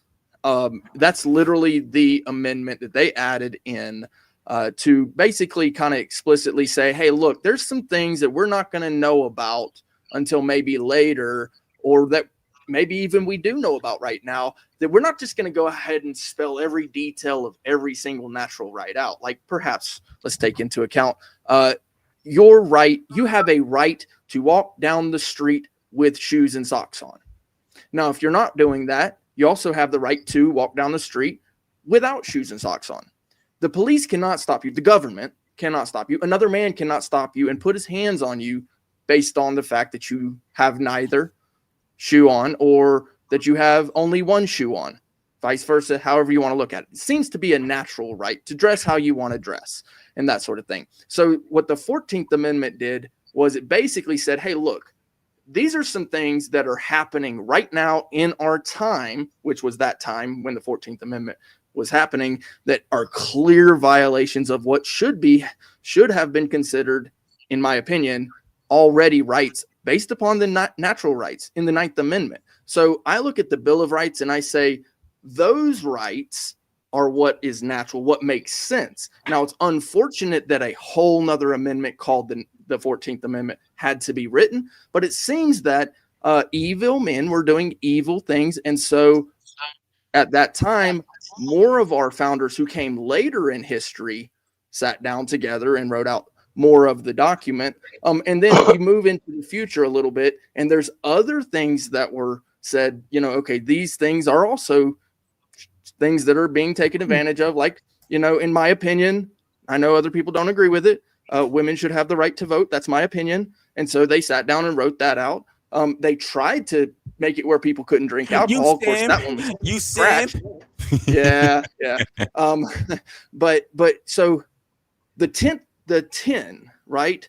The first 10, the Bill of Rights, should have covered it. Unfortunately, evil men do evil things, and according to what the government, and so when you say the 14th Amendment, I would say just use it as an educational tool rather than so when you go into the court system, right, and you've got a problem that somebody touched you, somebody put their hands on you, dragged you off to a dungeon, say, hey, look, they violated my 4th Amendment or 14th Amendment right. They violated my 4th Amendment right, my 2nd Amendment right, so on and so forth, and also learn the law surrounding whatever statute, code, ordinance.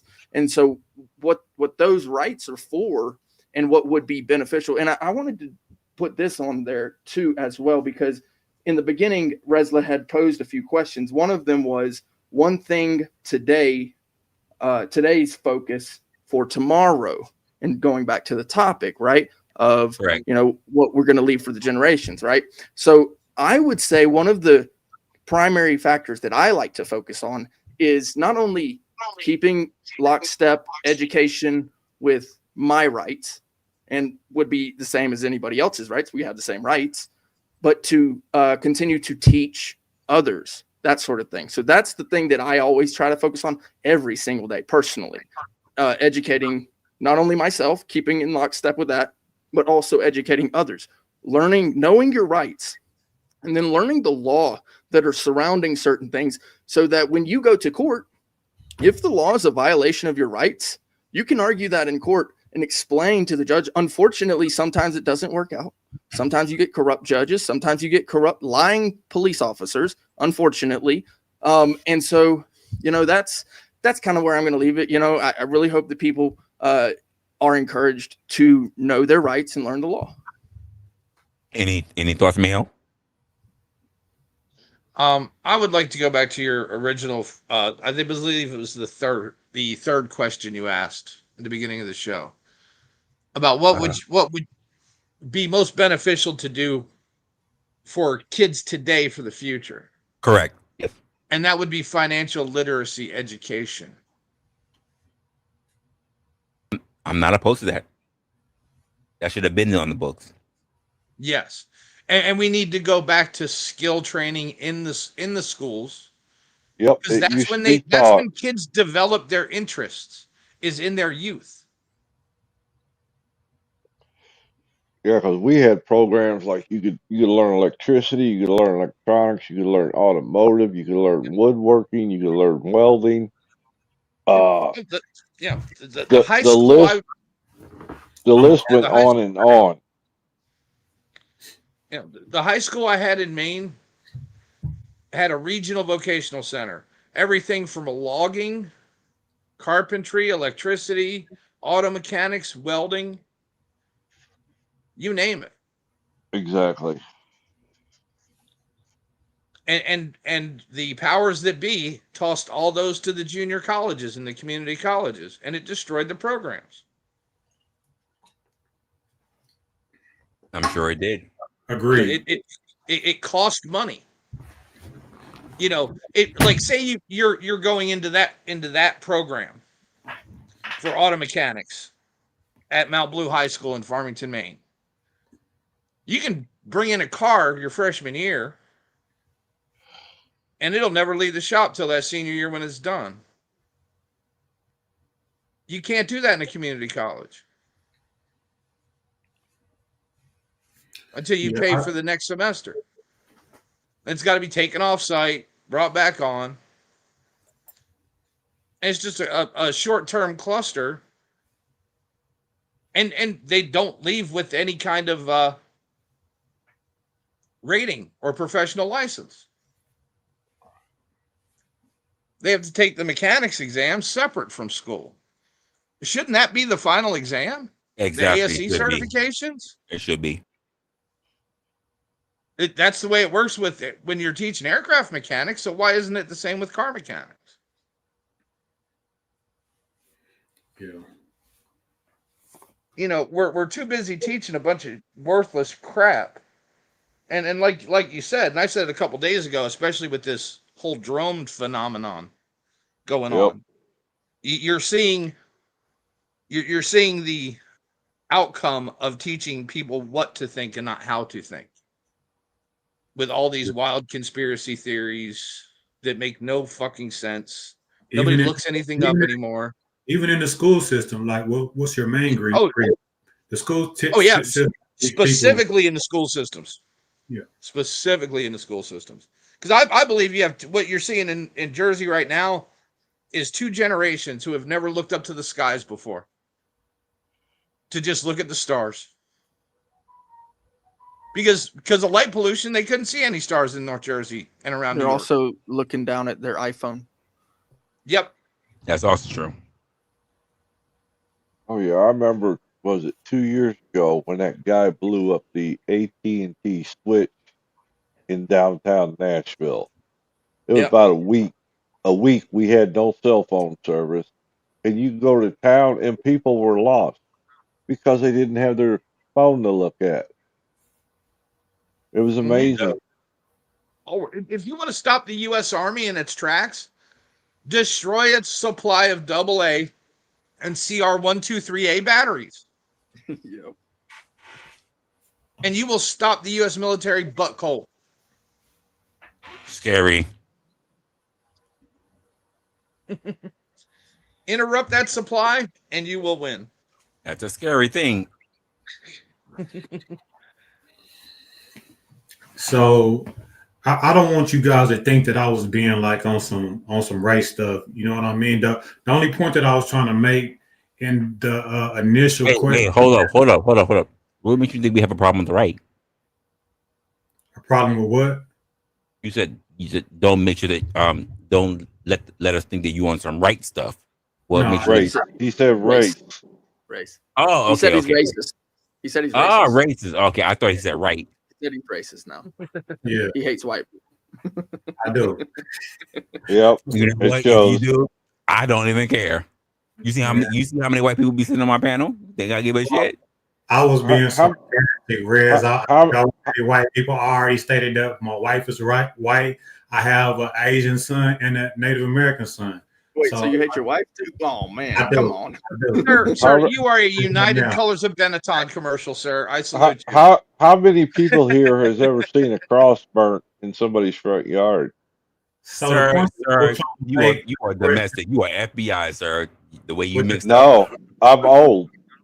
So I've seen this crap. I can remember when the word that started with an N in high school. Sir, you're not fooling me. This is Mr. and Mrs. Smith. I seen this movie. 3 people got killed over that word. But you know the KKK is in the feds though. But the point that I was trying to make is you put, do we owe anything to our future generations, right? But in reality, there is no absolute we. It's a bunch of teams in the world in reality. And that's what politics is about. Politics is group politics, right? So there is no we. And I was just trying to make people specify and put people in dilemmas. Hey, Mom, I got you. And their group we. You know what I mean? Because, you know, we might not be thinking like we as in our group, because we all on this thing together. It's different people from different ethnicities. But in reality, there are different we's. And I was just trying to see who is in that group in different groups and would they have an issue. And I actually do see that. And I'm actually happy that you have clarified in so many ways about that. I will say that there is, in my opinion, one we that does benefit humankind naturally a whole lot better than others. And I hate to say it's the United States of America type Americans, because we do have a system, a social system set up here where it includes the Declaration of Independence and the Constitution, the Bill of Rights. Right. And so when we look at that, in my opinion, my humble opinion, it works better than any other system. We have many great things afforded to us, and our previous generations left us a bright future. And I really believe that we should be able to leave that to the future generations ahead of us. I want to answer that honestly. Hey, man, I love all the thoughts. All the thoughts out there. All the thoughts. I love them. to answer that honestly, Brick, I haven't been to that many other countries in order to honestly take that position, but I hope that's the case. I really do hope that's the case because I do love the country. That I love America, regardless of the past. I don't hold all white people accountable to what happened. It's like I'm not one of those type of dudes, but I do enjoy seeing other people's perspective on what they think. You know what I'm saying? Regardless. So I hope that is the case. Brick, you make a good point. I do think America is a great country, but to be honest, I've only been to one country, other country than America, and that's Mexico. So my opinion wouldn't even be valid. But I hope that's the case. Yeah. Honestly, Brick, my opinion matters. Nothing makes me feel better than some white chick face down into a pillow screaming Black Lives Matter. You selfish bastard. Absolutely. That's a good thing. Sure, you That's like that. Don't lie. But there is no. So the Constitution proposes that we are a republic, but there's no Republican America. There's no Democrat America. It's only America. Well, you said the Constitution proposes, but the Constitution guarantees nothing but a republic. Yeah, that is true. That is true. Yeah. I remember when I was in Germany. But it's not the case. When I was in Germany, you got pulled over by the Polizei or the police, and they asked you for a blood sample. If you refused, they had the right to pull out a nightstick and draw blood any way they deemed necessary. If you refuse, in Germany, yes, there's no such thing as police brutality in Germany. That's crazy. If you defy the police, you will get a spring steel nightstick slapped upside your head faster. Yes, sir. Than anything you've ever seen in an American cop cam video. Fact. I used to follow them around the Oktoberfest in Munich. I'd follow the police around to get a seat because everywhere there was a fight, there would be open seats. 3 seconds after the Polizei. Absolutely terrible. That shit was crazy. They'd walk into a beer tent if there was a big ruckus going on, and they would fire off their Uzis. Everybody would stop and file out of the tent because they knew these cops weren't playing. They wasn't going to ask questions at that point. Everybody just stopped what the hell they were doing and got out. And it was the craziest thing I ever saw.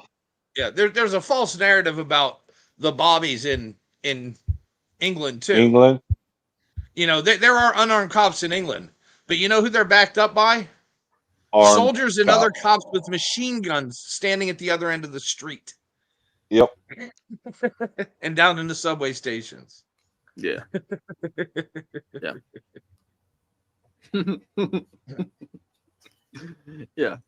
Yep. We got it good here. People just don't realize it. I can admit that. I do think we have it good here, but I just can't compare it to anywhere else when I haven't been anywhere else. You know what I mean? So that's just honest. You know what I mean? I mean, at least in our jails they feed you. There's a lot of jails around the world where you have to rely on your family to bring you food in jail. Yep, figure it out. Or you will starve. Well, I mean, just imagine being in a different place where you know that nobody. I mean, you can look at it from a positive or negative point of view. Nobody that are considered the citizens have a real way to defend themselves when the police come knocking on the door. Correct. When you say that some countries don't allow guns. Yep. Yeah. Well, I'm not supposed to say the G word. So. No. I mean, I'm just kind of pointing that out. It's it doesn't matter. No, that's a good point. That's a good point. No. Just that I factor mean, alone. and honestly, white countries have disarmed themselves far more than other minority countries.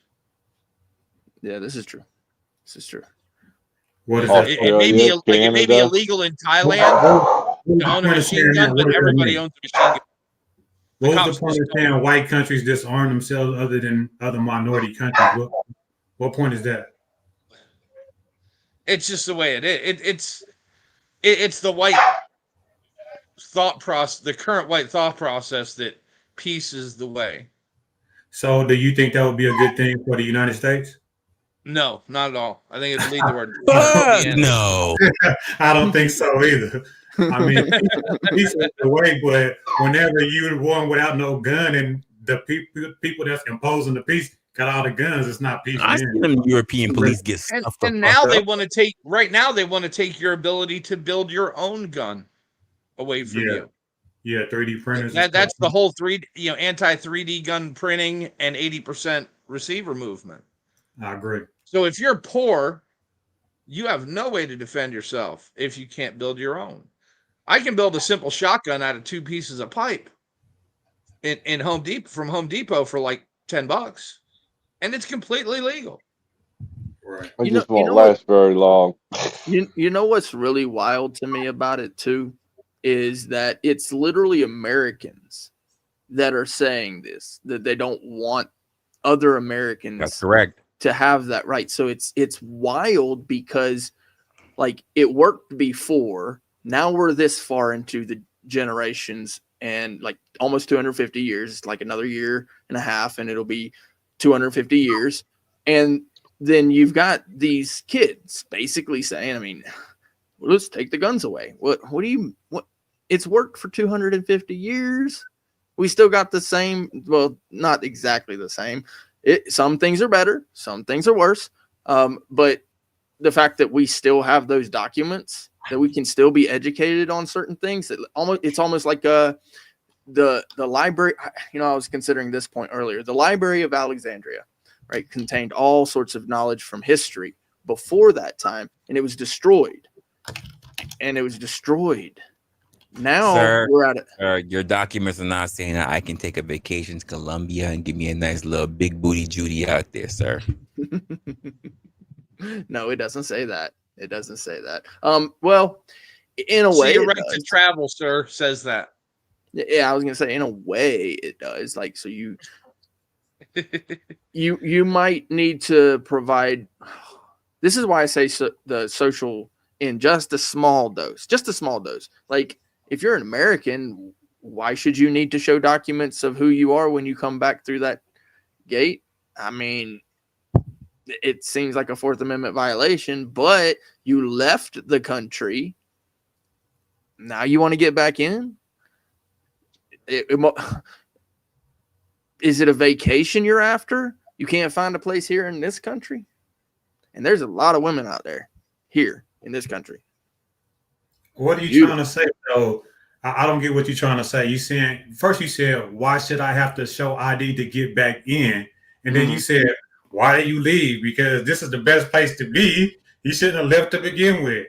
Like, that's a contradiction. Like, you just can't explore the world. Like, because America's the best place. I shouldn't want to go see China. I mean, if you want to go, just remember it's China. When you leave. But I'm talking about coming back to America, though. You might not be able to come back. Nah, that's and the Fourth Amendment specifically preaches against unwarranted search and seizures. Yeah. So a search and seizure for someone claiming to be an American, a simple search of a document is not unwarranted. Yeah, that's warranted. No. Without a warrant. That means a written document. No, it says unwarranted. That don't have nothing to do with a warrant. No, that's literally what the word is. No, warrants are covered further down. But unwarranted means without a reason. Without need. With reason or without reason, without like legal reason.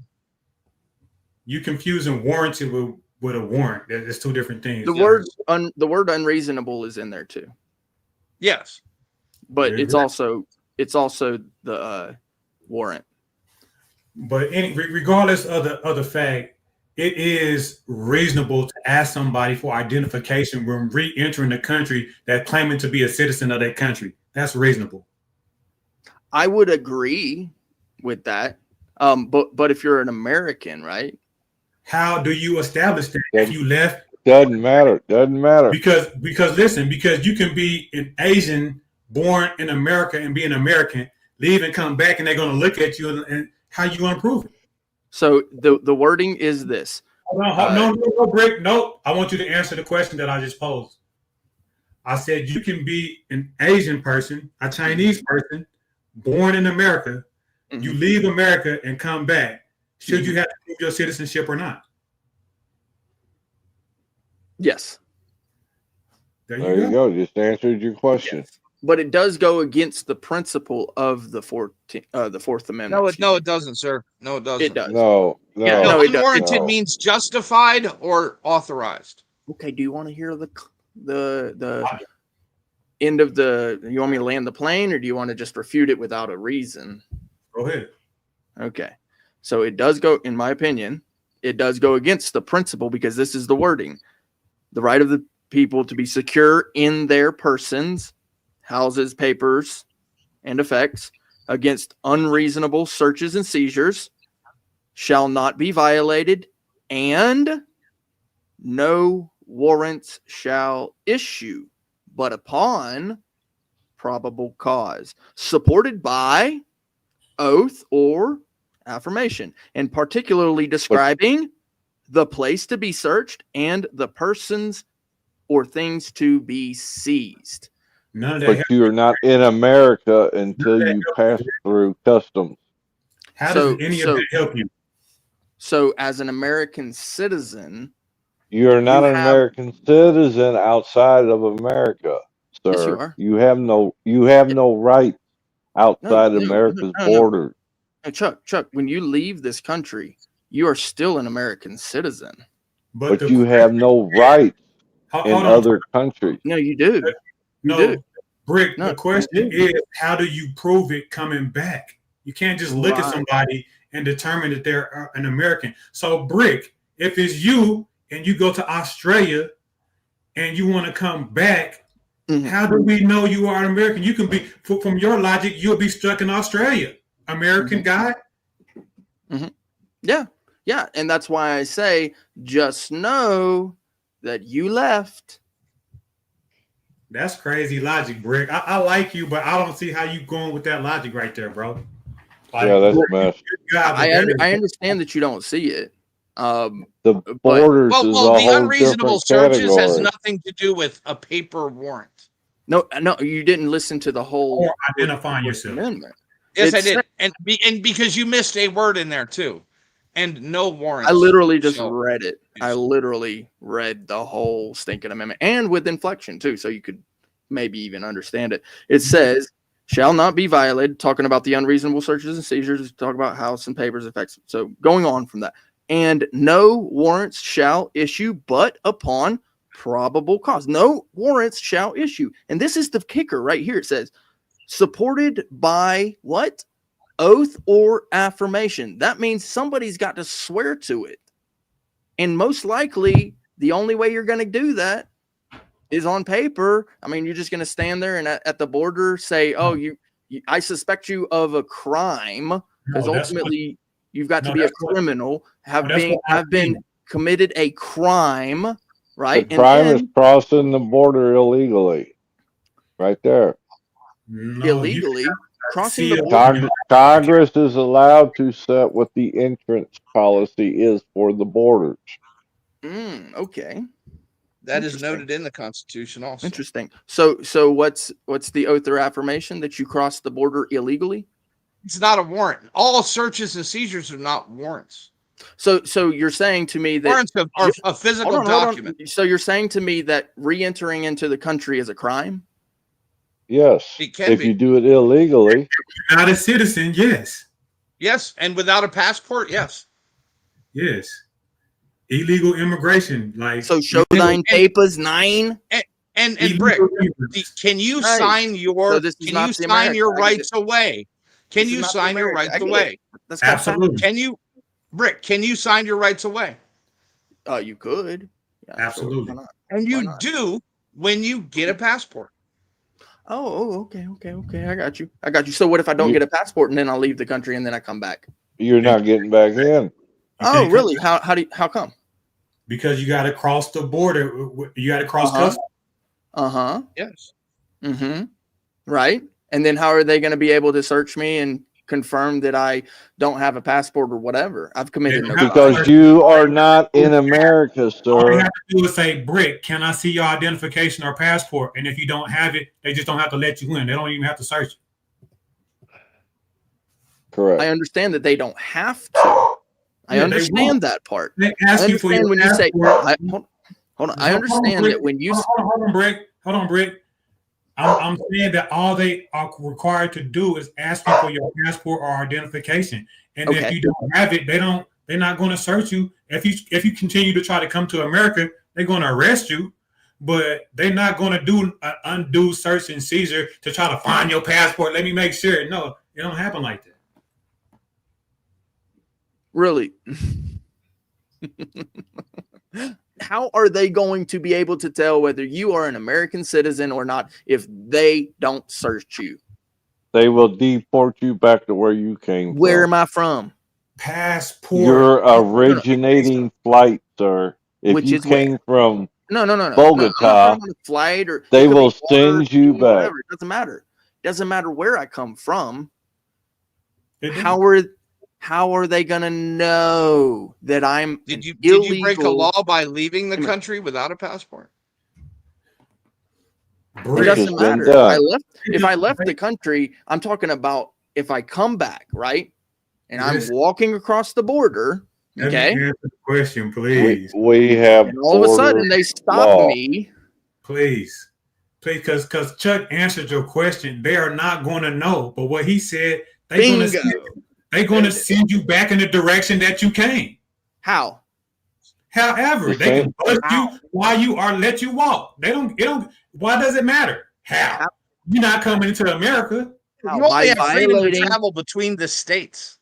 By violating my Fourth Amendment right. They are not violating anything. You're not in the United States. Unreasonable. Here's a funny thing, right? So I'm actually inserting myself into this scenario. I'm an American citizen. How are you going to know whether I'm an American citizen or not? Passport or identification, sir? Nope. Yes. You can't get it. Nope. Not showing it. Nope. Did you not? Well, then you're going back where you came I from. want this ID so bad. It's like a cookie. You gotta have it. Oh my God. Thick-headed. Fucking ID cookie monsters. You don't get it, right? It's And part of the border entrance. It's part of the border How are entrance. you, who's not even a cop, gonna get my ID from me? I'm not. If you don't give it, you're leaving. Point blank. Oh, really? That's how that works. Oh, okay. Sure. That's how it works, Brick. Okay, so then answer me this, Mr. Genius. Can we talk to Mama? Who is Mama? What's she Mr. Genius, how come we have so many illegal immigrants in this country? Because they bypass the border. They don't come through the proper No, because you have rights here where they can't just walk up to you and make you show papers 9.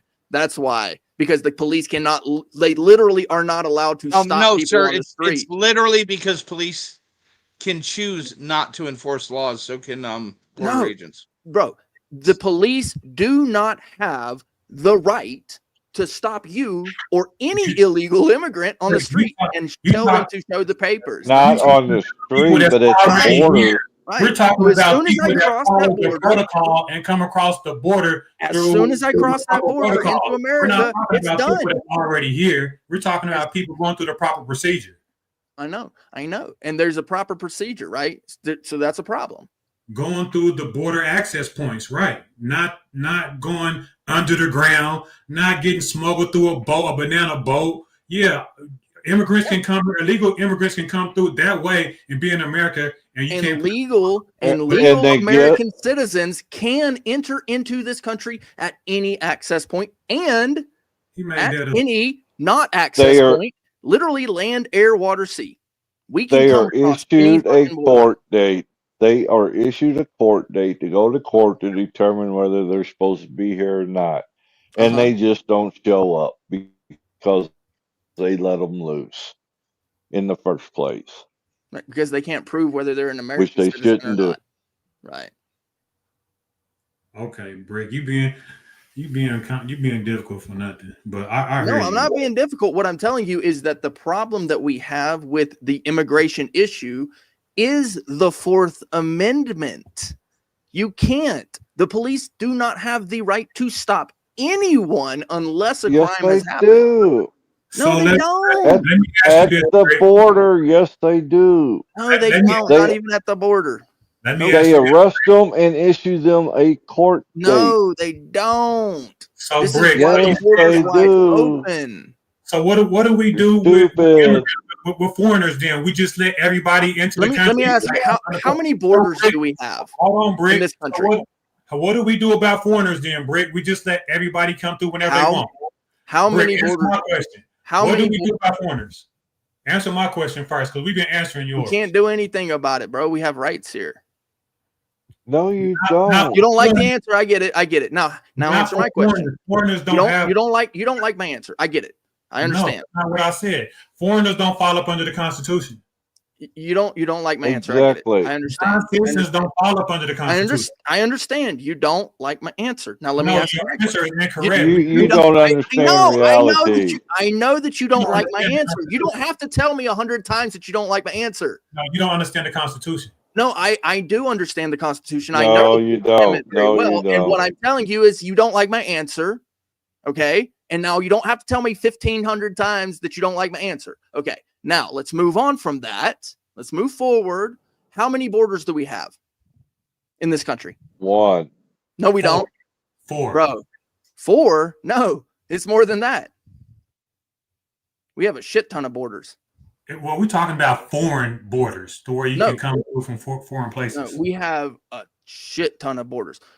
First off, we've got the Mexican border, which is actually comprised of 4 different states. So there's 4 borders on its own, right? Then you've got the Gulf of Mexico, which is a series of states as well. No, that's more than one border. It's federal. It's one border. Federal. You go out, keep going. You keep going, right? And by the way, we own, it's like, I believe 100 or 150 miles of the sea out to the Gulf and then through the Atlantic Ocean going 200. And then 200 miles. Is it 200? Cool. And then you go to Canadian border, all those states, right? So and then down. No, the states do not have borders. It's a federal border. Check this out. And check this out. Alaska, Hawaii, and check this out. All of the different embassies around the world. All of those are U.S. territories. Oh, and by the way, let's mention the territories themselves. All of those borders are U.S. borders. So how are they going to prove they're all federal though? Citizen, and you're coming from this place or that place and this place and that place. Oh, and let's say it's Alaska. Right? So you're coming from Alaska to mainland. Passport, right? Okay. Yeah, sure. You're stupid, Brick. Sure. Yeah. You know what? You say yes, daddy government, and I say fuck you, daddy government. Yeah. Yeah. In the US, I agree with you, but outside the US, I don't agree with you. Well, what about, like I said, Alaska? That's in the US. Alaska is part of the US. To the mainland? Yes. You go from Alaska to the mainland. Still part of the US. Do you need a passport? Yes. In order to get to Alaska, yeah. To Alaska. So you need a passport to get from the United States to the United States. Well, you don't. I'm not sure. Yeah, I'm probably wrong about that. You don't. I messed you need that a up. passport card to drive or a passport to drive. You can fly without a passport. And how about Hawaii? Probably you can fly to Hawaii without a passport. Right. No. So here's the funny thing about that. You can go outside of the United States without a passport. No. Imagine that. Can't. No, sir. No, sir. Yes, you can. When you hopped on that plane and then you went into the air, whose country were you crossing? Oh my God. Oh, wait a minute. No, let's say you didn't cross the country. Let's say you crossed the water. What's that called? International waters. It's outside the United States. You don't have to pass over international waters to fly to and then you have to pass over international waters and you're to fly to Canada or Hawaii. It's amazing how that you can go from one place in the United States to another place in the United States without a passport, without showing 9 papers, 9. But then if you leave the country to another place, but then come back to the country from that other place, then all of a sudden now you need show papers 9. No, sir. That's only not understood by you. Literally, no, everybody else understands. I understand. No. Everybody else can I'm saying that there's a problem with it. I understand it. There isn't a problem with it. So many times that there is a problem with it. There isn't a problem with it, and everybody understands why. And because except you don't know your own rights, you won't know how to fight it in court. Right. Neither do you. I do. I know exactly how to fight it in court. When they say, "Oh, you can't come across the country," and how many of these cases have you won? I'm gonna say, no, I actually have a right to not be searched and seized without a warrant. Now, if you want to put a warrant out for it, Judge, you believe I'm no, sir. That's not what it says at all. That is exactly what it says. You are a basic misunderstanding of the Fourth Amendment, sir. Interpretation of what the Fourth Amendment is, and not sir. Yeah, versus your interpretation of what the Fourth Amendment and what the actual Federalist Papers say about it. Bro, it's plain English. Yes, and have you ever read the Federalist Papers? The conversations about all these subjects before the Constitution. I have read the Federalist Papers. Yes, I wouldn't be doing my due diligence if I did not read a not legal document called the Federalist Papers, and it's more than one paper. I know that. That's why I said papers. Yeah, with an S. Yeah. Collection of it's all still just a bunch of garbage, in my opinion. It's actually arguing for the 10th Amendment anyway, not the 4th Amendment. And when I say the 10th Amendment, what I'm talking about is actually the clauses for states' powers. That's what it's arguing for, so that the states could have powers given to them by the people that the people can't have anymore because the federal government's going to say, we're going to back the states for having that. The 10th Amendment. So can the states control their own borders? Yes, they can. The Fourth Amendment has nothing to do with traveling. No, it just has to do with searching, like warrants and search and seizure. Like, what are you talking about? Right. Within the continental United States. We were talking about outside of. You were talking about the right to travel, but then you switched it to. No, I wasn't talking about the right to travel. What I said is when I'm moving about my business, right? That's right. That's travel. That's travel. Which is my First Amendment, right? If I freely assemble upon the border. Right? Do you have to have a driver's license? That is not an assembly. Rick, who's going to? Do you have to have a driver's license in your opinion? Who's going to stop me from committing a crime that never existed? Using the right to travel with the Fourth Amendment, like what crime did I commit? You confused, bro. You don't understand. When I re-enter to the country, that is right to travel. Not search and seizure. When I re-enter into the country, that is right to travel, not search and seizure. No, you are outside of the country. You have no rights. Okay, let's say I re-enter into the country. What crime have I committed? If you you've considered a violation of 8 USC 1185, sir. USC, what is it? 1185. 1185. That's bankruptcy, dude. What are you talking about? Bro, U.S. Code USC 1185, the one that I'm reading right now. Chapter 11? Bankruptcy? Not chapter 11. No, sir. No. Type in these numbers and letters. 8 space USC space 1185. He's one of these Saab people, so be careful. No, I ain't no Saab. That's why I asked about the driver's license. You know what the only real actual Saab sits are in this country? Police officers, because they believe they're God over man. That's what sovereign citizen mean. I don't believe I'm God over man. So get off your bullshit, bro. I believe the rule of law works. Man, you talking about search and seizure and traveling. You confusing the two, bro. That's all it is, Brick. Like, if we talking about right to travel, then you have to have identification in order to get back into the country. That falls under your right to travel. Like, whenever you leave the nation, you come back, you have to identify yourself. But you talking about search and seizure. The whole Title 11 is bankruptcy, dude. That's Chapter 11. What about search and seizure? What does search and seizure have to do with travel? 11, dude. What does I certain said people have to do with travel? USC 1185.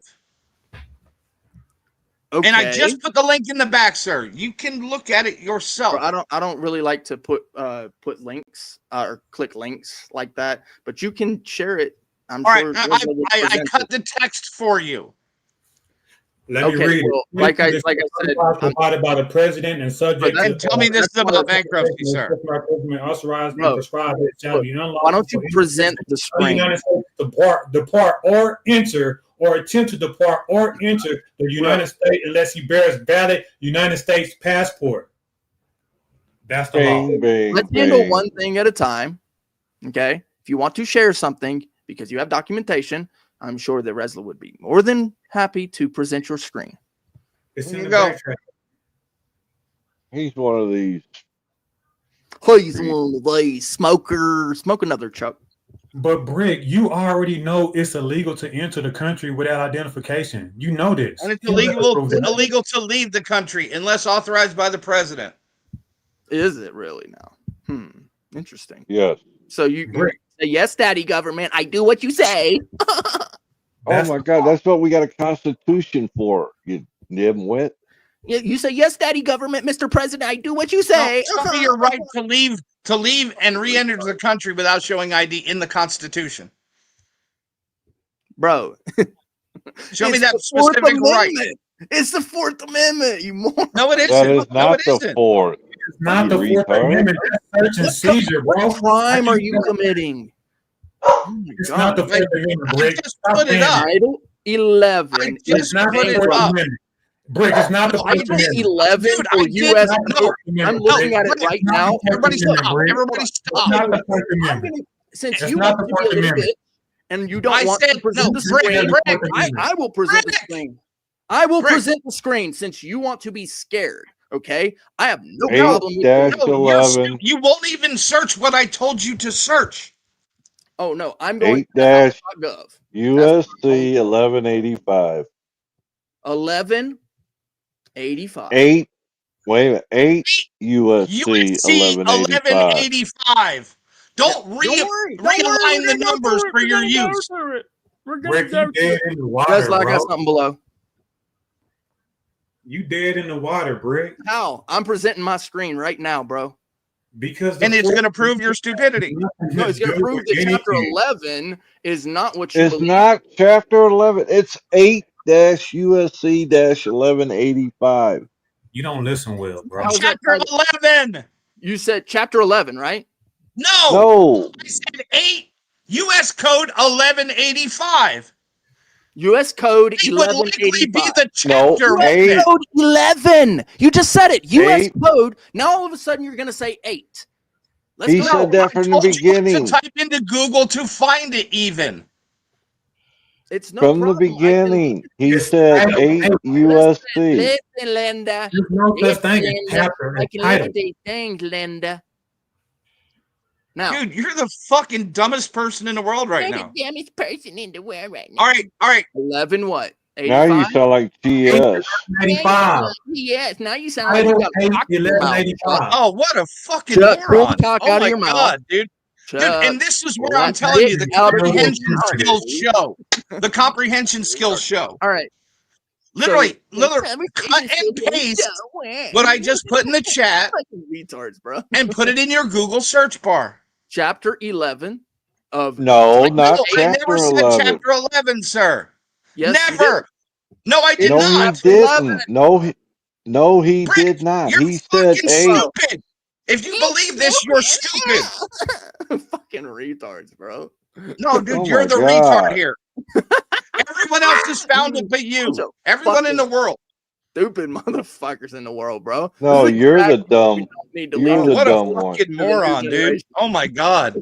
Now I see why you're a sovereign, sir. Now I It's see not it. a sovereign. Fucking retards. Okay. He's a cuck Title rider. 8. Hey, he's a dad. My name is Chuck. and I smoke so many cigarettes. Part of the amendment for travel, man. It's just Fucking ridiculous. retard, bro.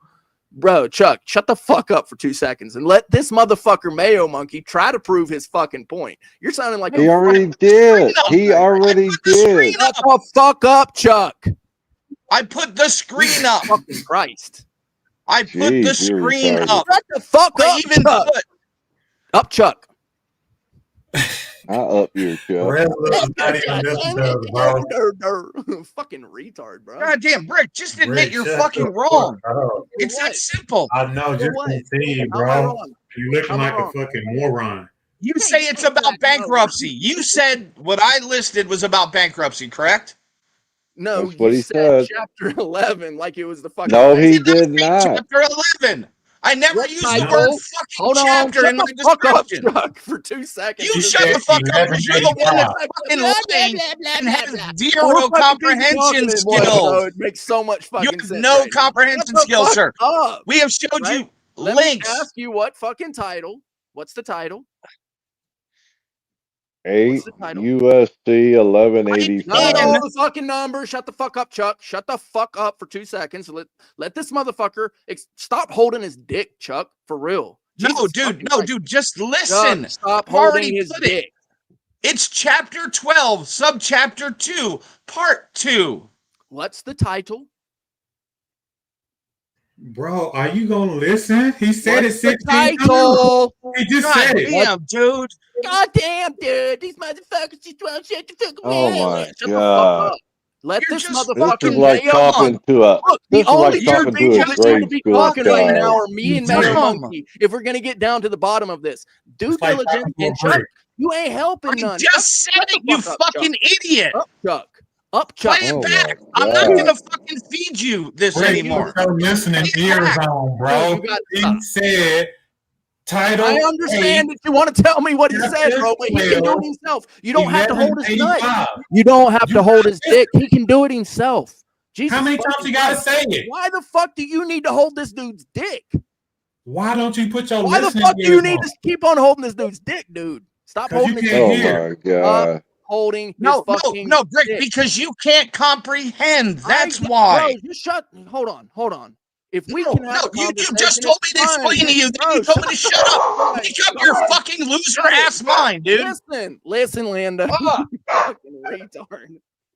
You motherfuckers are about fucking retarded. You are the retard. No, you're fucking retarded, Chuck. No, you're you still are. fucking opening your fucking cocksucker. That's you. That's you. Oh, yeah, you. I know you are, but what am I? I know you are, but what am I? You're fucking That's retard. you, bud. Shut the fuck That's up, you. dude. That's you. Literally, That's making you. this That's you. go on way That's You longer were than doing it so needs to. awesome before Shut this. the you. fuck up, You know Chuck. how to concede. Up, Just Chuck. concede. That's Concede. you.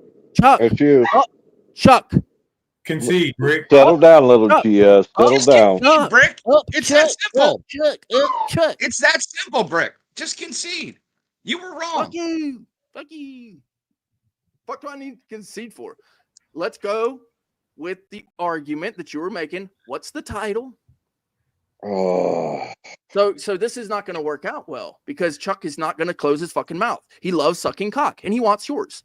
All right. Oh, you do it Now, best. You what know have that, Brick. I put in the text in the back? And also Joshua has. I got you, bro. I'll tell you what. You want to talk, Chuck wants to talk, and Do wants to talk. You guys just go ahead and talk amongst yourselves.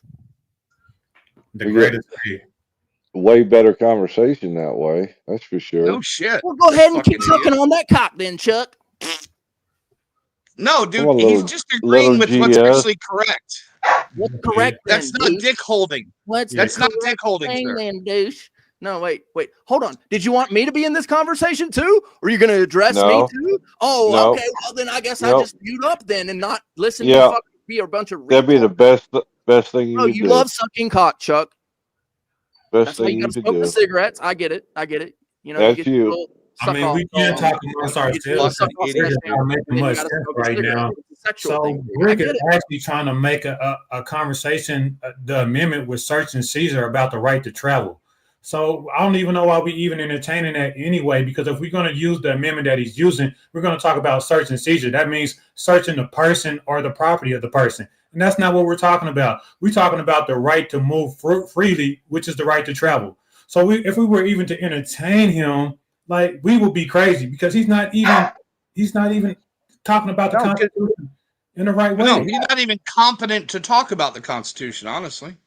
Exactly. Hey, let me The ask you Fourth something. Let me ask you Amendment does not If you apply believe unless you're that in I'm the not United confident, and States. perhaps I could learn something from you, wouldn't it be beneficial if you had a conversation with me instead of just sitting there like a bunch of little fucking faggot bitches crying about how We I tried can't to have a understand what the fuck is conversation. going on here? You're a bunch We of tried to retards. have a Well, conversation. you It didn't. What proved you to tried be to do was worthless. 3 people gang up on one, which it ain't gonna Oh, work. you're You're full a of keyboard you're fucking full of warrior, bro. shit. You're fucking people. I'm the little victim because I I fucking whatever, misunderstood bro. and I didn't can't believe you. comprehend. Ooh, man, I'm I the didn't little believe you, victim. bro. No, I didn't believe you. No, I didn't. I didn't believe you. Oh, Nope. you poor little weenie. Yeah, cool story, bro. Chuck, get the dick out of your mouth. Fucking retard. Oh my fucking god, dude. Yeah. Come Instead on, of little talking about GS. while You I'm can on do panel, better. why don't you have a conversation with me? Stop being a bunch of little fucking retard bitches, bro. You're a fucking bunch of morons, bro. Literally, You're the I'm like, retarded one. and it's one of me So, sitting here Rick, fucking okay, listening to so bullshit about me, okay, and I'm not going to join in the crazy. conversation, bro. I'm going to You're a bunch of engage you, retards. Rick. So You're a we're going bunch to of have little the conversation, fucking Rick. faggots. Let's have a conversation. I You know, have to bro. have You the love cock, conversation. bro. Yes, you love to suck the cock. You love going balls deep, bro. It's on you, Oh, bro. let's That's have a that's your story, conversation, Rick. and you're sticking to it, I guess. So he said it's 8/11/85. That is Title 8, 11. Chapter 12, 1185. And it's 85. even in the back chat. He put it in the back chat about 5 times, and he also said it on camera about 10 times. So can that be the last time, please? 11 and then 85. Okay. We're going to go to 8/11/85.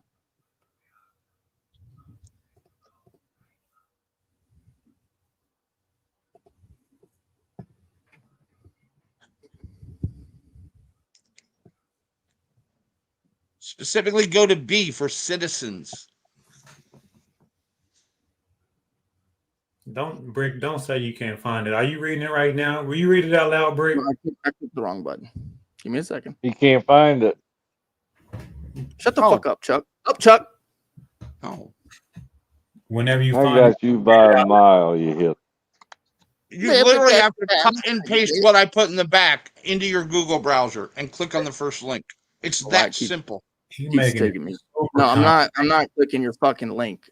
No, I'm not asking you to click a link, sir. I'm asking you to copy and paste text, not a link, text. You could just share the screen, but you're a little bitch. No, he I couldn't did because share the screen. Resla got to share it, bro. Resla's not around, so you just got to find it or paste it. Like he said, if you don't want to click the link, because the link is there too. It's a link. I even put the words, the text of B that gives its instruction for citizens. And I read it, but you don't even want to take my word for it. Not only is it a crime to not show ID upon entry, it's also a crime to exit without showing ID. Without Correct. ID, yeah. It's Correct. also false that U.S. citizens can enter at any port of entry. You'll find out, or usually like rich people with yachts tend to find out about this problem the hard way. You can't just pull up to any port and walk onto U.S. soil, even if you're a U.S. citizen. Correct. Like even those things, I think it was designed specifically for maritime with like a crewmen on ships, and probably it didn't get updated or something. I have no idea, but it's a problem for yachters. I know this. It makes sense. It's just any nation is going to keep track of its people leaving, coming, and goings. You know what I mean? That's just common sense. No.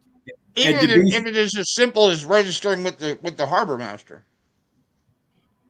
Yeah, they've got in some ports you can't even do that. They're just like fuck off, go away. Which they might make you basically like go down Another time the beach a little ways, so right? on point, but I can't understand. You can't understand this, and it's super simple, and you just not understanding from your own just being. He lives by his own interpretation of the Constitution. Well, just being contrary. That's the He's point. Using the wrong amendment for travel.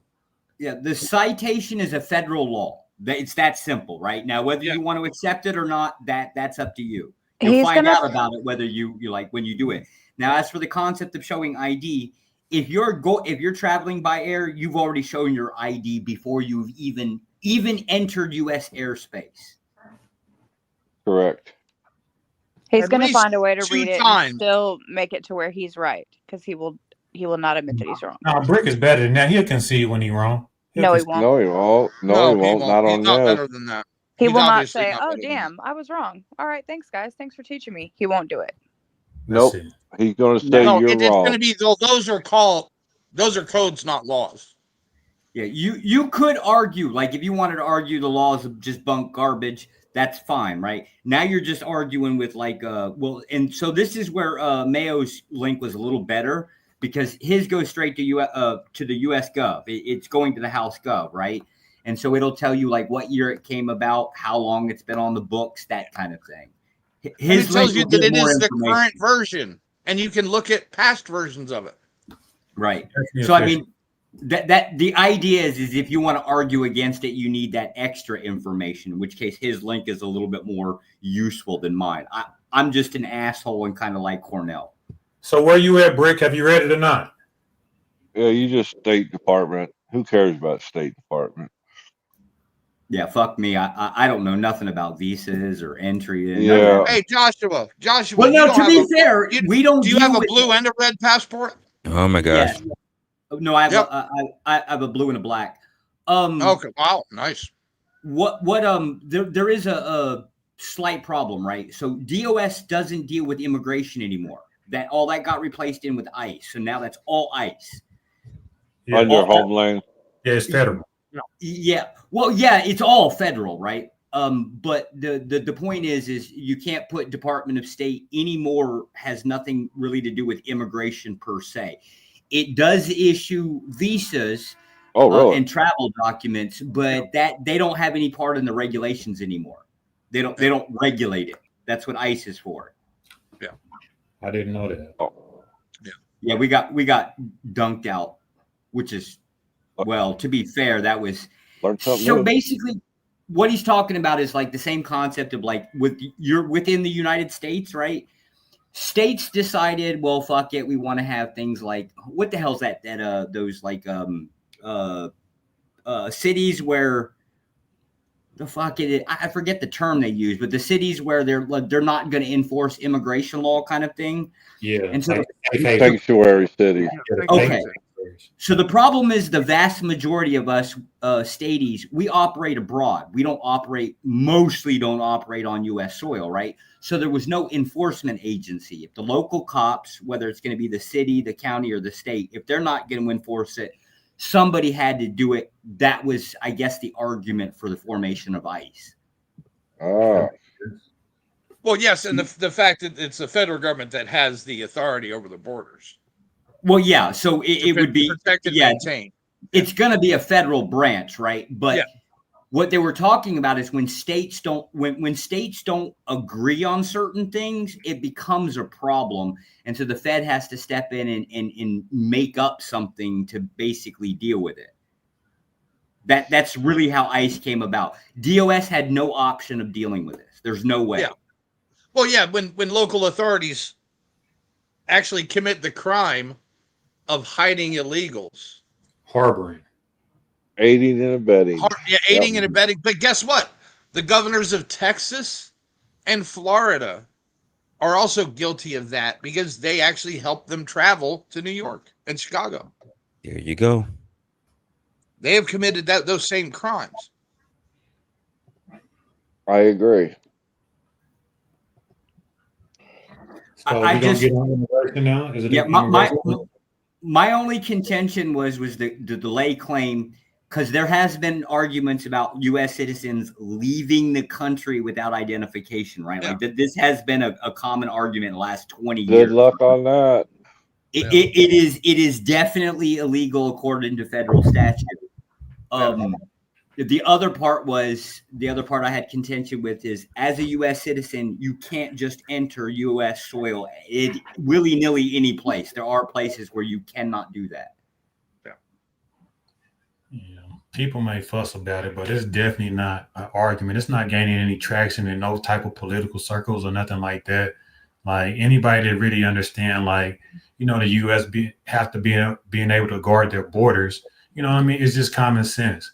no country just lets anybody come in willy-nilly. It's not just America. People like monitor their country, and it's just that simple.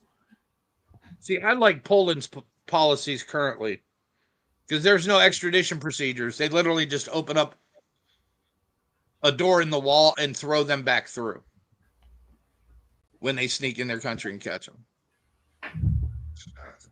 And we can do the same. Australia does it. If you show up, you're going right back where you came from. I mean, the only way you coming in without proper identification is if you come in as a refugee, and even then you gotta swear alliance to America then. You know what I mean? Even if you come in, there's ways that you can go about it, but we're gonna document you and know what's going on with you. You're just not gonna come freely without having to show no type of identification, and that's just silly to think that you could do that. Can we get back to? I just want to see if the Democrats have allowed that. If you go to the border, the document you will find laying on the ground at most right before the entrance is their old ID. Oh, I forgot. I forgot. And they just download that app. They get on that app and give themselves a new name. I also forgot about this since you guys started to get close to it. When you land at the airport and you enter and the asshole behind that plexiglass asks you for your passport and he starts asking you these stupid questions like where are you coming from, how long you been there? Any of those questions that you answer falsely is a crime too. Lying to federal authorities is a crime. Well, no, that one's explicitly under that same code. Oh yeah. Like it's like you actually can't do that. Don't you not have to answer when an officer asks you though? Yeah, not in every state. Not in every state. So in the States, except for that TSA asshole that's right behind that plexiglass, right? That's actually a federal officer. He ain't enforcing state laws. He's literally enforcing, federal, in this case, a long series of weird laws. Immigration is not but when you get pulled over and they're like, where are you coming from tonight? You don't have to. You don't have to answer what is that law? Yeah, you don't have to engage that. In some states you do, not all states. Right. So what is it? So I could look it up to see if I have to do it here. It's called failure to identify or something like that. You can look it up together because. But if I came from a gangbang, I don't want to have to tell them. Or if I just came from a gay bar. Well, no, you don't have to tell them that. All you're required to tell them is who you are, or give them your ID. Yeah, but they like to be like, so where are you coming from tonight? You had anything to drink? I'm coming from somewhere and I'm going somewhere. You don't have to answer those in any state. You don't. Basically, you don't have to participate in your own. You don't have to participate in your own criminal investigation. Require people to identify themselves to police, but California does not. Stop and identify laws. Some states have laws that require people to stop and provide identification if police officer requested. That's not even if you don't have any probable cause. It didn't explicitly say that. These states include Arizona, Florida, Indiana, Louisiana, New Mexico, Ohio, and Vermont. Wow. Yes, but that's just for identification. That's not answering questions. So she said, is she required to identify? I said in some states, she said specifically, am I required to tell them where I've been if they ask me? Yeah, it's answering the question. She said ID. No, I mean, didn't. She's on here. That's not what I said. I'm saying in the state of Missouri, when they say, where are you coming from? Where are you headed? Do you have to tell them? Answer is no. No, but what about ID though? Yes, ID. Yes, I don't care about ID. If you're driving a vehicle, you have to show, and it's a traffic stop, you have to show ID. I don't mind showing them my ID. I just say, so where are you coming from? Where are you going? How long you been out? Agreed to surrender your ID when you got your driver's license. Yeah, that's actually your driver's license is the property of the state, not you. Correct. It is a form of identification though for police. But if you go to other places, your driver's license is not a valid form of identification for some places. Like where? Yeah, I never heard of that. Because I think all 50 states are now Real ID compliant, so they can be used to get into federal courthouses airport, stuff like that. Not yet. They're all not real ID yet. Yeah, New Really? York. What state's not real ID yet? New York's been dragging its ass for a long time. We don't really know why. But generally speaking, all real ID is they're digital scans of your birth certificate, your social security. It's like basically instead of the DMV is usually a state database. What real ID is an attempt to centralize all of the states Federalized. together. Yeah. Brick looks like he's ready to concede. Is he? He's not going to do it. I told you guys. No, he he's won't not do it. gonna do that. I'm not conceding to anything. You made a claim that I posited something, and I never posited it. And that was the whole contention of my argument. Oh, now he's changing the goalpost. No, I'm not. You don't even know what the fuck I'm talking about, dude. That's why I told you to upchuck, dude. Shut the fuck up and keep the cock in your mouth. Start name calling and then do the whole. Come on, GS. Come on, GS. Bro, GS lives in your fucking mouth right now, bro. Come Shut on, the GS. fuck up, Chuck. Yes. Come on, little GS. is Come on. absolutely in your Come fucking on, brain. little I get it, GS. Chuck. Come on, GS. I got you. So Come on, fucking GS. bad, bro. Come on, GS GS. Come literally on, lives GS. inside of your mouth right now. Come on, GS. Jesus Let me Christ. answer the other question regarding. No, I want to address this right now. Hold on, hold on. all Because I got to address this. I have to Wait, address hold this. up. You can address it. You can address it, but hold up. So there is no state that's not doing the real ID. It says right here that all states are required. All states, including the District of Columbia and all 5 territories, are real ID compliant. Oh, wow. Several states have been granted exemptions or extensions. I know Illinois dragged their feet for a long time on it. Yeah. New York dragged it. Not all IDs are real ID compliant. New York they have the availability to issue real IDs. That's what compliant means. Yeah, New York dragged its feet for like a decade. Resla, can you come back on camera? Yeah, sure. I just need something beautiful to look at. I can't look at Brick and not have something that looks good to look at. You know, you need something to balance. Yeah, whatever. There you go. Anyway, so I'd like to address Chuck, please. Go ahead, sweetheart. Before you address Chuck, just gonna let you know we got 15 minutes. 15 minutes into the stream, and then we're cutting off. Okay, so Chuck, what is your obsession with GS? It's your mouth. The way you act just like him. You go to the I ad didn't say hominem me. and you Now go you're to moving the to kindergarten. No. Stop. What Because is your you not me. gaslight Not me. for Stop him it, dude. Shut every the time holy he's shit, on bro. panel. You can only ask him the question. You have an You obsession. can't- Hold on, Mayo you can't Monkey. have It's him not you. answer I it did the not way you ask you want to get to. into this. Shut the fuck up. Chuck, asked what is him a your question. obsession with GS? Because every time he's up here, you're up here gaslighting for him Bro, like I his come little up here bitch on my boy. fucking own, bro. I've been up here so many fucking times. It's absolutely ridiculous for you to posit that I'm something like fucking GS. Shut the fuck up with that stupid ass shit. Now, what is your obsession with GS? I just told you. No, what is your obsession with GS? Not me. Every time he's up here, Chuck, go ahead. you jump in the middle of his No. conversation to I defend didn't him. say me. I didn't say me. Stop putting me into this. Bro, get me out of your fucking You head fail too. to Bro, you no, fail Chuck, to get me the fuck understand out the of your human fucking head, language. bro. I know you want me in You your don't fucking mouth, bro. I understand get English. it. Get That me is out true. of your That fucking is mouth, true. okay? Oh, Chuck, yeah. what is your Bring it obsession on, with big GS? boy. Bring it on, Chuck, big boy. what is your Oh, faggy obsession with GS, dude? because you act just Chuck, like what him. is You your go to obsession with ad. GS? Chuck, 15 minutes. We what gonna end is it on your that. obsession with GS? Okay, I'll quit.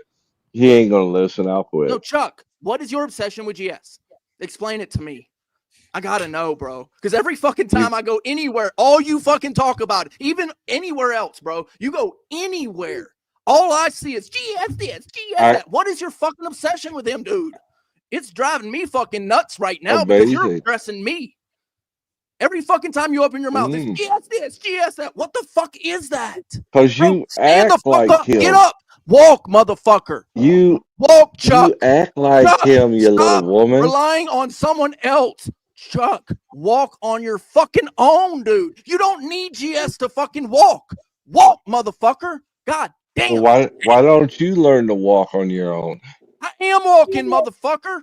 Jesus fucking Christ, dude. But you're GS is stupid. stuck in your fucking You don't head. understand the Dude, English get the language. fuck up, walk on your own fucking feet, get the fuck on, dude, with this bullshit about GS. You literally have such a nasty, stupid obsession. He is stuck in your fucking mouth. It is balls deep at this fucking point. Maybe you're swallowing the balls. You love his cum. I don't No, know, that's bro. you. But That's I you. am That's like, you. it's I That's think you're you. afraid of the it's fucking competition. insanity, That's bro. what it Oh, is. He is say stuck it again, in your Mayo. fucking head. What the I fuck, think Rick's dude? afraid of the Get competition. up, walk, dude. You don't need GS. I don't come up here and talk about GS. What the fuck is that? I don't come up here, dude. Hold on, Resla. Do I You come up here? gaslight No, foreign shut the fuck every up, Chuck. I'm time. not talking to you right now, dude. Shut the fuck up. I'm talking to Resla, the owner of You're this crying fucking like a channel. woman. Shut You're the fuck up. crying like you're Resla, crying can I like talk to you? GS. No, you're crying Resla, like can I talk to you? GS. Resla, can I talk to you? I'm hurt. Resla, can Go I ahead. talk to Go you? ahead. Go Do I ahead. come up here and talk about GS ever? Not what I said. Ever? Ever? Not what I Do I? said. Do I? Do I go into the conversation about GS without somebody else bringing him up? That's why we having this That's not- conversation. Hold on, shut the fuck up. I'm talking to Resla. Jesus That's fucking not what Christ. I said. That What is the not fuck? what Get I off said. of the dick, Chuck. Get off of my dick.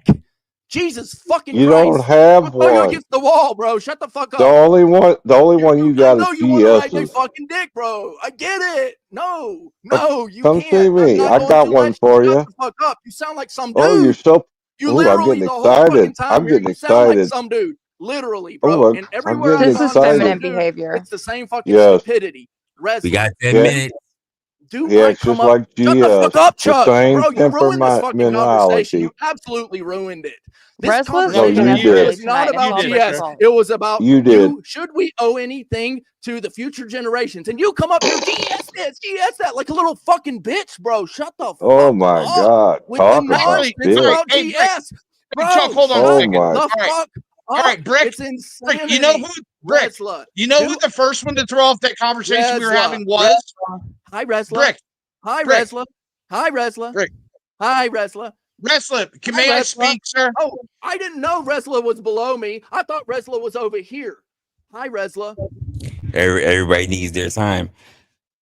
All right. Rick, what were you- See, the first person to come up here Shut and throw up, this Mayo conversation Monkey. off. Shut the fuck up, dude. Jesus fucking Christ. Rick, No, I'm using an example, sir, about your Shut the subject. fuck up, Mayo Monkey. Hold, Rick. What's your question?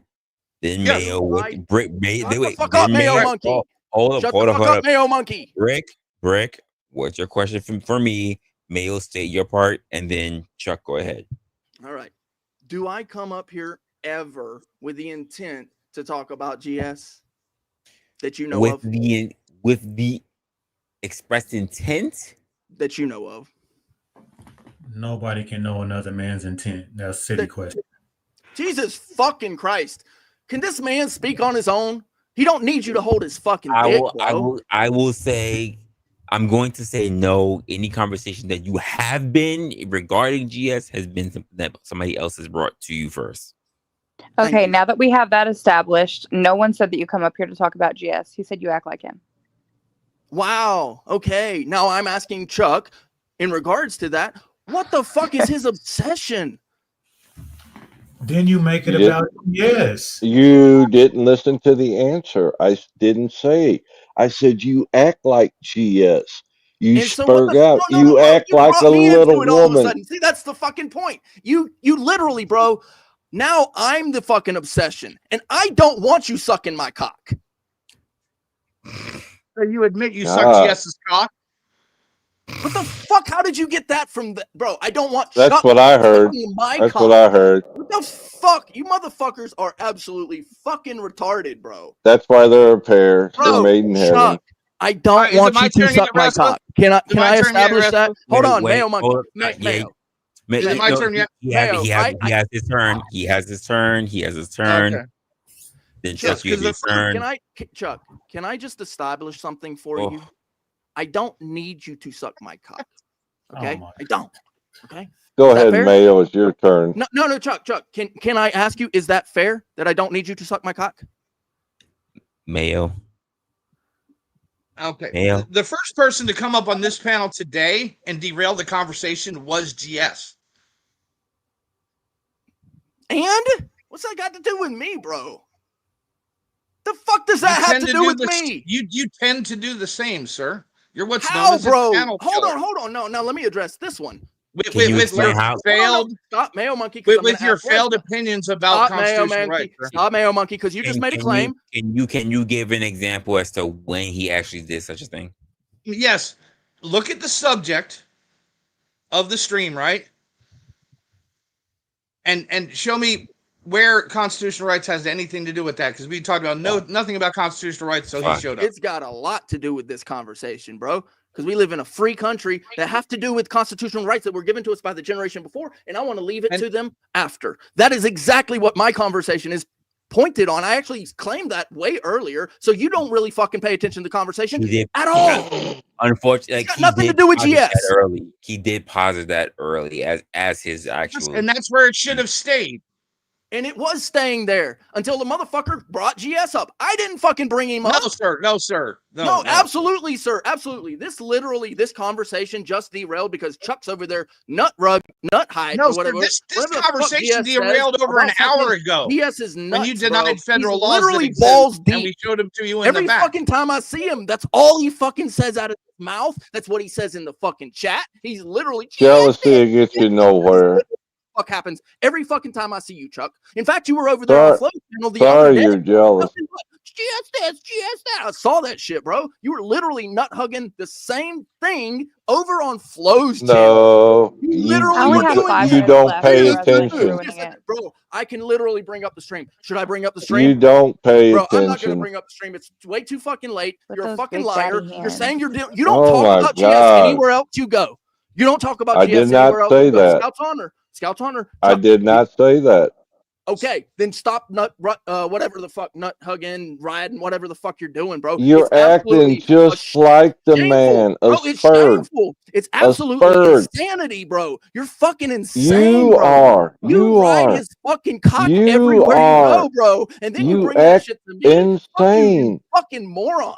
You're a loser, Oh, I bro. love you A too. loser, I love a keyboard you too. warrior I on the love fucking you internet too. trying to take somebody Oh, else's I chance love down instead of you. producing something of worthy Oh, I content. love Hey, you. speaking a of riding concept. cock, let's all Maybe look at here's a Resla concept cams that and just maybe you could imagine do. how big it Produce is. some content of your Let's own just that's worthy of imagine how big watching. it is. Just How about offer that? my You cock, could do that. Alex. Don't offer my cock in this, please.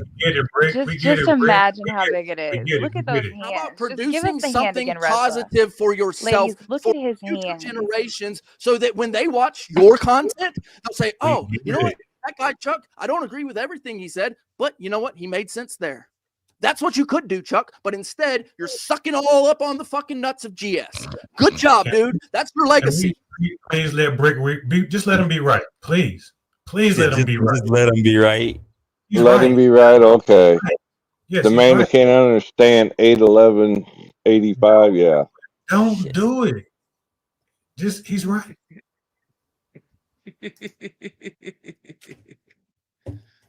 He said, just let him have it.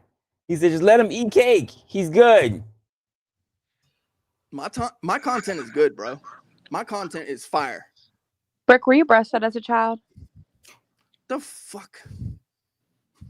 Brick, are you a By virgin? man. Alex, I cannot take anything you say seriously. You I think he's an incel, is what I think. Serious. Are you a Have you virgin ever and were seen you a grown breastfed man as a child? naked? Alex, you eat shit. Come on. Have you ever been in a Turkish prison? I think so.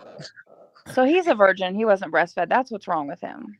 These fucking retards. And he's a He's white an boy with a little dick, my so he's God, mad at these the world. incel. It's not the world's fault you have a little retards. dick. And it looks like Wow. Little Rod dick chicken. syndrome. It is Yep. not It's the like world's fault driving you have a down the little dick road, and it right? looks like And you raw see the chicken meat. wagon next to you, and it's the family car, right? And then you look over, and it's literally like that. What I'm seeing over here on these other side, right? It's literally like that. They're like the retards in the station wagon. They're all that shit, bro. They're fucking retards, bro. Don't They let that know little shit. raw chicken meat make you angry. You don't know how to listen, bro. I'm saying, bro, this is. Oh my God! Don't talk about this. Some dude does. That motherfucker's Put like, that oh chicken. my God, Get it I'm crispy. telling you, man, I got to light up another cigarette. And Well, I'm gonna pound you, Philly. You sure do got a pretty And I was mouth. coming over here from the flow station. I was I'll agreeing break with you everything down he was like a saying about the shotgun, make you squeal like bro, a you pig. fucking can't shut the fuck up for 2 seconds, bro. This is why I Oh, talk you- over. This is exactly why the fuck I talk over you, bro. Because you don't know how to shut the fuck up for 2 fucking seconds. You were a problem child. I get it, bro. I get it. Fucking retard. You guys are too much. Too much. Too much. Speaking of too much, God. show us It's those just hands again. For me, bro. That's all it is. You really Too believe, much. yeah. You really believe that Yeah. I'm gonna like give in Only to a minute and a fucking half left. and you're stupidity? just gonna ruin It's it. really Okay. not gonna happen. You I showed enjoyed your stupidity already. side You of the won't give into conversation. facts either. You won't give into facts either. I'm not That's gonna give right. into nothing, bro. No, I'm not laying down. Fuck that, bro. I'm not laying Can I down. just Can I just enjoy this last minute with Do I Resla? look I'm like almost there. Just Do be I look quiet. like a cop sucker? I'm almost there. No, I'm not, bro. Sorry, Joshua. I'm almost there. Do you I'm really almost want us to there. answer that? But no, I ain't no I'm fucking almost. bootlicker. Oh god, it's so close.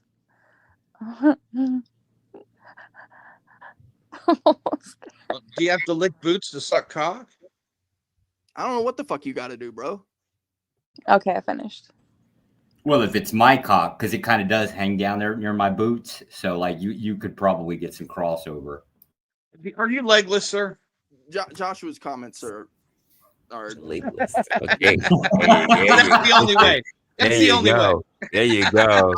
That's Hey, up in Asia, we do a lot of squatting over here, right? Joshua's It's like my Fed feasible. friend over there. Fed friend. Frick, have you ever sucked a dick you You didn't got a like? friend, Josh. Chuck, up, Chuck.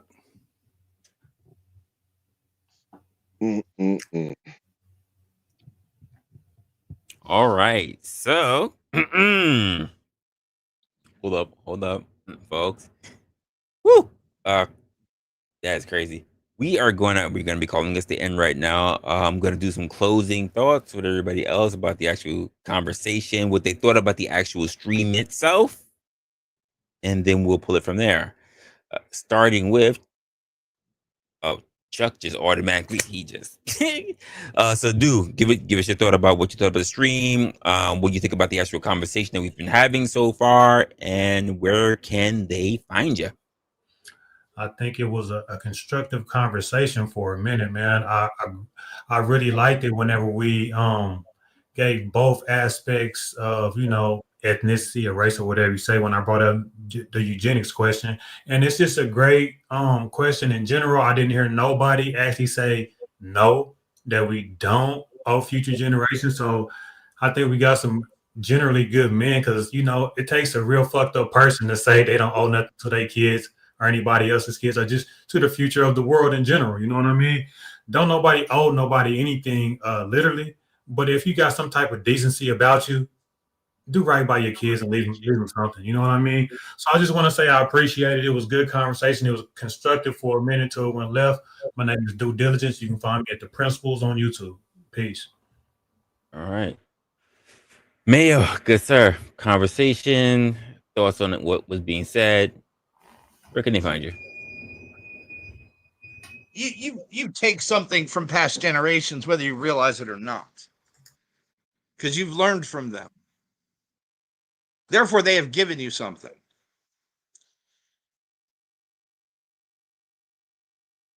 Now, the problem is a lot of the kids today want material things from prior generations. They want to judge them on the decisions they made at the times when they know nothing about the times, i.e. the environmental things that the young lady was talking about earlier. That they were licensed and paid for the government for those licenses to dispose of that waste product the way they did. Later, those places turned into EPA Superfund sites, and they had to pay for the cleanup. Okay. Man, where can they find you when you're moving around these streets? Over on Uncle Tom's Deport Sessions, I'm getting ready to head over to LA Wilkes Thin Black Line here in a couple minutes. Although I did see JP, so I might not stay up very long on the screen over there. Uh-oh. Because that's a train crash I can't stand watching, sir. Got you. Got you. Mama, you've been very quiet today. You were very active in the chat as well. But what's going on? What were your thoughts on what was taking place with the gentleman up here today?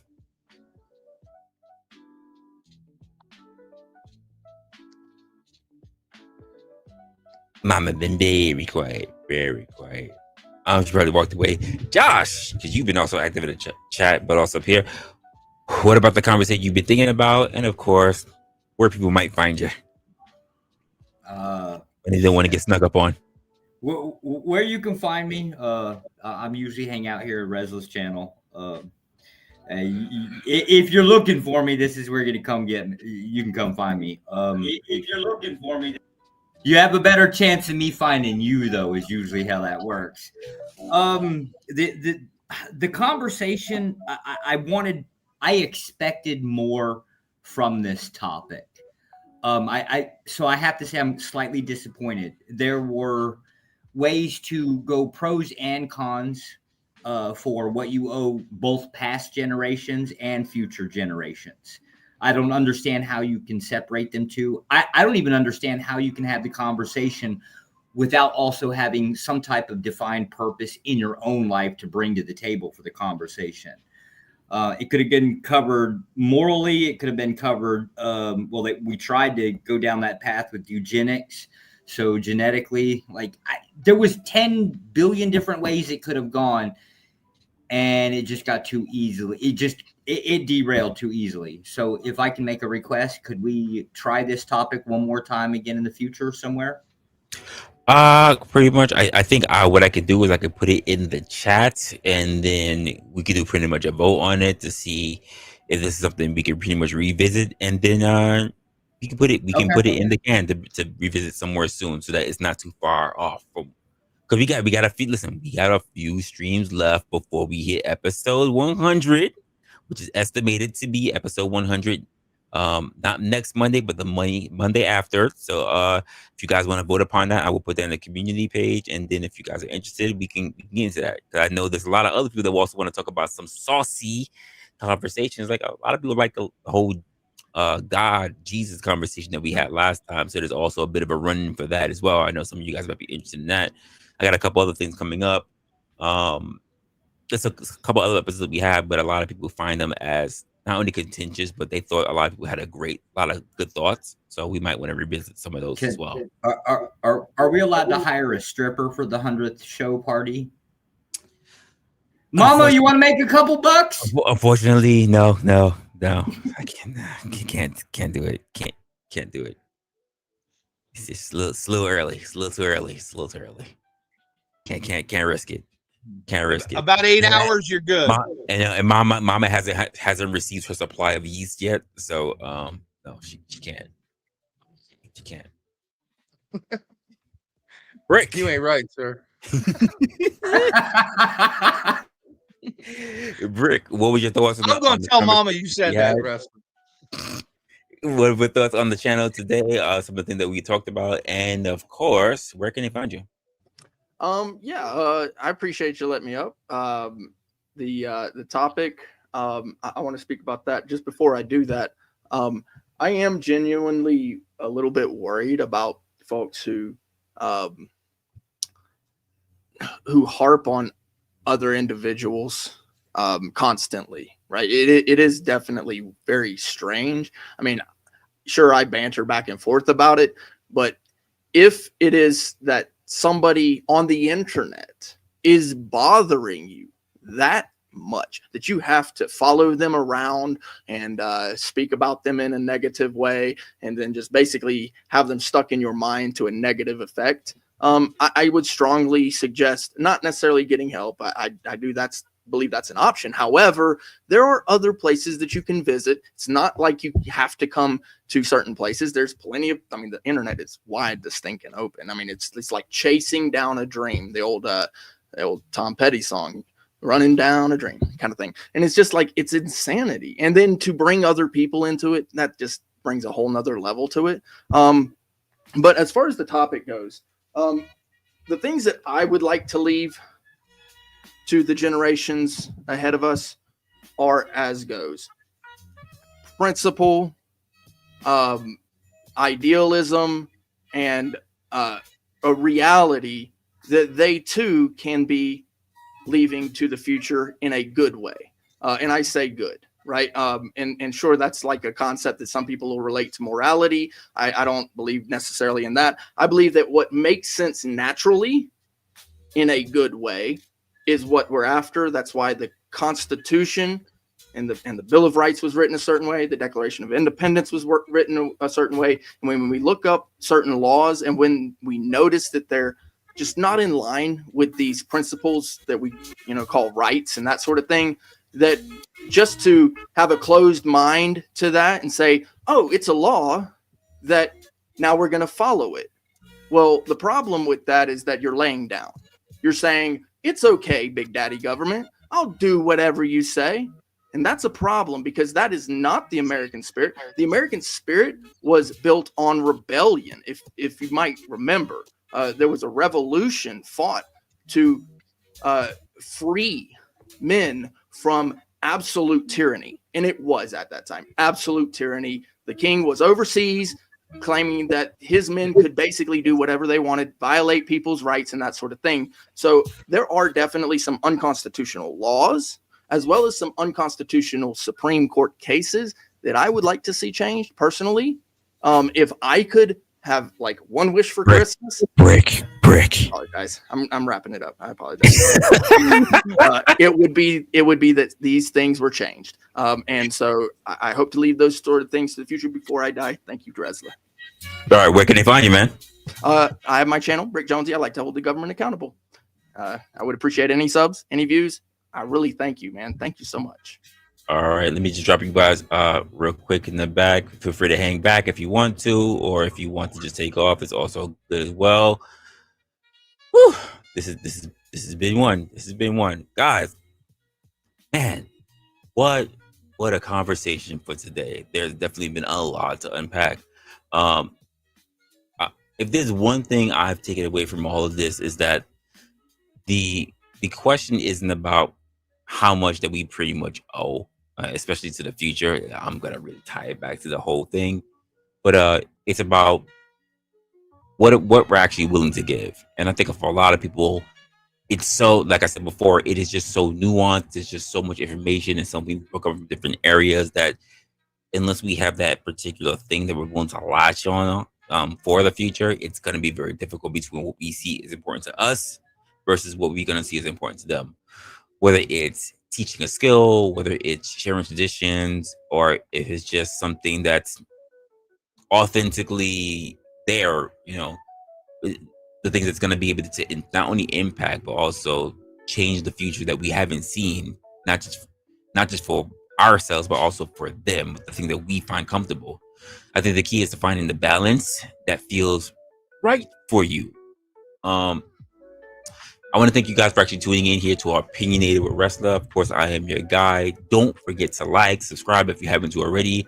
I love having conversations. So if you know someone who's also maybe interested in having thought-provoking conversation, or even hearing a bit of conversation that might be a little bit of a pushback to their own thoughts, feel free to actually share the channel as well. I'd love to hear you guys' thoughts, especially for those if you catch us on the replay. Be sure to actually write in the comment section down below. And remember to stay curious, stay thoughtful, and most importantly, stay opinionated. I will see you in the next one. Later, y'all.